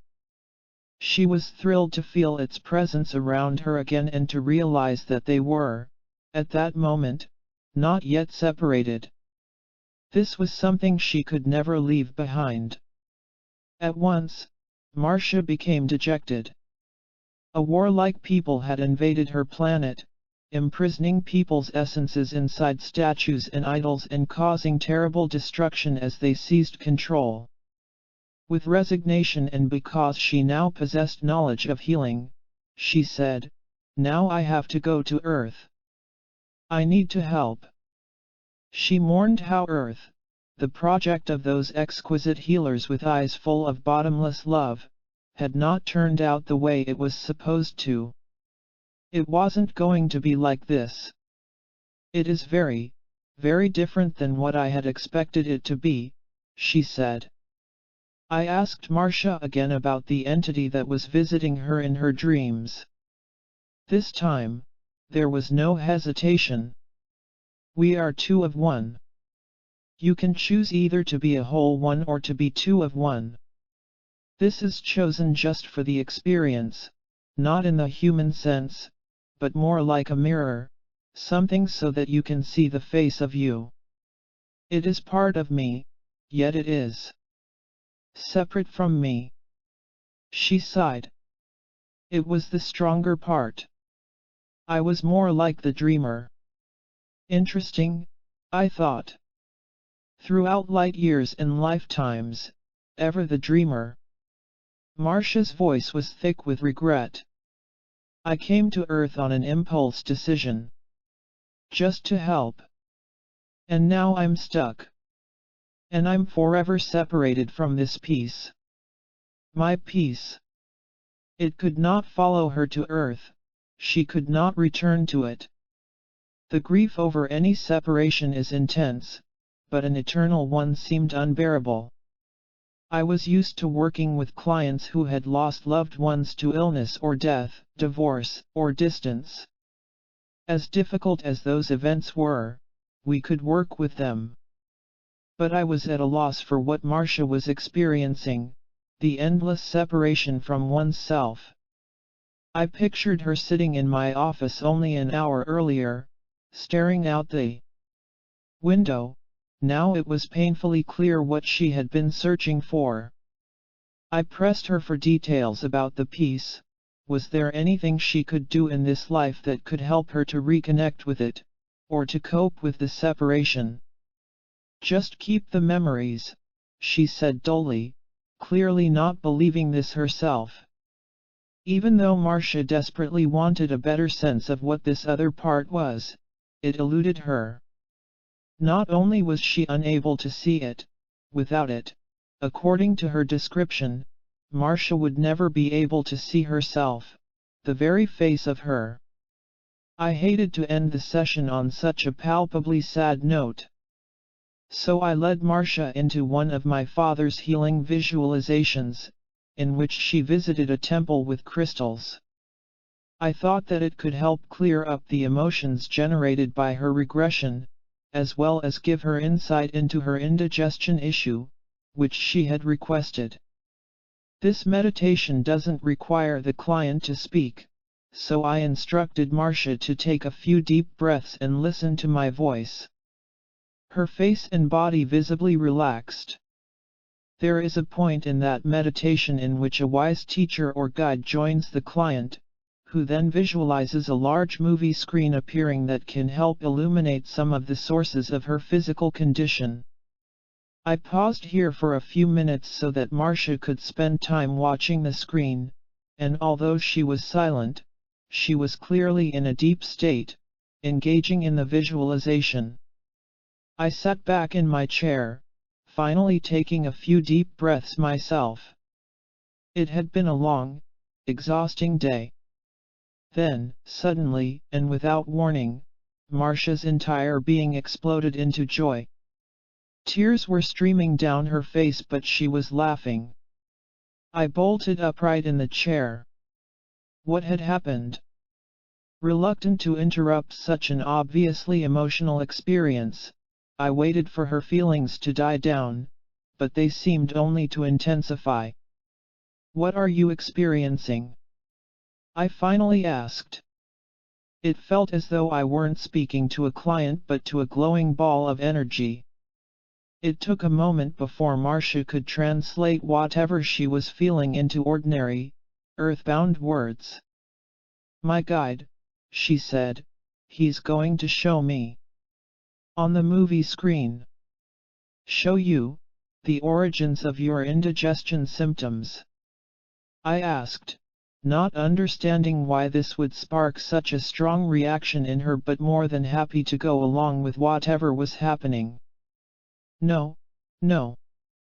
Marcia was almost literally jumping for joy as she sat up in the recliner. It was as if a completely different person were sitting there in front of me. She had come into my office somewhat quiet yet content. She had plumbed the depths of existential grief and sorrow as she explored what it meant to become human, but now she was radiating waves of bliss, her arms spontaneously lifting themselves up in front of her, giving the impression that she was floating. It was unlike anything I had ever seen before, happiness, transcendent and pure, bursting inside and through her. She looked like a child with her excitement for what she knew was about to happen next, but at the same time she seemed beyond physical form, neither adult nor child but simply soul, lovely and huge and dreamed up in delight by the beautiful-eyed beings she cared for so dearly. Marcia held her hands up to her heart, as if it were too big, too deep, too boundless in this moment to be contained inside a mere human body, this tiny, temporary shell. He's going to let me see, just this one time, my entire self. He's going to show me, she whispered, the missing piece. I did not say another word. It was difficult not to ask Marcia questions about what she was discovering, but I recognized that doing so would have only satisfied my intellectual curiosity while interrupting her blissful reunion. For healing to occur, she did not need to describe to me what was happening, she only needed to be there, to experience it. Many years ago on another planet, Marcia had lost her peace. That very day on this planet, she had found her peace. And that was all that mattered. Amy Weiss. Existence is so much more amazing and miraculous than we can begin to know. New universes are bubbling up into creation all the time. Energies and forces exist far beyond our comprehension. It is as if we are trying to hear a dog whistle, but the sound vibrations speed away silently, outside our aural range. And then there are the non-physical realms too, beyond number, stretching to infinity. Our souls can plumb these realms. We have lived on the world of three suns, and we have been the wise ones, also. But we have forgotten our origins. How to fathom timelessness, eternity? Our souls know. We all have a missing piece. It is waiting for us at the end of our spiritual journey. It is at home. Death is often described as passing through a doorway into another dimension, a higher one, with many levels, that is brighter, greater, and much more vibrant. Consciousness becomes expanded and multisensory. It is akin to graduating from the limitations of the old black and white televisions to the three-dimensional, high-definition colors of modern ones. But reincarnation is not limited to the earth. Souls attend schools throughout all the universes. It appears that souls in every universe and every dimension are the same. Souls are souls. Physical bodies, however, vary tremendously despite the similarity of the souls within. After death, when all souls enter those higher, multilevel states, they are drawn to the plane or vibration of most comfort to them. It is there where we come together once again. Advanced learning takes place. Reincarnational planning is begun. It is also there where Marcia could possibly meet once more with the entity from her dream. Even if karmic gravity pulls them once again to different worlds when it is time for them to reincarnate, this separation will only be temporary. When liberated eventually from the cycle of rebirths, they will never again be separated, never pulled apart by the forces of incarnation. Of course, since fundamentally all is one and everything is connected, separation is only an illusion. All souls come from the one indescribable source. But our illusion is very ancient and very strong, so if our reunion with our closest soul mate, our other half, is temporarily delayed, it is good to know that it will be inevitable, and eternal. Can those beings in the higher states appear to us while we are in physical form? The next two stories suggest that they can, and do. Roadside assistance. The discoveries that you have made, which I have read about in your books and learned about in your Chicago workshop one recent summer, are helping to alleviate my fear of driving in cars. I'm a terrible passenger. I'm a better driver because then I'm in control and can take precautions that some people think are excessive. In fairness to myself, I once was hit by a semi-truck on the expressway going 80 miles an hour. Miraculously, I was not hurt. My car was totaled, I didn't get a scratch. I'm quite certain that something held me in my seat. I remember, a fraction of a second after I put my head down and said aloud, "This is bad," seeing my body shake back and forth, and wondering how I was staying in my seat. And then it was over and I was fine. I was on the other side of the expressway in oncoming traffic when my car finally stopped spinning and came to a halt. A man ran up to my window and said, "Put it in neutral," which I did. He pushed me to the emergency lane, and a moment later cars came rushing by me on the expressway. And then he disappeared. No car drove away, no one was walking anywhere near me. He was just gone. Reading your books has allowed me to view that incident differently, with less fear, absolutely. Knowing that I have a lesson to fulfill in this lifetime has helped me to accept more of the why in my life. Robin. Robin's story reminds me of many others, including the one by Asia that directly follows it, where in conditions of extreme danger an angel or divine figure appears and moves the person to a place of safety. I'm not sure if Robin's angel was a heaven-sent being or simply an ordinary person coming forth to aid another in distress. Is there really any difference between the two? The real moment of impact for Robin and Asia occurred not when their vehicles collided but when they came face to face with an essential spiritual truth. We are always protected, always cared for, and always safe from harm. It does not have to take a crisis to realize this. Sometimes, it only takes a story. Guided back to love. Growing up in a conservative Christian family meant that beliefs that were different from my parents were routinely abhorred. Detested. Even a mere thought that might deviate from the family norm created a palpable fear inside me. As the youngest and only girl in my family, I knew and experienced things that were way outside my parents' Christian mindset. At the age of 3, I delighted in communicating with angels, animals, and spirit guides. Widening the split between my spiritual world and my parents' Christian heritage was my strong impression of past lives. Early on, I would look at people and see their faces change, sometimes so much so that it took me a while to recognize them. I did not understand this strange phenomenon at the time and thought it might be bad or ungodly because no one else seemed to experience it. Maybe there was something wrong with me. Afraid of being flawed, I fiercely desired to know the truth, but I would not get any answers until many years later during a near-fatal car accident.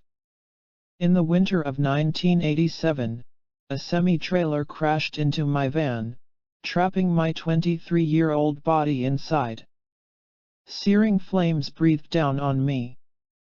Panicked, I tried each door, only to find them bent and ungiving.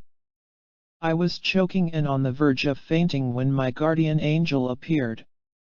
Brown, wavy hair encircled his face, and his skin was as soft and smooth as the maroon, gray, and blue robes that flowed around him. Miraculously, he guided me out of a partially open window and through the flames. I survived, barely. With 72% of my body burned, along with multiple complications, I was placed on the ICU's most critical list for 2 months. Each exhalation could have been my last. Suddenly, the alarm on my respirator blared as swarms of nurses and doctors ran to my aid. "Code Blue," they yelled in a frenzy. I was dying. My spiritual body floated out and crossed through a doorway into an expansive starlit sky. There, a woman and 2 men who called themselves Ascended Masters greeted me. Dressed in comfortable, neutral-toned linens, they emitted wisdom and kindness. They said that they knew all about me and, as representatives of God, were here to teach me about my life and to guide me back to love. "Your spiritually connected childhood has been forgotten, and your adult years have so far been marked by fear," said the elder male Ascended Master. I nodded. "We have teachings for you about regaining that oneness. We will show you your other lifetimes to assist you." "When you say other lifetimes, do you mean past lives?" "I was raised in the Christian faith," I stammered. "My minister professed that there is only one life, and then heaven or hell." "That's not true." Throwing my hands up to my mouth, I smiled as a profound understanding began to settle in. Is that why I saw people's faces change, and sometimes entire scenes play out around them? Were those scenes their past lives?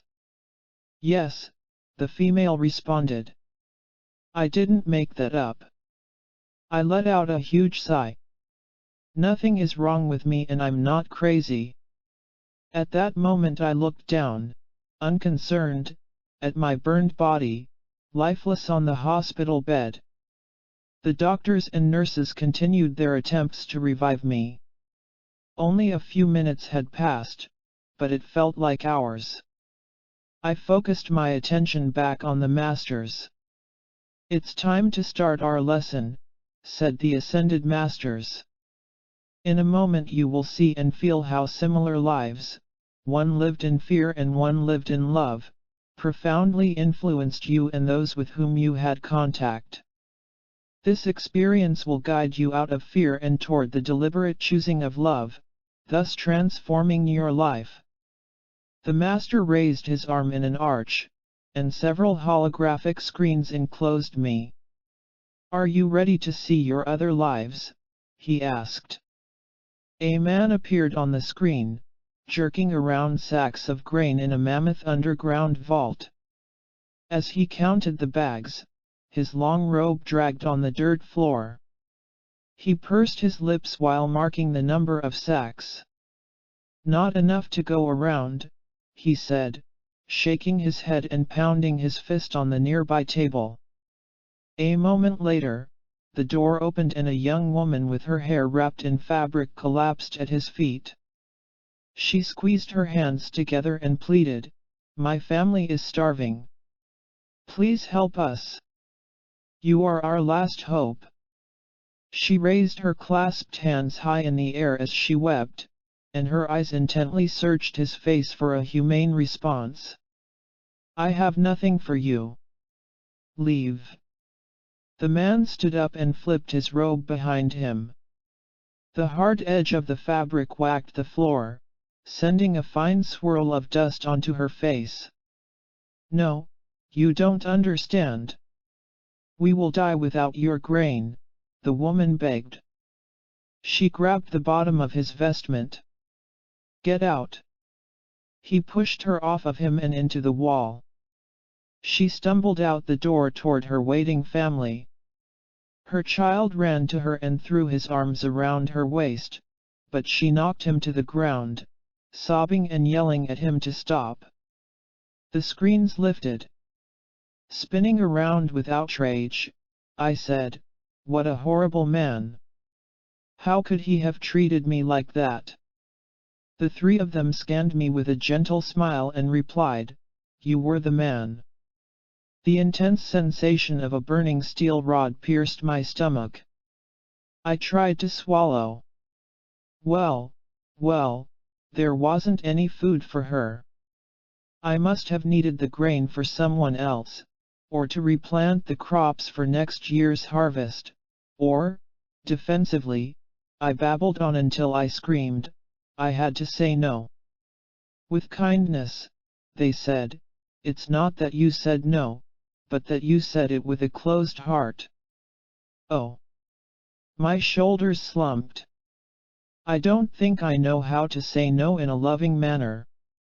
Actually, you do. We will watch a similar scene from another life where you said no yet remained in a loving heart. I shivered and turned back to the screens, where I saw another young woman, this one with hair to her waist.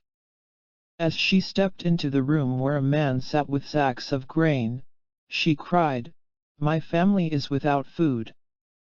I beg you for help." Buckling at the man's feet, she reached both of her hands up toward his face. He bent down and cupped his hands around hers. "No, I am sorry," he said. His voice was firm but soft.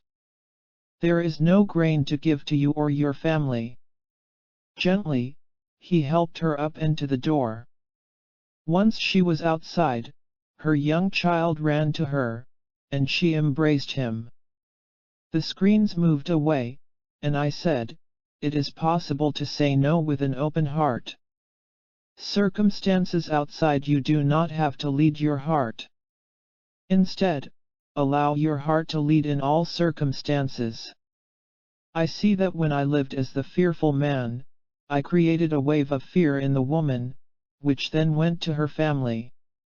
Instead, when I gave love to the other woman, she gave love to her family. Exactly. We are all connected. The well-being of the individual is woven into the well-being of all things. Whether we give love or fear, everyone and everything is affected. They added, "We would also like you to share with others what you've learned here." They don't need to have a near-death or death experience to receive spiritual life healing. It is available to everyone who desires and asks for it. With direction, anyone can learn to see and feel their own past lives and learn from them. The Ascended Masters told me that they would be back to teach me more, but for now it was time to return to my body. The doctors revived me. I felt heaviness and pain, as if I were wearing a wetsuit that was filled with boiling water, trapping my frail body inside. As the weeks passed, the Ascended Masters continued to visit and guide me. They helped me find the perseverance to make a complete recovery. These spiritual teachings became an anchor in my life. The Masters showed me how all of us are able to unite with the divine and heal what feels broken. We don't need a near-death experience to have our truth revealed to us. All we need is to find a way to release our fears and open our hearts. For me, it took a dramatically close wake-up call.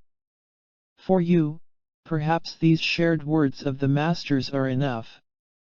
Asia Voigt. Many people who have had near-death experiences become more intuitive, have psychic dreams, and often lose their fear of what happens after death. They know.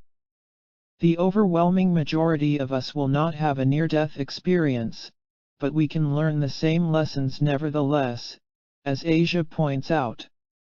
We can do this through meditation, through practices of spiritual contemplation, and through past life regression.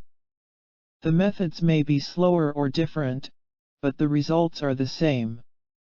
We see and feel the interconnectedness of all beings and of all things. We understand the need to give and to receive love, and in the process of doing so we let go of doubt and fear. In realizing our true nature as eternal beings, we can reduce or even eliminate our fear of death and dying. Among the beautiful and wise thoughts and teachings in Asia's story, one quote from her masters instantly grabbed my attention: "Circumstances outside you do not have to lead your heart. Instead, allow your heart to lead in all circumstances." How true this is! More than 1300 years ago, the Chinese philosopher Huineng wrote, "When we are free from attachment to all outer objects, the mind will be in peace." Our essence of mind is intrinsically pure, and the reason why we are perturbed is because we allow ourselves to be carried away by the circumstances we are in. He who is able to keep his mind unperturbed, irrespective of circumstances, has attained enlightenment. Our hearts and our minds can transform all outer circumstances, bringing love and peace even in the most difficult of times. Fear eats at our stomach, our immune system, our health. It constricts our heart. But fear is sustained by our dependency on outer things, people, and situations. If we are content with the inner state of loving kindness and serenity, which is independent and self-sufficient and not buffeted by the vicissitudes of other people's opinions and behaviors or the false security of our possessions, then we will be at peace. Like Asia's story, Michael's, which follows, sheds light on the near-death and after-death experience.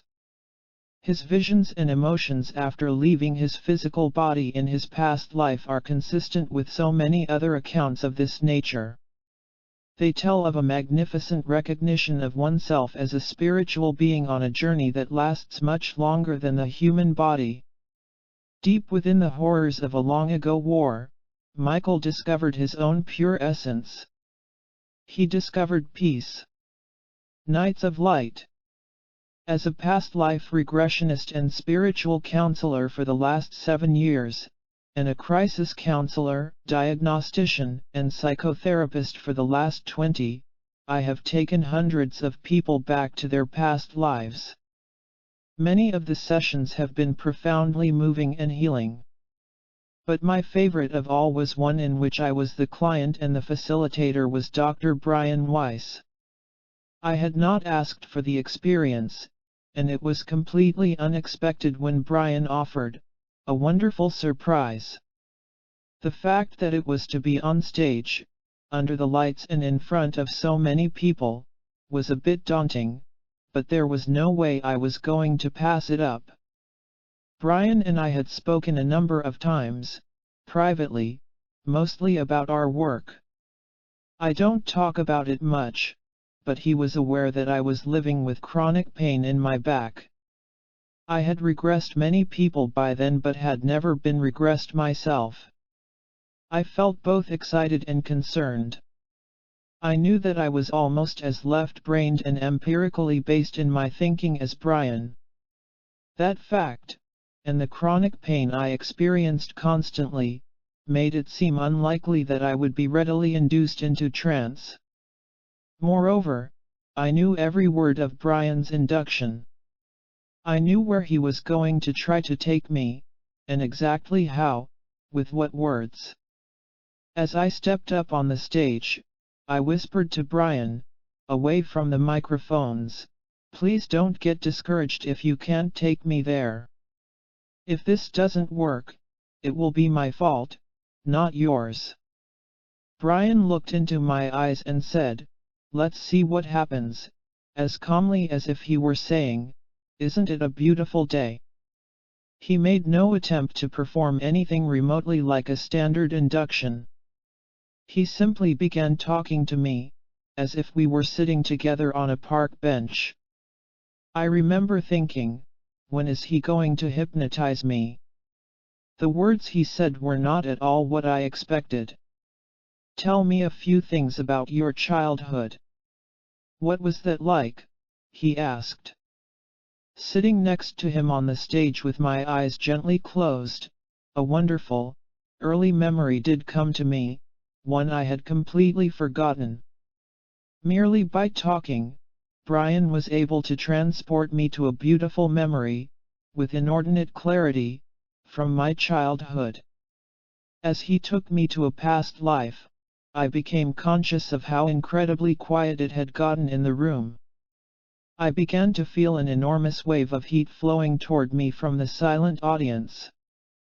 There was an intense feeling of prayer and goodwill in the room, as I began searching in all directions, with my eyes closed, for an image to appear. An air of expectancy seemed to be building. Seconds turned into minutes as I searched for an image, and I could actually feel the crowd right there with me, willing me into an experience, group praying that the images would come. Just as I was about to say, "I'm sorry, Brian, but I see nothing," I saw the dirty face of a young boy, perhaps 12 to 14 years old. I immediately felt, knew, somehow, that I was this young boy. I was standing just a few feet inside the shade of a forest, talking to a knight who was in the forest with me. I was putting a bridle and a saddle on the knight's horse. The knight's armor was laid out all around on the ground next to me. Next to the armor I saw a curious little set of steps, just 3 steps, with a halter attached to them at the back. These steps could be put on one's back, like a backpack. The heat from the crowd had grown increasingly intense, and the quiet in the room was deafening. "It is the Middle Ages," I finally said, and a huge group sigh of relief rose up from the audience in front of me. They had all been attempting to assist Brian and me with their focus, their own healing intentions and prayers, and now they realized I had made it there. I could see myself very clearly in a life long ago. "I am a young page," I explained. "I am wearing crude sandals, made of rope, with leather on the bottoms.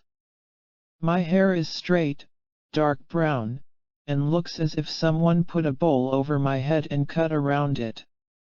My face is dirty, and I am wearing what looks like a burlap potato sack, with holes cut in it for my arms and legs.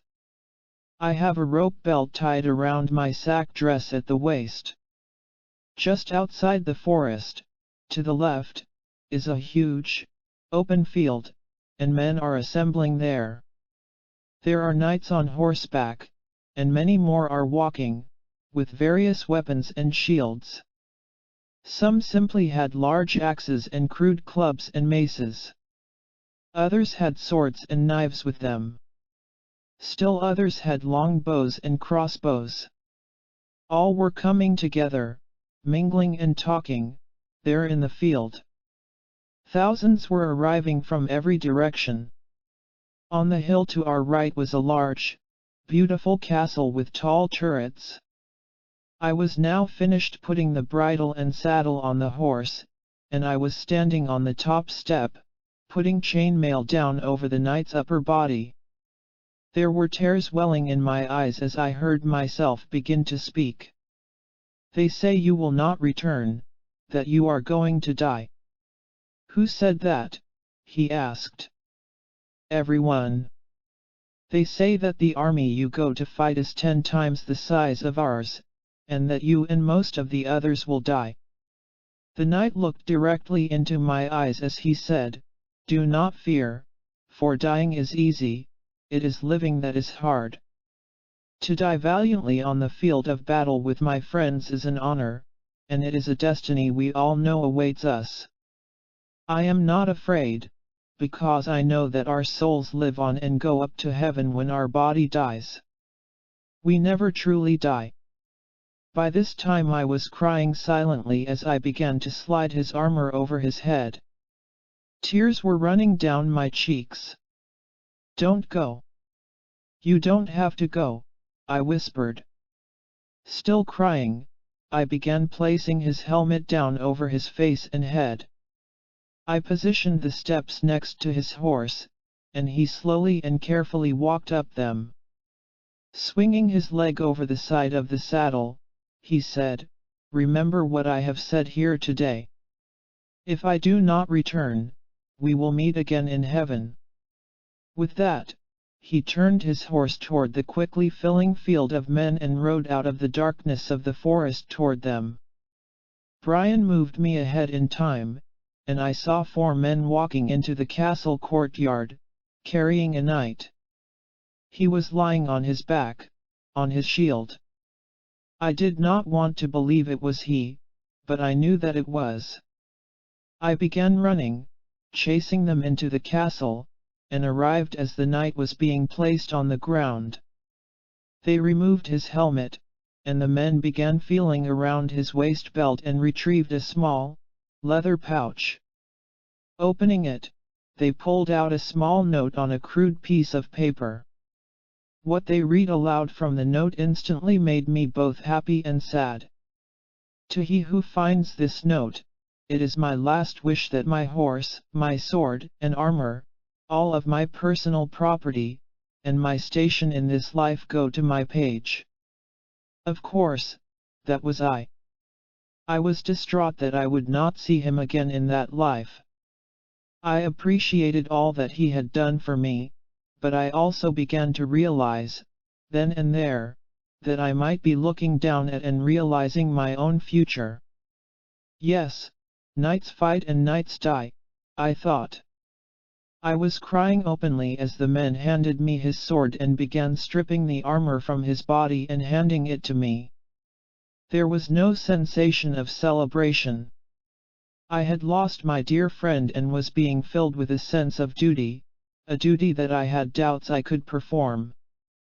Moving forward in time to see more of my life as the page, I found myself in the castle courtyard, now taller and a little older. I wore a simple, long shirt, with no armor at all. I was fighting with a man much larger and stronger than I with big wooden swords. I was attempting to block his unrelenting blows but failing miserably. Every 3 or 4 blows, the man would strike or plunge the dull, wooden sword into my body. Each time he did, I heard him shout, "Dead! You are dead!" It was a lesson in humiliation, humility, and patience. It seemed effortless for him to continue killing me, over and over, with different swipes and blows to my body. The images began rapidly shifting, and I grew taller and more broad-shouldered in each as other men continued to train me to fight. Fear, trepidation, and anxiety tugged at me each time I died there in the courtyard, as I sensed that one day before long my adversary would not be my friend, and the swords would not be made of wood. Brian smoothly took me forward in time again, and I was now fully grown, standing in chain mail, a handsome man in my early 20s. The armor now fit perfectly. I stood inside the courtyard of the castle and a page stood in front of me on the set of steps, sliding my armor over my head and upper body. With tears in his eyes, he begged me not to go, just as I had done so with the knight when I was a page, and I repeated the very same words to him that I had heard so long ago. Soon I saw myself on a large, broad, open plain. The land was flat and dusty. I was in the thick of a massive battle. I was on my horse, and there in front of me on his own horse was a huge, powerful knight, much larger than I. He was clearly very experienced, as he was raining relentless blows down upon me with a massive, heavy sword. The fighting was extremely loud now, close and intense, and I could hear men swearing, groaning, yelling, and screaming. The battle seemed to be coming from everywhere, from all sides, the clanging of metal against metal, the frightened cries of horses and men, the dust continuing to rise. I was growing weaker each time I fended off another blow from this man's sword. Just then, On my left, I saw a tall man coming up from behind me on foot. I had enough time to notice him in my peripheral vision as he lifted a sword to strike me. With one swift, slashing motion, I swung my sword down toward him. It cleaved his left shoulder and arm completely off, and he fell back to the ground. At that moment, I saw an amazing thing. The man whose entire left shoulder I had severed was wobbling to his feet and coming up behind me. With the last bit of energy he could summon, his right hand laid his blade flat, down onto the back of my saddle, with the tip against the center of my spine, under the back curvature of my armor. He leaned all his weight against the tip, and I felt a burning sensation as his sword entered my body. Helpless, I began to convulsively twitch and shake as I watched the entire blade emerge from my lower belly. Mortally wounded, I found myself lying in the dust, the sword sticking out of my lower abdomen. There, only a few feet away from me, lying on his side, was the man I had just killed, the man who had just killed me. The sheer madness of war could be heard all around us. The screams of the swords, the horses snorting and rearing up in pain and terror, the wounded men scattered all over the ground. Many were calling out, calling for their mothers and wives, swearing, screaming, crying, "Please kill me! Please kill me, I beg of you!" Curiously, I could feel no pain and no fear, only a warm calm coming over my entire body. Perhaps I was in shock. I looked over at the man who was dying on the ground just in front of me. He was silent, staring at me as I stared at him. The two of us exchanged these last gazes silently, looking into one another's eyes, blinking in the dust, knowing that each would be the last person we ever saw in this life. And then, I became aware of a subtle stirring inside me, and I felt a very odd but pleasant sensation. I had closed my eyes, and I was gliding, floating out and above myself, feeling completely weightless.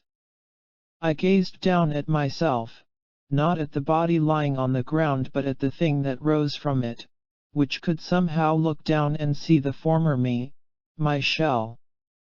I was an intensely bright, white light, so powerfully strong that it was difficult to behold. I was only about 5 feet above myself, and I glanced over to where my adversary had been lying. He too had become a luminous white cone, hovering just above his own body. With joy, I explained to Brian that my adversary and I were now 2 cones. "Cones?" he repeated. "Yes, we look like cone-shaped white lights." Both of us began to rise slowly over the field, and I could see that thousands of men were still fighting and that the battle had stretched nearly a half-mile in every direction. As we went up a bit higher, I began to witness something deeply moving and truly incredible. All around and through the battlefield, I could see countless brilliant cones of light slowly rising upward, rising from the dust in every area of the battle. We were all ascending, becoming farther and farther from the conflict below, our souls weaving into the air in an indescribably beautiful movement. It was such a stunning contrast from the horror and chaos of the war beneath us. "Are there any lights that are bigger or brighter than the others?" Brian asked. "No. We look exactly the same." "Any lights going down?" he wondered aloud. I could feel his fascination, his keen interest in what I was seeing. "No. We are all the same and we are all going up," I responded. "There is what looks like a giant funnel that has formed in the center of a very large cloud, and we are all floating toward its center. I feel wonderful, as if I am swimming in an ocean of love. I have never felt so wonderful. No pain at all. I feel better than I ever did in my body. Completely untethered from it, free of it. No pain, no worry, only great peace and bliss. How many other lights are ascending with you? Hundreds, I whispered. There are hundreds of cones above us, and hundreds more coming in from below. I felt us all begin to float into the funnel, and I described what this was like.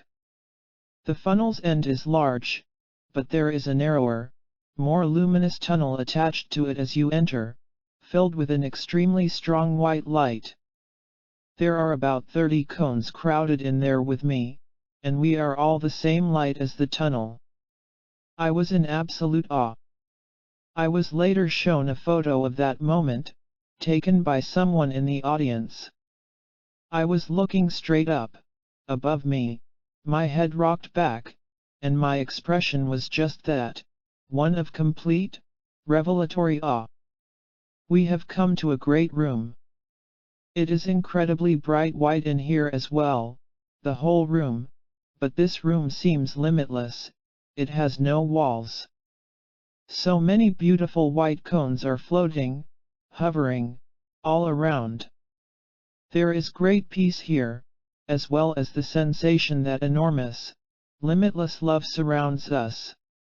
Two brilliantly lit, very wise-looking old men with white robes and long beards have come for someone. They are leaving with a group of about 30 cones, getting smaller and smaller as they disappear to the right. I wonder where we go from here. Do they come for you? Brian asked.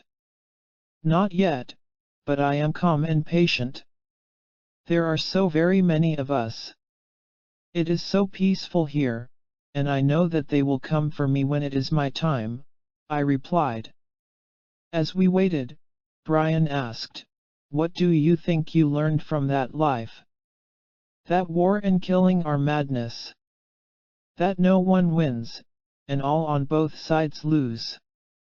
Every time a man on either side falls on the battlefield, misery befalls their families and their loved ones, who grieve very deeply. The men who die need not be grieved for. They are experiencing pure love and bliss as they are welcomed back to the resting place. But the grief, pain, and depth of the sorrow it causes their loved ones and so many others is incalculable. Every time one man falls, someone at home loses a son, a brother, a husband, a father, an uncle, a nephew, a friend. Their grief and pain run deep, and the hole that is left in their lives is never filled, until we meet again in heaven. Then we can lay down this burden of grief that we felt would never fully abate, and we can see and embrace our loved ones who have gone before us in the peace and serenity of the resting place. Love is the constant, most important thread that runs through the tapestry of all of our lives. It is what makes living so very sacred and special. To share our love and be loved, nothing else is remotely as important. I opened my eyes as I was brought out of the trance and looked out at the audience. Many of them were crying and smiling at the same time. Those, I thought, are tears of joy. They were happy and thankful for what they had just witnessed, as was I. I had never anticipated that such a joy and blessing would come my way. Brian asked if the area in my back where I was stabbed is the area where I experience the most back pain. I replied that it was the exact same place. Since that day in the summer of 2009 I have had a noticeable reduction in the pain. Approximately 1/3 of it is completely gone, and I now have hope that even more of it will recede in the fullness of time. Clearly seeing and experiencing your life and death from over 500 years ago is a truly amazing experience. You are changed. Your eyes are then fully opened to the truth of what we are. We go through a universal metamorphosis, over and over again, until we learn our lessons here on earth. When we die, the caterpillar becomes the butterfly, and we float up and out of our body and straight back to our loved ones, and our rightful resting place, in heaven. Michael Brown. Michael's description of the funnel into which the night's souls entered, the tunnel connected to it, and the clustering of the hundreds and hundreds of light cones is so wonderfully reminiscent of Raymond's imagery in the first story of this chapter. We would approach a vortex-type opening, shaped like a funnel. Once we passed through the long tube into the universe, we would join with others in what appeared to be a blanket made up of millions of us. And, of course, Raymond's description itself is wonderfully reminiscent of a concept that has existed since the 2nd century. Voices from across the globe and across the ages speak to us again and again of the spiritual immortality that belies our physical mortality. We are the light, not its shadows. To picture this, think of the sun. We are as powerful and resplendent as that glorious star. Here in physical bodies, we have forgotten that we are the light, the sun, instead believing that we are only its reflections, the shadows that it casts. We are exquisite beings of pure and brilliant light, swimming in a sea of bliss. The recognition that we are light is, literally, enlightenment. When we leave the body, everything is clear. We are bathed in a state of absolute and constant peace, no longer afflicted by the temporary emotions of fear and despair. There is no pain, only a sense of well-being. And when the glowing and wise old men with the white robes and long beards come to take us home and joyously reunite us with our loved ones, we will finally be completely healed.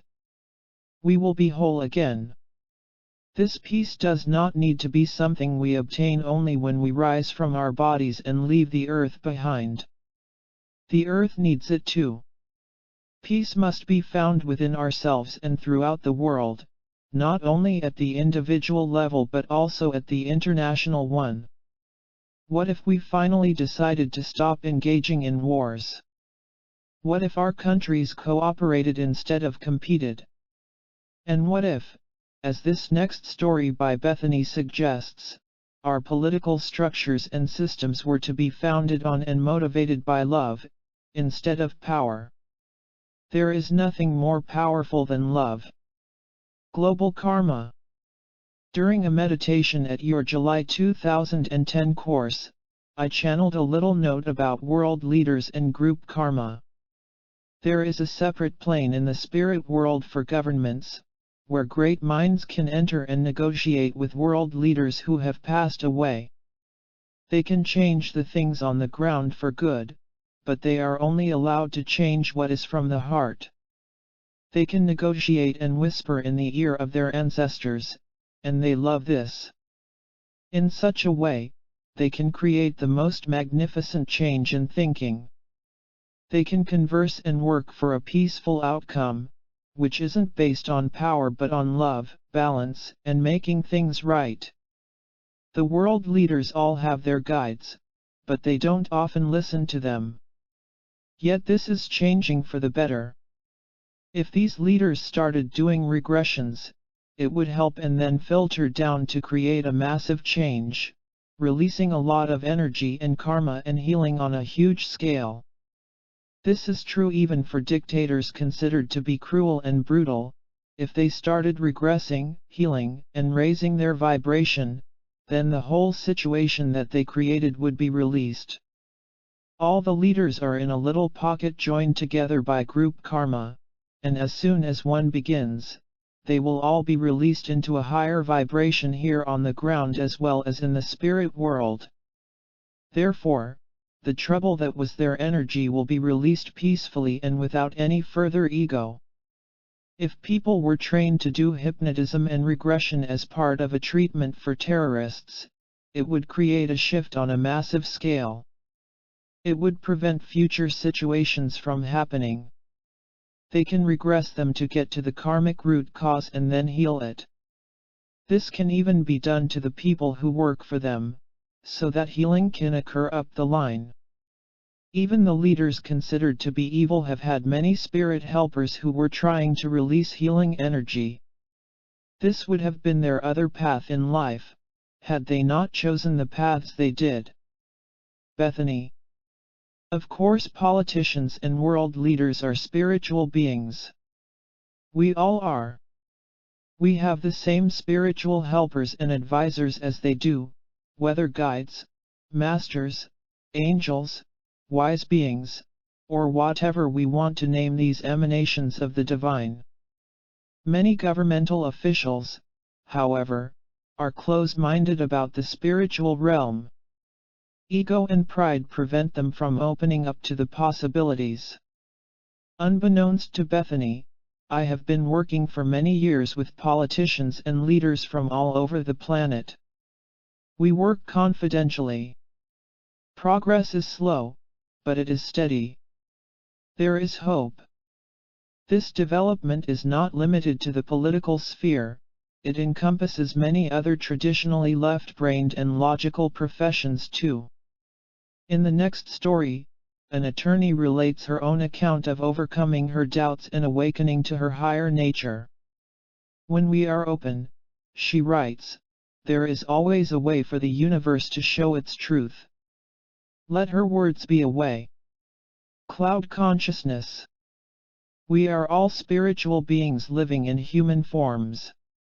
Under hypnosis, we are able to tap into our inner selves and to know our true nature better. One may question the validity of images, past lives, or future lives that are revealed. At first, I also had doubts. Nevertheless, when we are open, there is always a way for the universe to show its truth. This is a step in my own process of awakening, which has transformed my life. Dr. Brian Weiss's hypnosis program has not only benefited individuals in their healing but has also opened up a deep ocean of knowledge about the universe, which is beneficial to human evolution at large.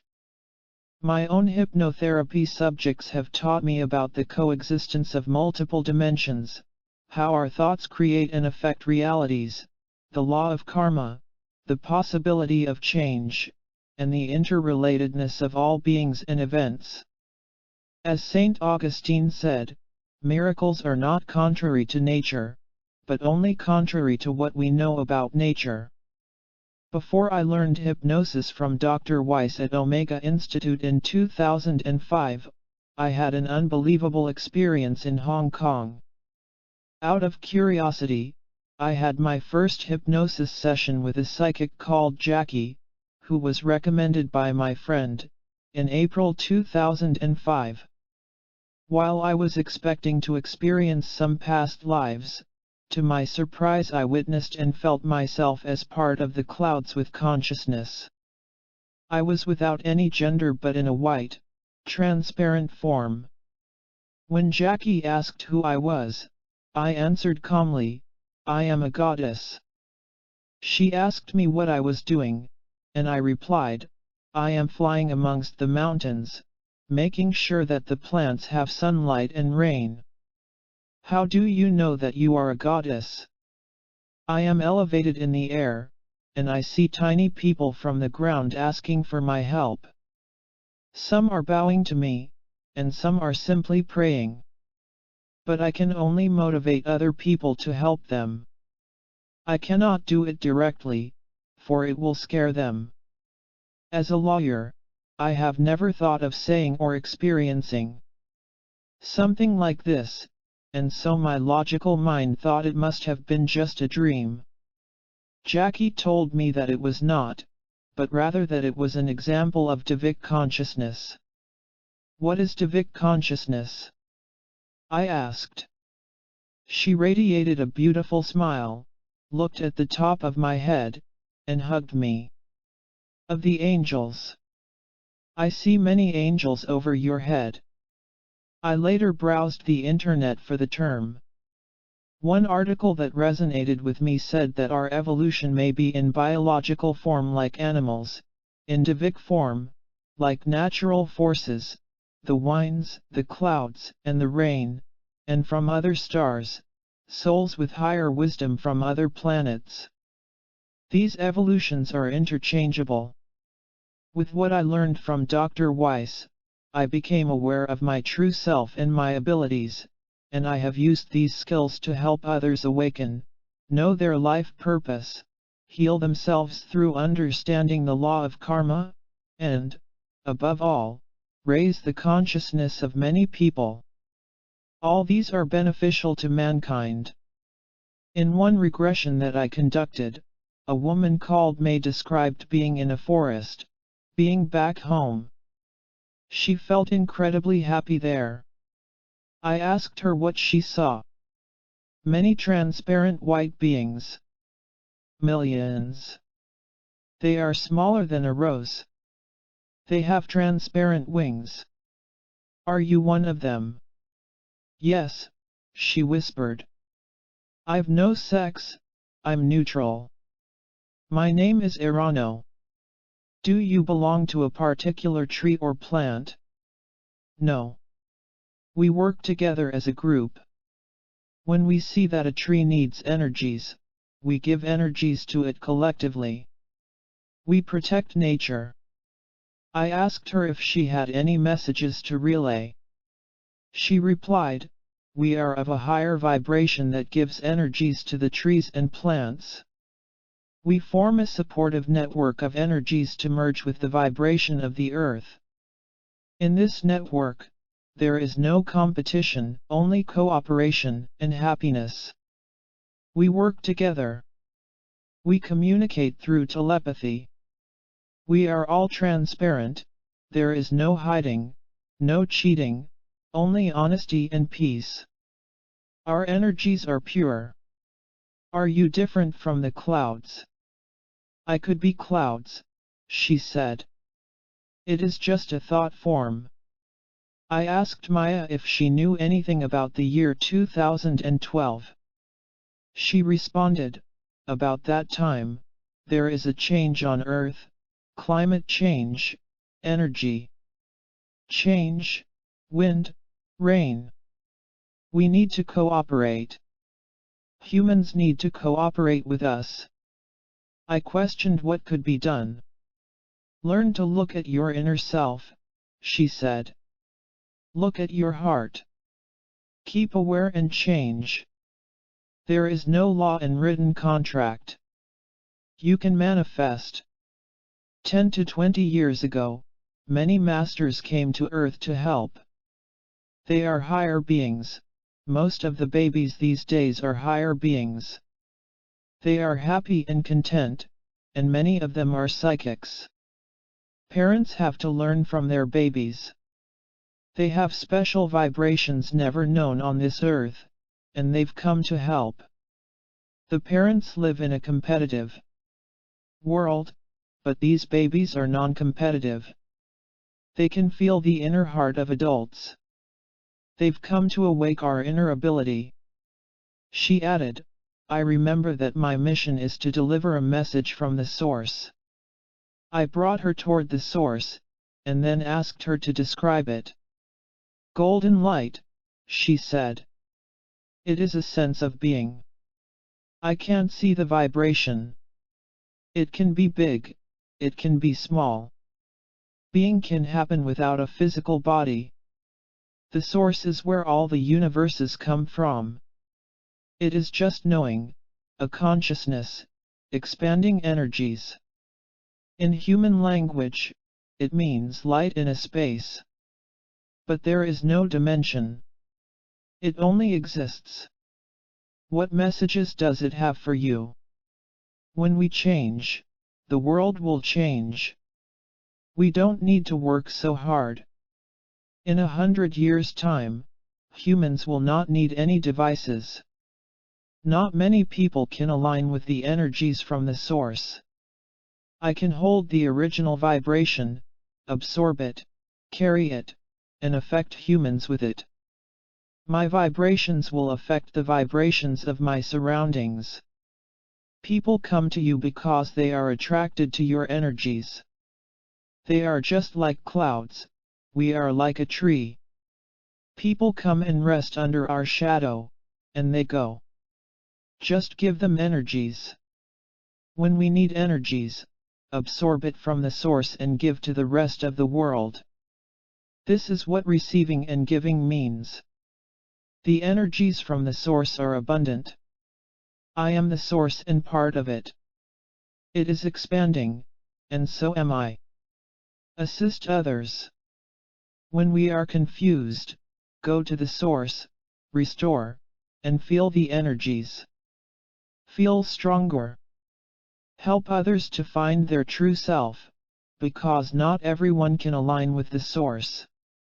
Be patient with humans. Bitterness is normal.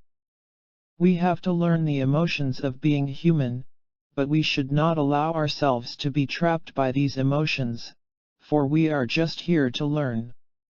You choose your partner just to experience love. Learn about human relationship and vibrations. It is all part of the learning process. One morning, I had a whim to browse through a book by Sri Aurobindo, an Indian yogi and saint. In one chapter, he mentioned that all natural forces are personal. In other words, all natural forces have consciousness. If we recognize them as fellow conscious beings, just as we ourselves are, we can communicate with them. The scientists cannot control weather because they treat it as simply a dead object. The shamans and people who understand nature relate to it in a different way. They personify the forces, regarding them as friends, and these consciousnesses respond favorably. In fact, many children personify the sun, moon, flowers, and trees and regard them as benevolent companions. Perhaps we are all born with this kind of intuition and kindness. I believe that there are many people who can influence environmental events with their beliefs, and that a collective mind will have exponential effects. Many natural disasters are about to happen for the purpose of great transformation and purification in the near future. If our collective minds believe in and communicate with these physical forces, we will reduce a lot of casualties caused by such disasters. Instead of using scientific equipment to fight against them, we could simply handle them by acknowledging their consciousness and treating them as friends.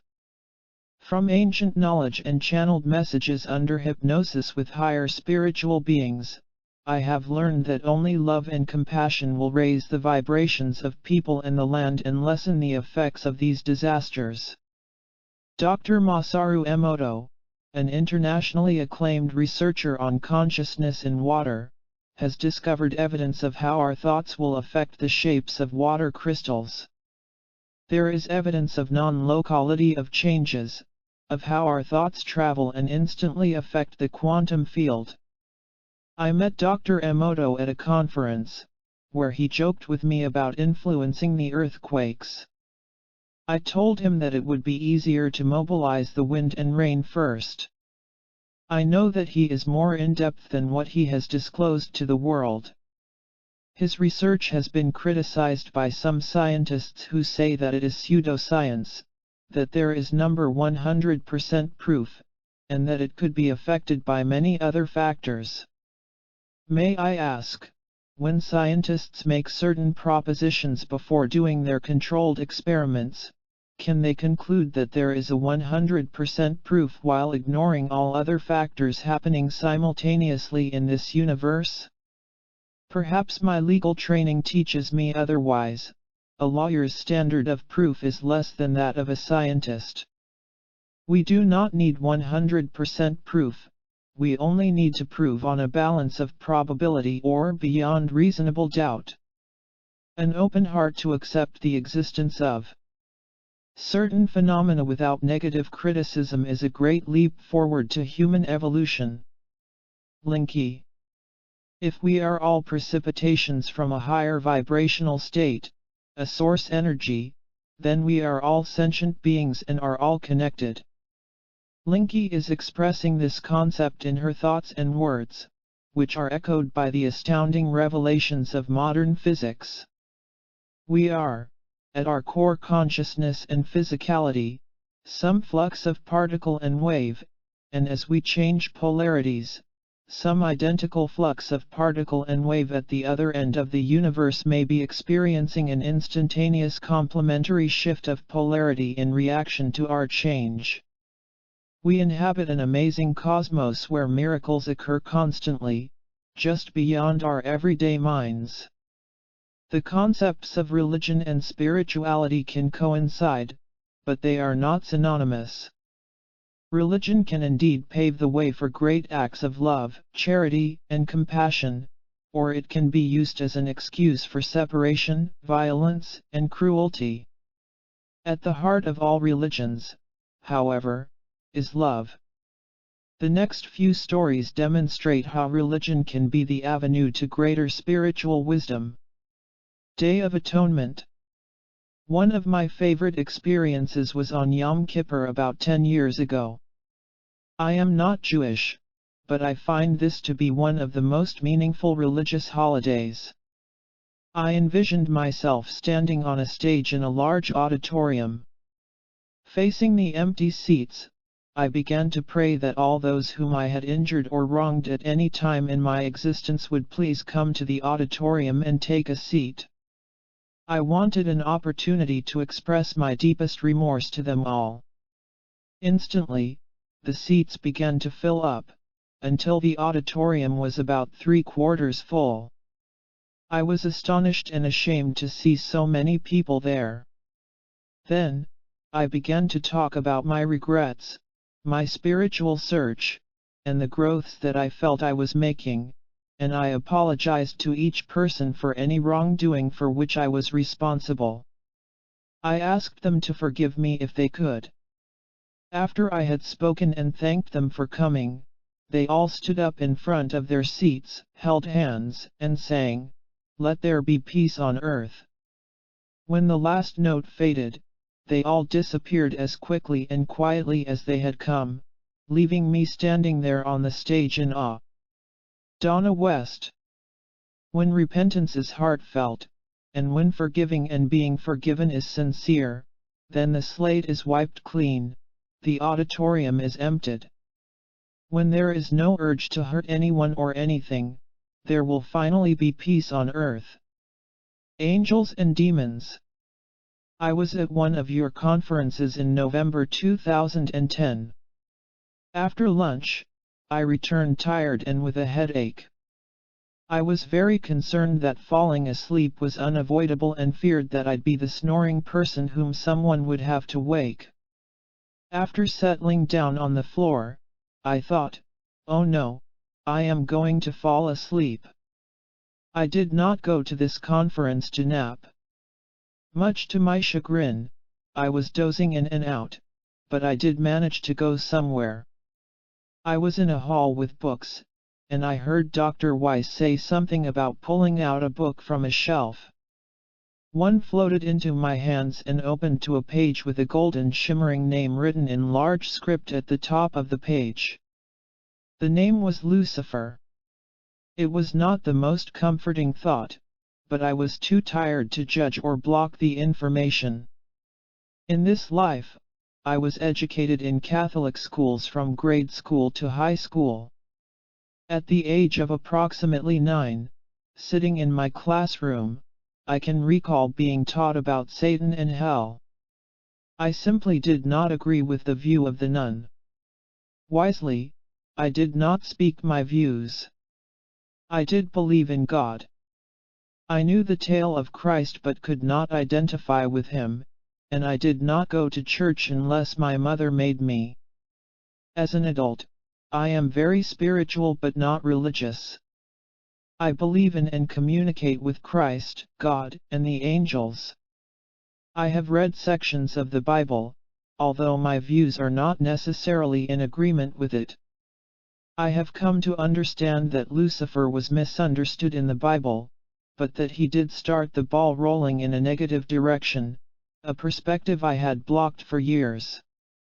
Here is what I was told during my regression at your workshop.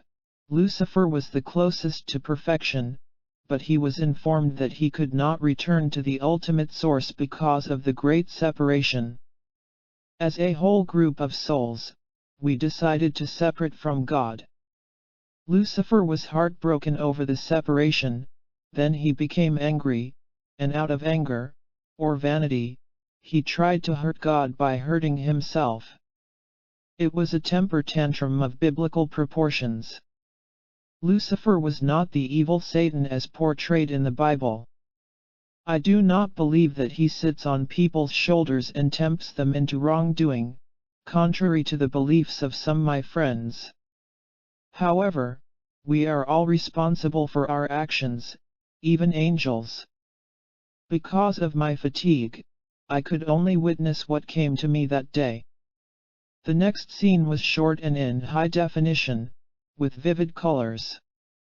Looking down, I saw my white, male, bare feet, which were clean and pristine, walking on pretty grass. I looked up, and a voluptuous woman with long, curly, blonde hair was walking toward me. Eve? I thought. I believe this Eve was the one from the biblical story of the Garden of Eden. In my view, Adam and Eve were angels. In a story that was channeled through me, I learned that a normal human body could not survive the change to Earth's heavy dimension. This is partly the reason angels were called upon for the job. This deviated from the biblical story. The tree of knowledge was a choice, it was not forbidden. It was God's gift to understand what love is not and to lead us to better understand what love is. Adam and Eve left Eden and went on to other places out of necessity. They did not leave because God yelled at them to get out. The guided meditation at your workshop allowed me not only glimpses from a book in the heavenly hall of records but also possibly a past life regression to witness Eve.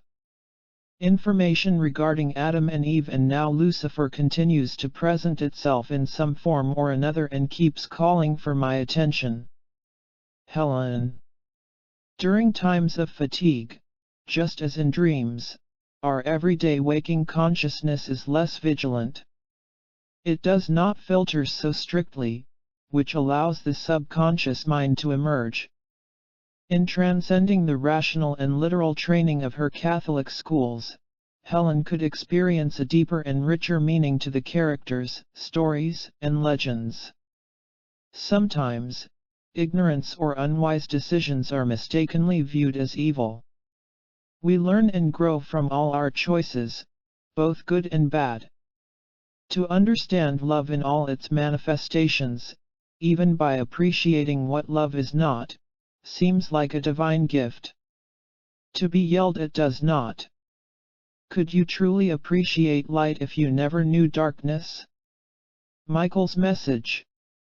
I went to a full weekend workshop at the Agape Spiritual Center in Los Angeles in early 2002. That Friday evening, as Brian began the first regression, I went immediately into a meditative state, from 0 to 60 in nothing flat. I recall taking myself into my grove, where I go when I meditate, and suddenly there was my grandfather.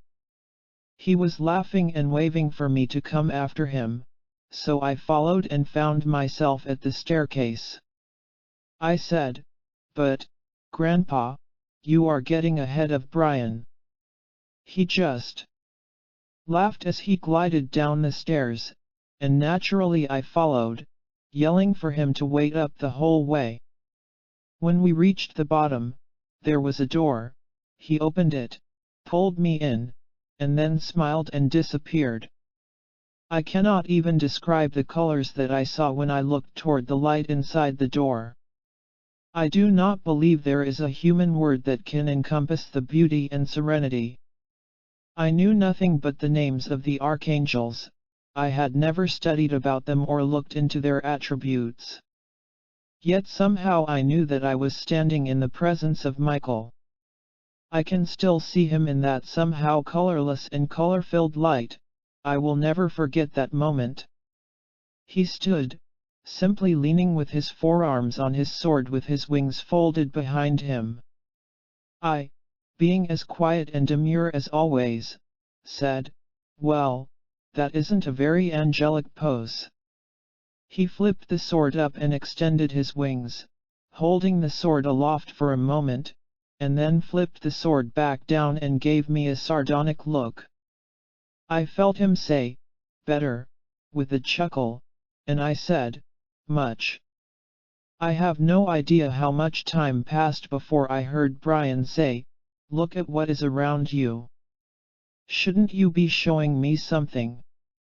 I asked Michael, and I received an amused look as he pulled one wing in to show me myself in a glade in the woods, surrounded by animals, happy and alone as I took care of them. Then the wing moved back out, and once again all I saw was Michael. I heard Brian tell us to go to the end of the life. "Well," I said to Michael. Once again a wing moved, and I saw myself as an old woman with a walking stick, making my way into a city in either ancient Rome or Greece. I knew I was dying, and all I wanted was to reach the temple. When I did, I sighed, sat down on the marble steps, and died. It was so peaceful, no pain. I just needed to be at the temple when I died, and I was, so I was content.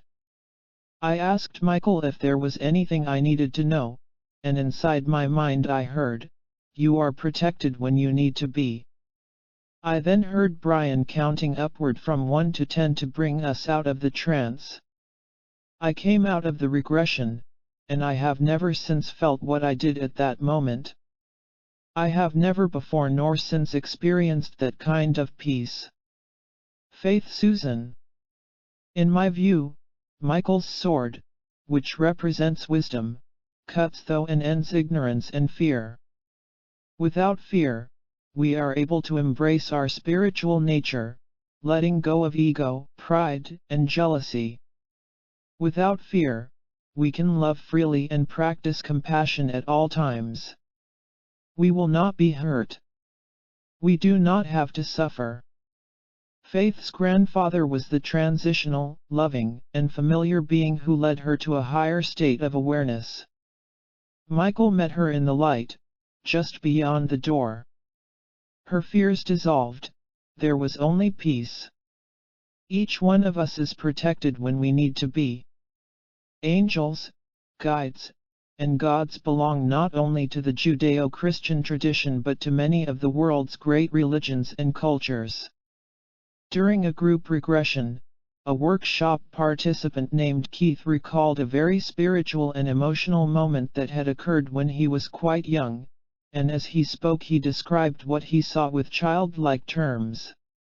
He was a little boy when he witnessed the appearance of two guides or apparitions in his room. One was an old Chinese man with a long white beard, and the other was a kind of angelic figure. They took Keith to a much less dense place, a floating place, where people were coming and going with information and knowledge. Earth was far off in the background, and he could see how these people were arriving at and leaving it. They were not doing so in their physical bodies, but rather in their spiritual bodies, their energy bodies. Keith watched as they were drawn to this planet by ties to other souls. As he re-experienced this childhood memory, Keith was able to glimpse the bigger picture. He sensed how we come to and leave this denser world, and how we return to the floating place. We come to this school to learn our lessons, and then we return home. His account reminded me of another story, one of a young boy and a bearded Chinese man, which I recounted in my second book, Through Time into Healing. Born with congenital heart defects, a young boy required open heart surgery at ages 3 months, 2.5 years, and again at 5 years. The boy nearly died several times during the operations, and his doctors did not expect him to survive. When he was 8 years old, he revealed to his mother that while still unconscious after one of the surgeries, he had been visited in the intensive care unit by 8 Chinese guys who conveyed information about his recovery. The boy observed that one of the Chinese men had a sword that he was always twirling around. This man frequently cut off his beard with the sword, but the beard grew back almost immediately. The boy described all 8 Chinese guys in detail. In researching her son's startling story, his mother found the physical and philosophical representation of her son's 8 Chinese guys. They are the Pa-Xian or 8 immortals, Taoist representations of historical figures who have attained immortality. As her son described, one of these is Liu Tongpin, the patron saint of barbers, who was granted a magic sword as a reward for overcoming 10 temptations. The boy claims that he is still visited by the 8 Chinese guys, who continue to provide him with information. This is his direct mystical experience of truth and guidance, which he accepts completely, joyfully, and unquestioningly, and which provides him with comfort in traumatic and frightening moments. Unencumbered with an adult's mental filter of what is right and wrong to think and believe, this child is able to accept both a direct source of guidance and a direct experience of spirituality. Unlike his very curious and well-intentioned mother, he has no need to research the facts. Another spiritual figure regarded by the Taoists as an immortal is Guanyin, or Kuan Yin, who is also venerated by Buddhists as the embodiment of mercy. A quintessential source of infinite and unconditional love, she graced the author of the story that you are about to read with her presence and, in doing so, changed her life forever. It is said that, in the belief system of Chinese Buddhists, the mindful state of feeling at peace with oneself and with others is Guanyin. The very principles of loving kindness and compassion are Guanyin.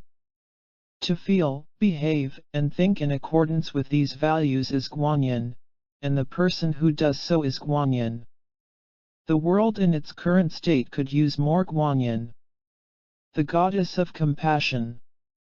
I had been working and living in the hospitality industry for 3 years in Beijing in the early 90s.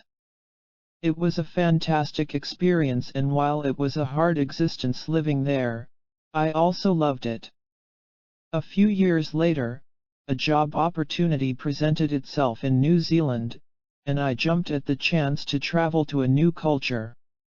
I was pretty burned out after my experience in China, so I decided that it was time to begin changing my career from stress-inducing to stress-relieving. I made a step to follow what my guidance had shared with me, and that was to learn hypnosis. I totally enjoyed every moment of my studies and became qualified as a hypnotherapist, successively integrating neuro-linguistic programming, NLP, and emotional freedom technique, EFT, into my work at my clinic in Dunedin. Over a decade later, the relationship with one of my soul mates came to an end. I made the difficult decision to leave. I was going through deep, challenging issues at the time. I was filled with doubt, fear, and uncertainty, and I questioned my decision to leave the relationship. I decided to go to Dr. Weiss's course at the Omega Institute in Rhinebeck, New York. Every day that week, we experienced 2 past life regressions, one in the morning and one in the afternoon. I shifted and released many things. Some of the regressions were profound for me, and one linked directly with my time in China. During that regression, facilitated by Dr. Weiss, I uncovered a lifetime in which I had been a helper and student of a goddess. Her name was Kuan Yin, the goddess of compassion. I immediately knew her and recognized her energy signature. I was overwhelmed with joy in the regression to see her, to feel her energy, and to be with her again. It became clear during the regression that I had lived a very peaceful experience with Kuan Yin and had spent a lot of time around her, studying and being in her energy. In that life, when I was lying on my deathbed, she came and stood beside me. As I was going through the transition of dying, just before my soul left my body, she placed her hand gently over the center of my chest. A golden light and energy expanded through my whole heart.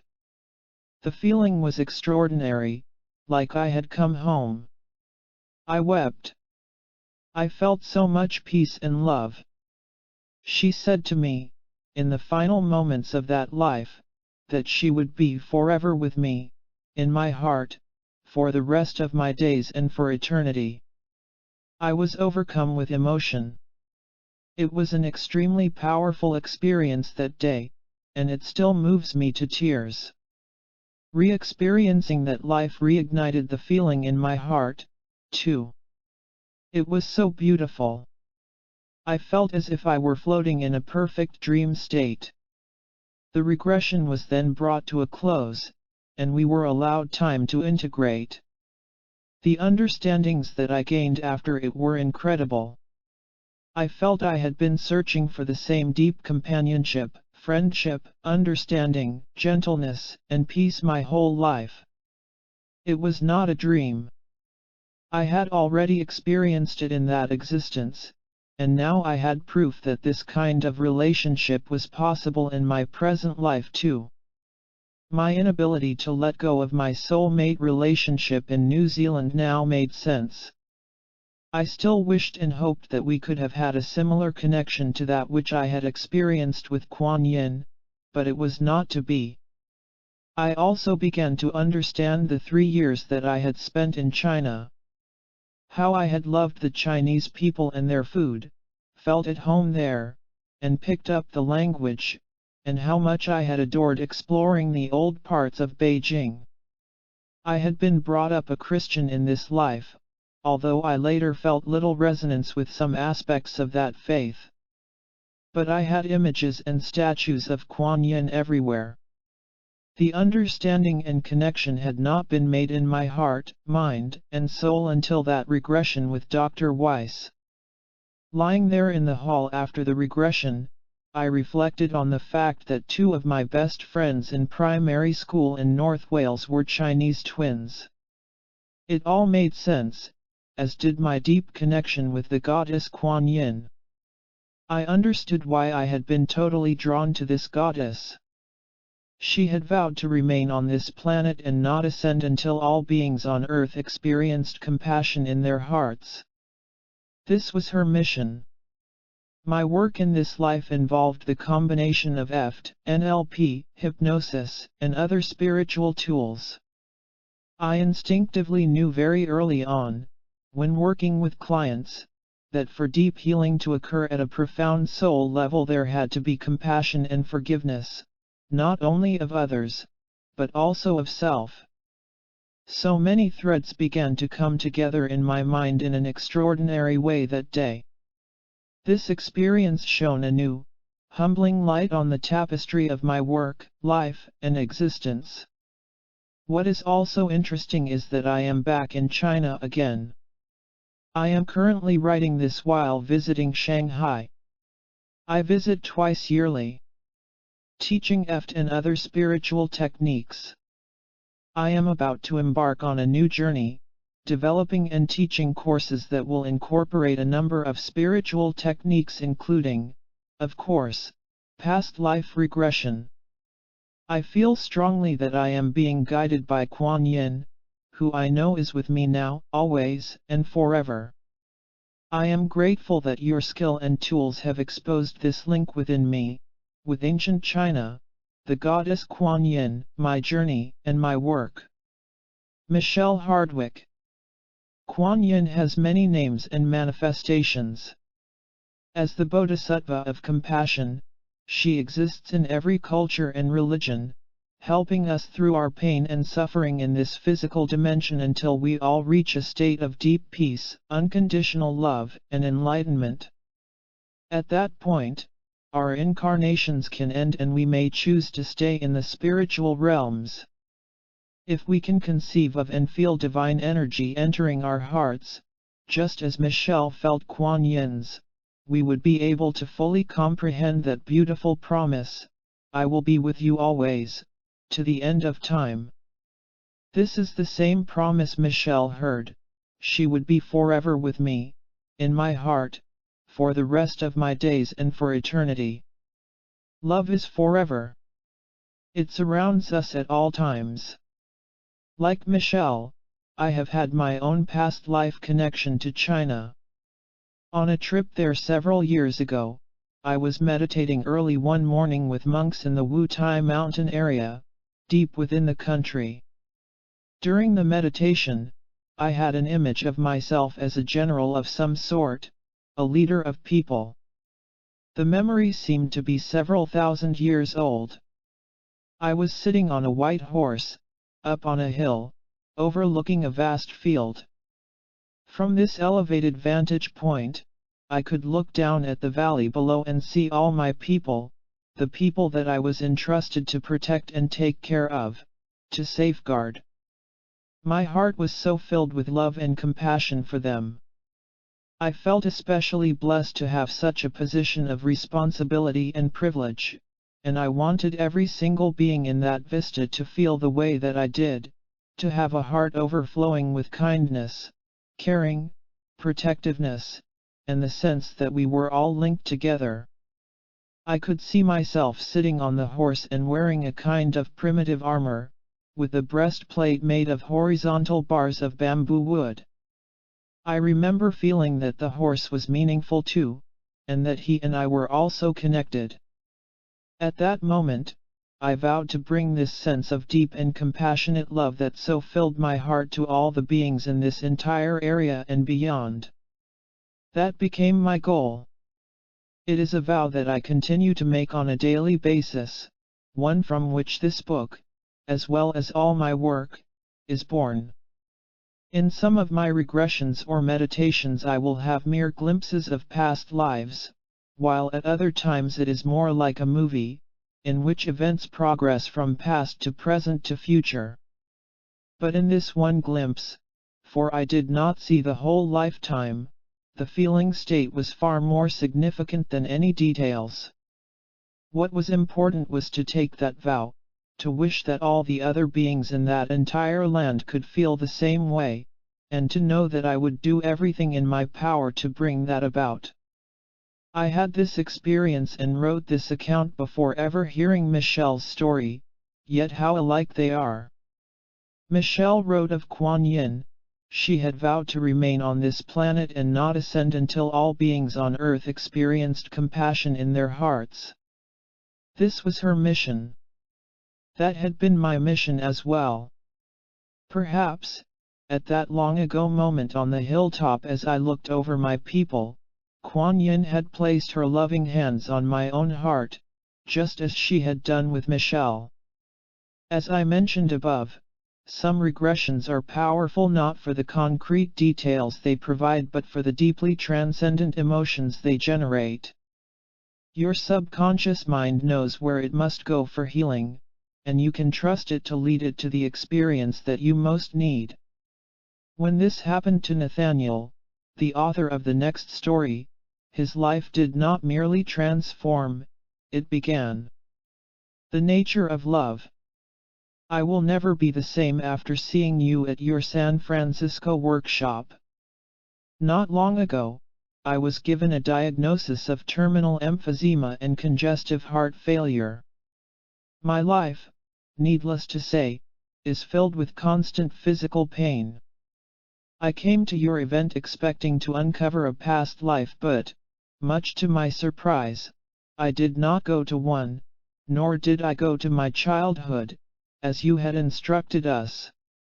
Instead, I found myself leaving my body behind, floating above it into a universe that was filled with infinite beauty and love.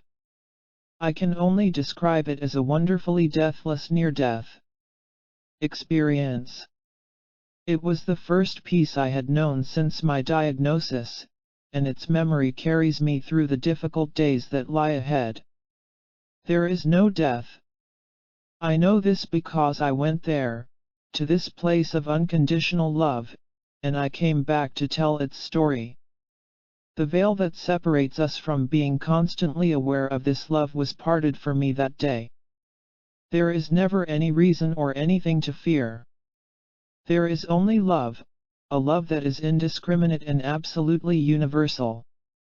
Contrary to what I had always believed, no judgment awaited me. Love does not know how to judge, it embraces, without any limits or conditions. We are judged by people all day long but never by God, whom I believe to be the source of this love. My pain was gone. Love can heal, also. I had not had a painless moment in recent memory. The relief that I experienced during the regression defies description. Do you know what hate feels like? 10,000 pounds upon our shoulders. Every time that we are judged or we judge others, another pound is added, until our bodies are so heavy that we cannot move. When we speak of the weight of the world bearing down upon us, this is what it means. And yet I never realized what a burden I had been carrying my entire life. I had become used to it. That day at the workshop, it disappeared. I soared without meaning to. There was simply nothing to hold me down. And we do not even need to do anything special to fly, just transform ourselves from beings of hate into beings of love. It may sound lofty, but it could not be simpler or more instantaneous. The key to happiness and freedom has been in our hands our entire lives. We just never thought to look down to see what they held. Our bodies are delicate, they ache, they age, they die. To have a body is to have suffering. They are important, for we come into them and into this planet to learn, but there are great growing pains in the process.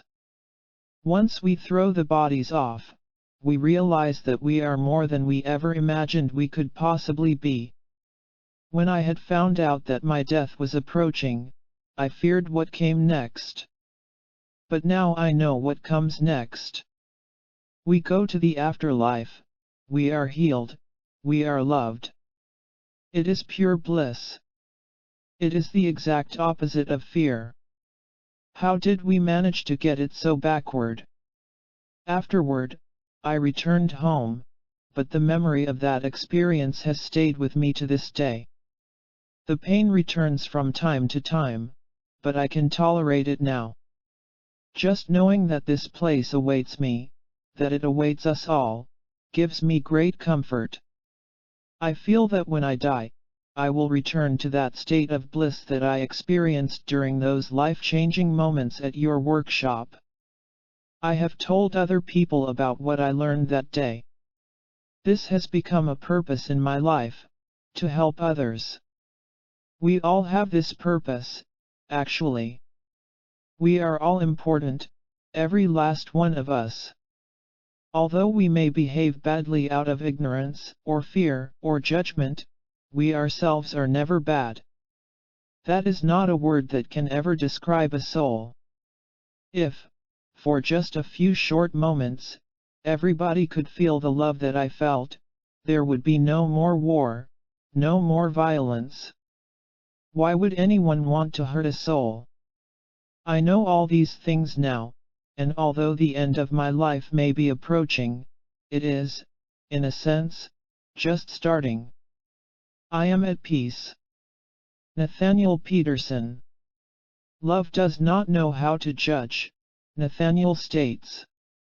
It embraces, without any limits or conditions. We know this innately, but we keep forgetting, and we suffer because we forget. We have been taught metaphors to help us remember. The sun shines on prisons as well as churches, the rain falls on weeds as well as flowers. But we still forget. We allow ourselves to be judged by others, accepting their projections and distortions, and in doing so we lose a bit of our confidence and self-esteem. Instead, we should fill ourselves with self-love. We should remember our true nature as an immortal, spiritual being, an eternal soul who is always loved and who is never alone. The Zen monk Thich Nhat Hanh wrote, "The wave does not need to die to become water. She is already water." Nor do we need to die to become the spiritual beings that we already are. Nathaniel has lost his fear of death. He has glimpsed the other side of the veil and found it to be pure love. He can fulfill his purpose and squarely face his prognosis. Death is not a mystery to him. Our lives always hold a deep meaning and a profound purpose. Although the end of my life may be approaching, says Nathaniel, it is, in a sense, just starting. The outlook that has resulted from his workshop experience has given him a new life, one that, even if it is indeed nearing its end, is much more peaceful and satisfying. But what if what we have always thought of as the end is actually just the beginning? Jade, in the final story of this book, depicts this glorious possibility. The end is only the beginning.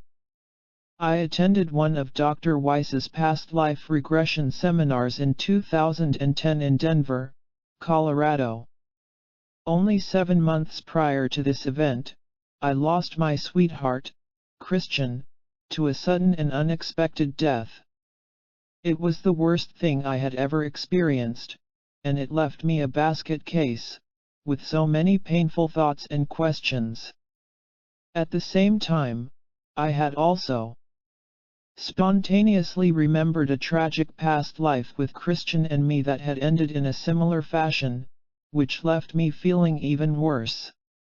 Because I was so distraught about these losses, Christian's aunt told me about Dr. Weiss and recommended that I go to an event, saying that maybe I would find some answers or at least feel better. I looked him up and read his books, and they gave me some peace of mind. But when I found out that he was going to be as close as Colorado, I took the opportunity to travel and attend his event. My experience there has helped me so much by changing my perspective.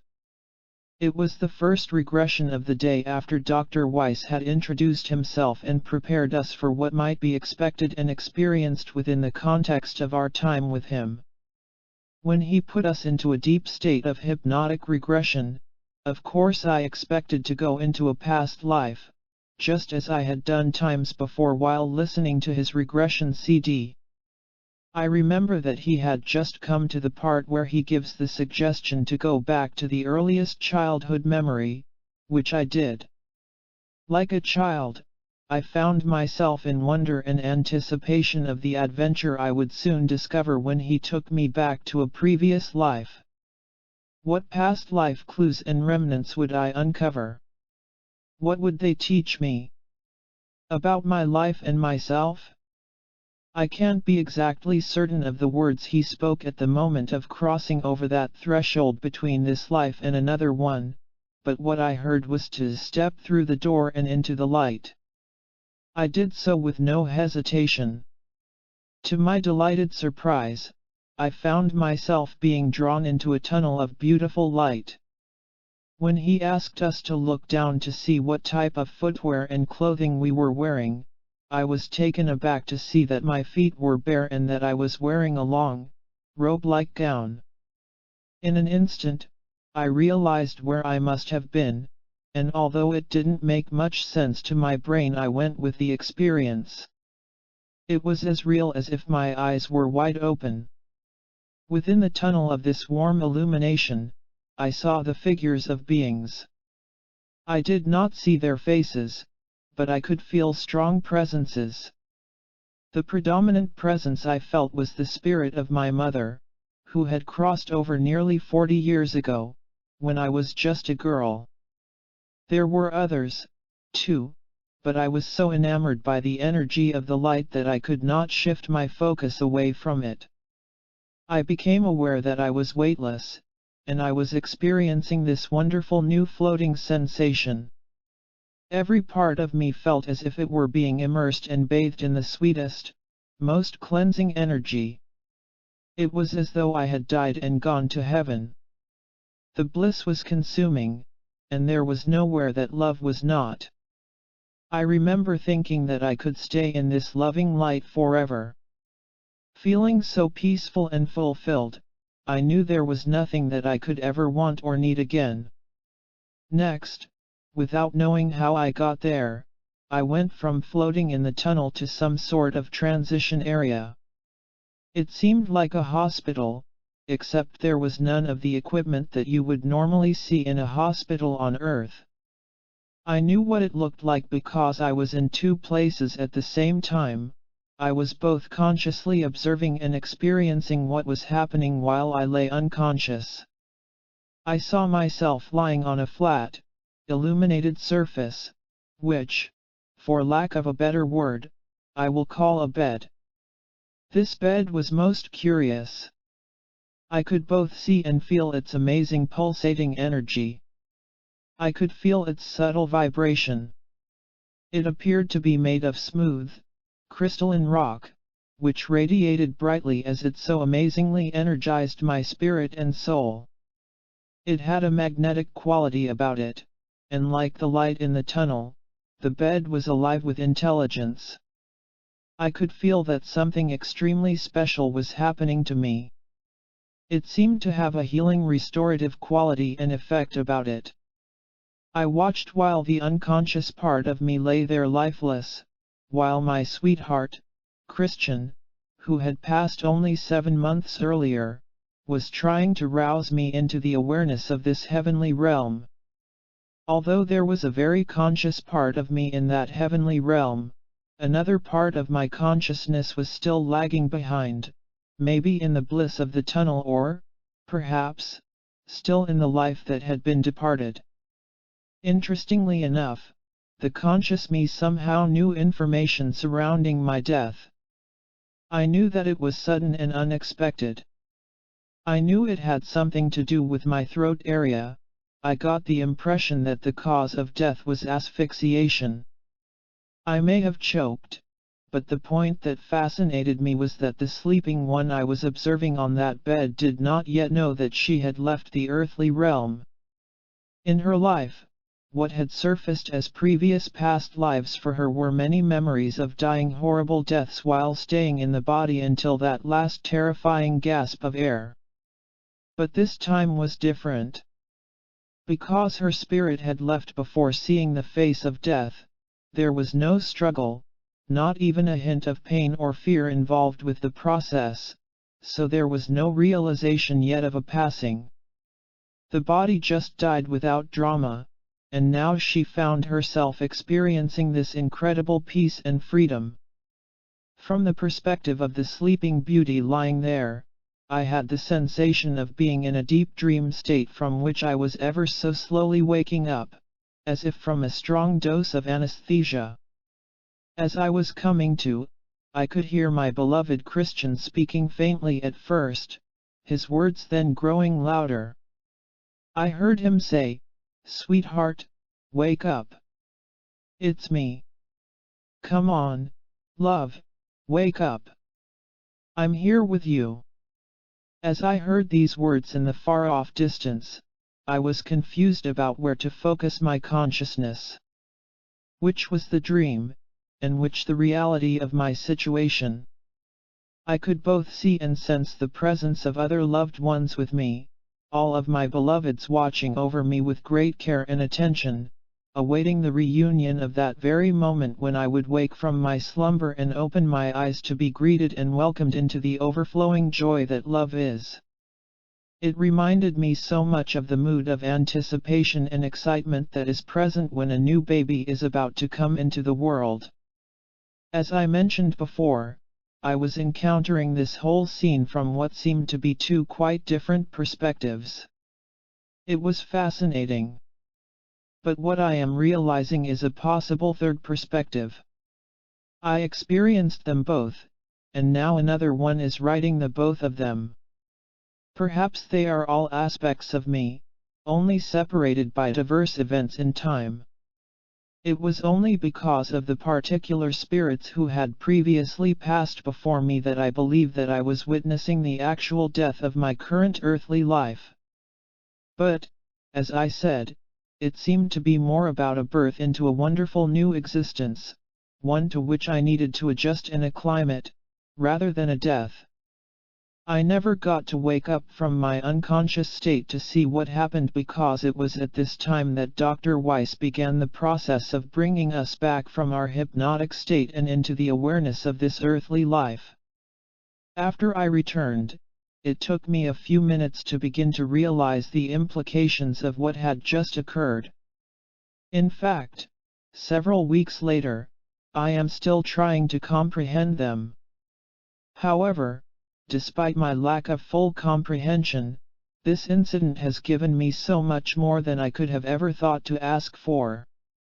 It gave me the personal comfort of knowing that Christian will not only be there to greet me when I cross over, but that our love continues on. It has also helped me to deal with my fears about my own eventual passing. By previewing and experiencing my death, I realize there is nothing I need to be afraid of when it is my turn to walk through death's door, for beyond that threshold is unimaginable freedom and bliss. I am forever thankful that I was given this wonderful opportunity. It has truly been a gift. Jade Kramer. What if death is really just a birth into a beautiful realm of peace, a realm in which, as Jade says, there is nowhere that love is not? What if our departed loved ones gather with great anticipation to welcome our birth on the other side, to be reunited once again? Then, like Jade and Nathaniel, we would lose our fear of death, and we would embrace life with more joy and more purpose. In my book Same Soul, Many Bodies, I document numerous precognitive dreams and journeys to the near and far future. This is entirely feasible because, as modern physics describes, time is relative and quite different from our conscious perceptions and understanding. It is possible to see the future. Recently, a woman responding to an interview of mine with a description of her own near-death experience unknowingly echoed Jade's words. I realized that life is like a dream, she wrote. When you are born, you wake up into mortality in this physical body.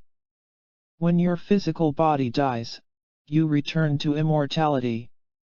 I'm not afraid to die anymore. It is like going home.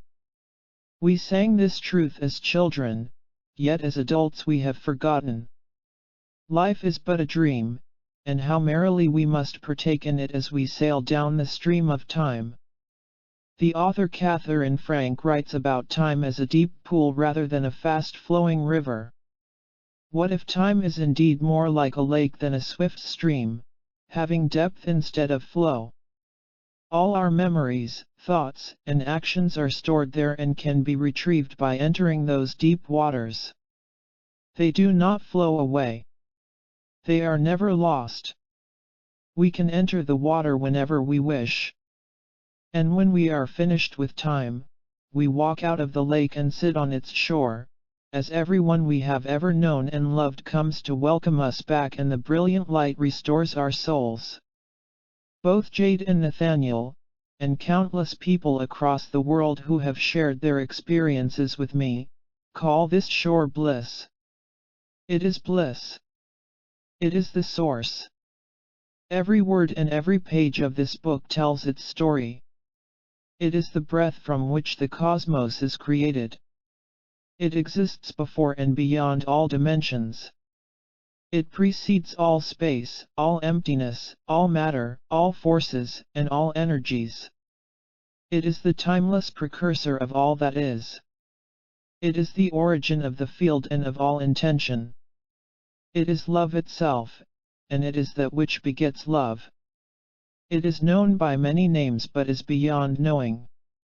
It is our true home. It is where we take off our bodies and our masks one last time and cast them into the eddy of eternity.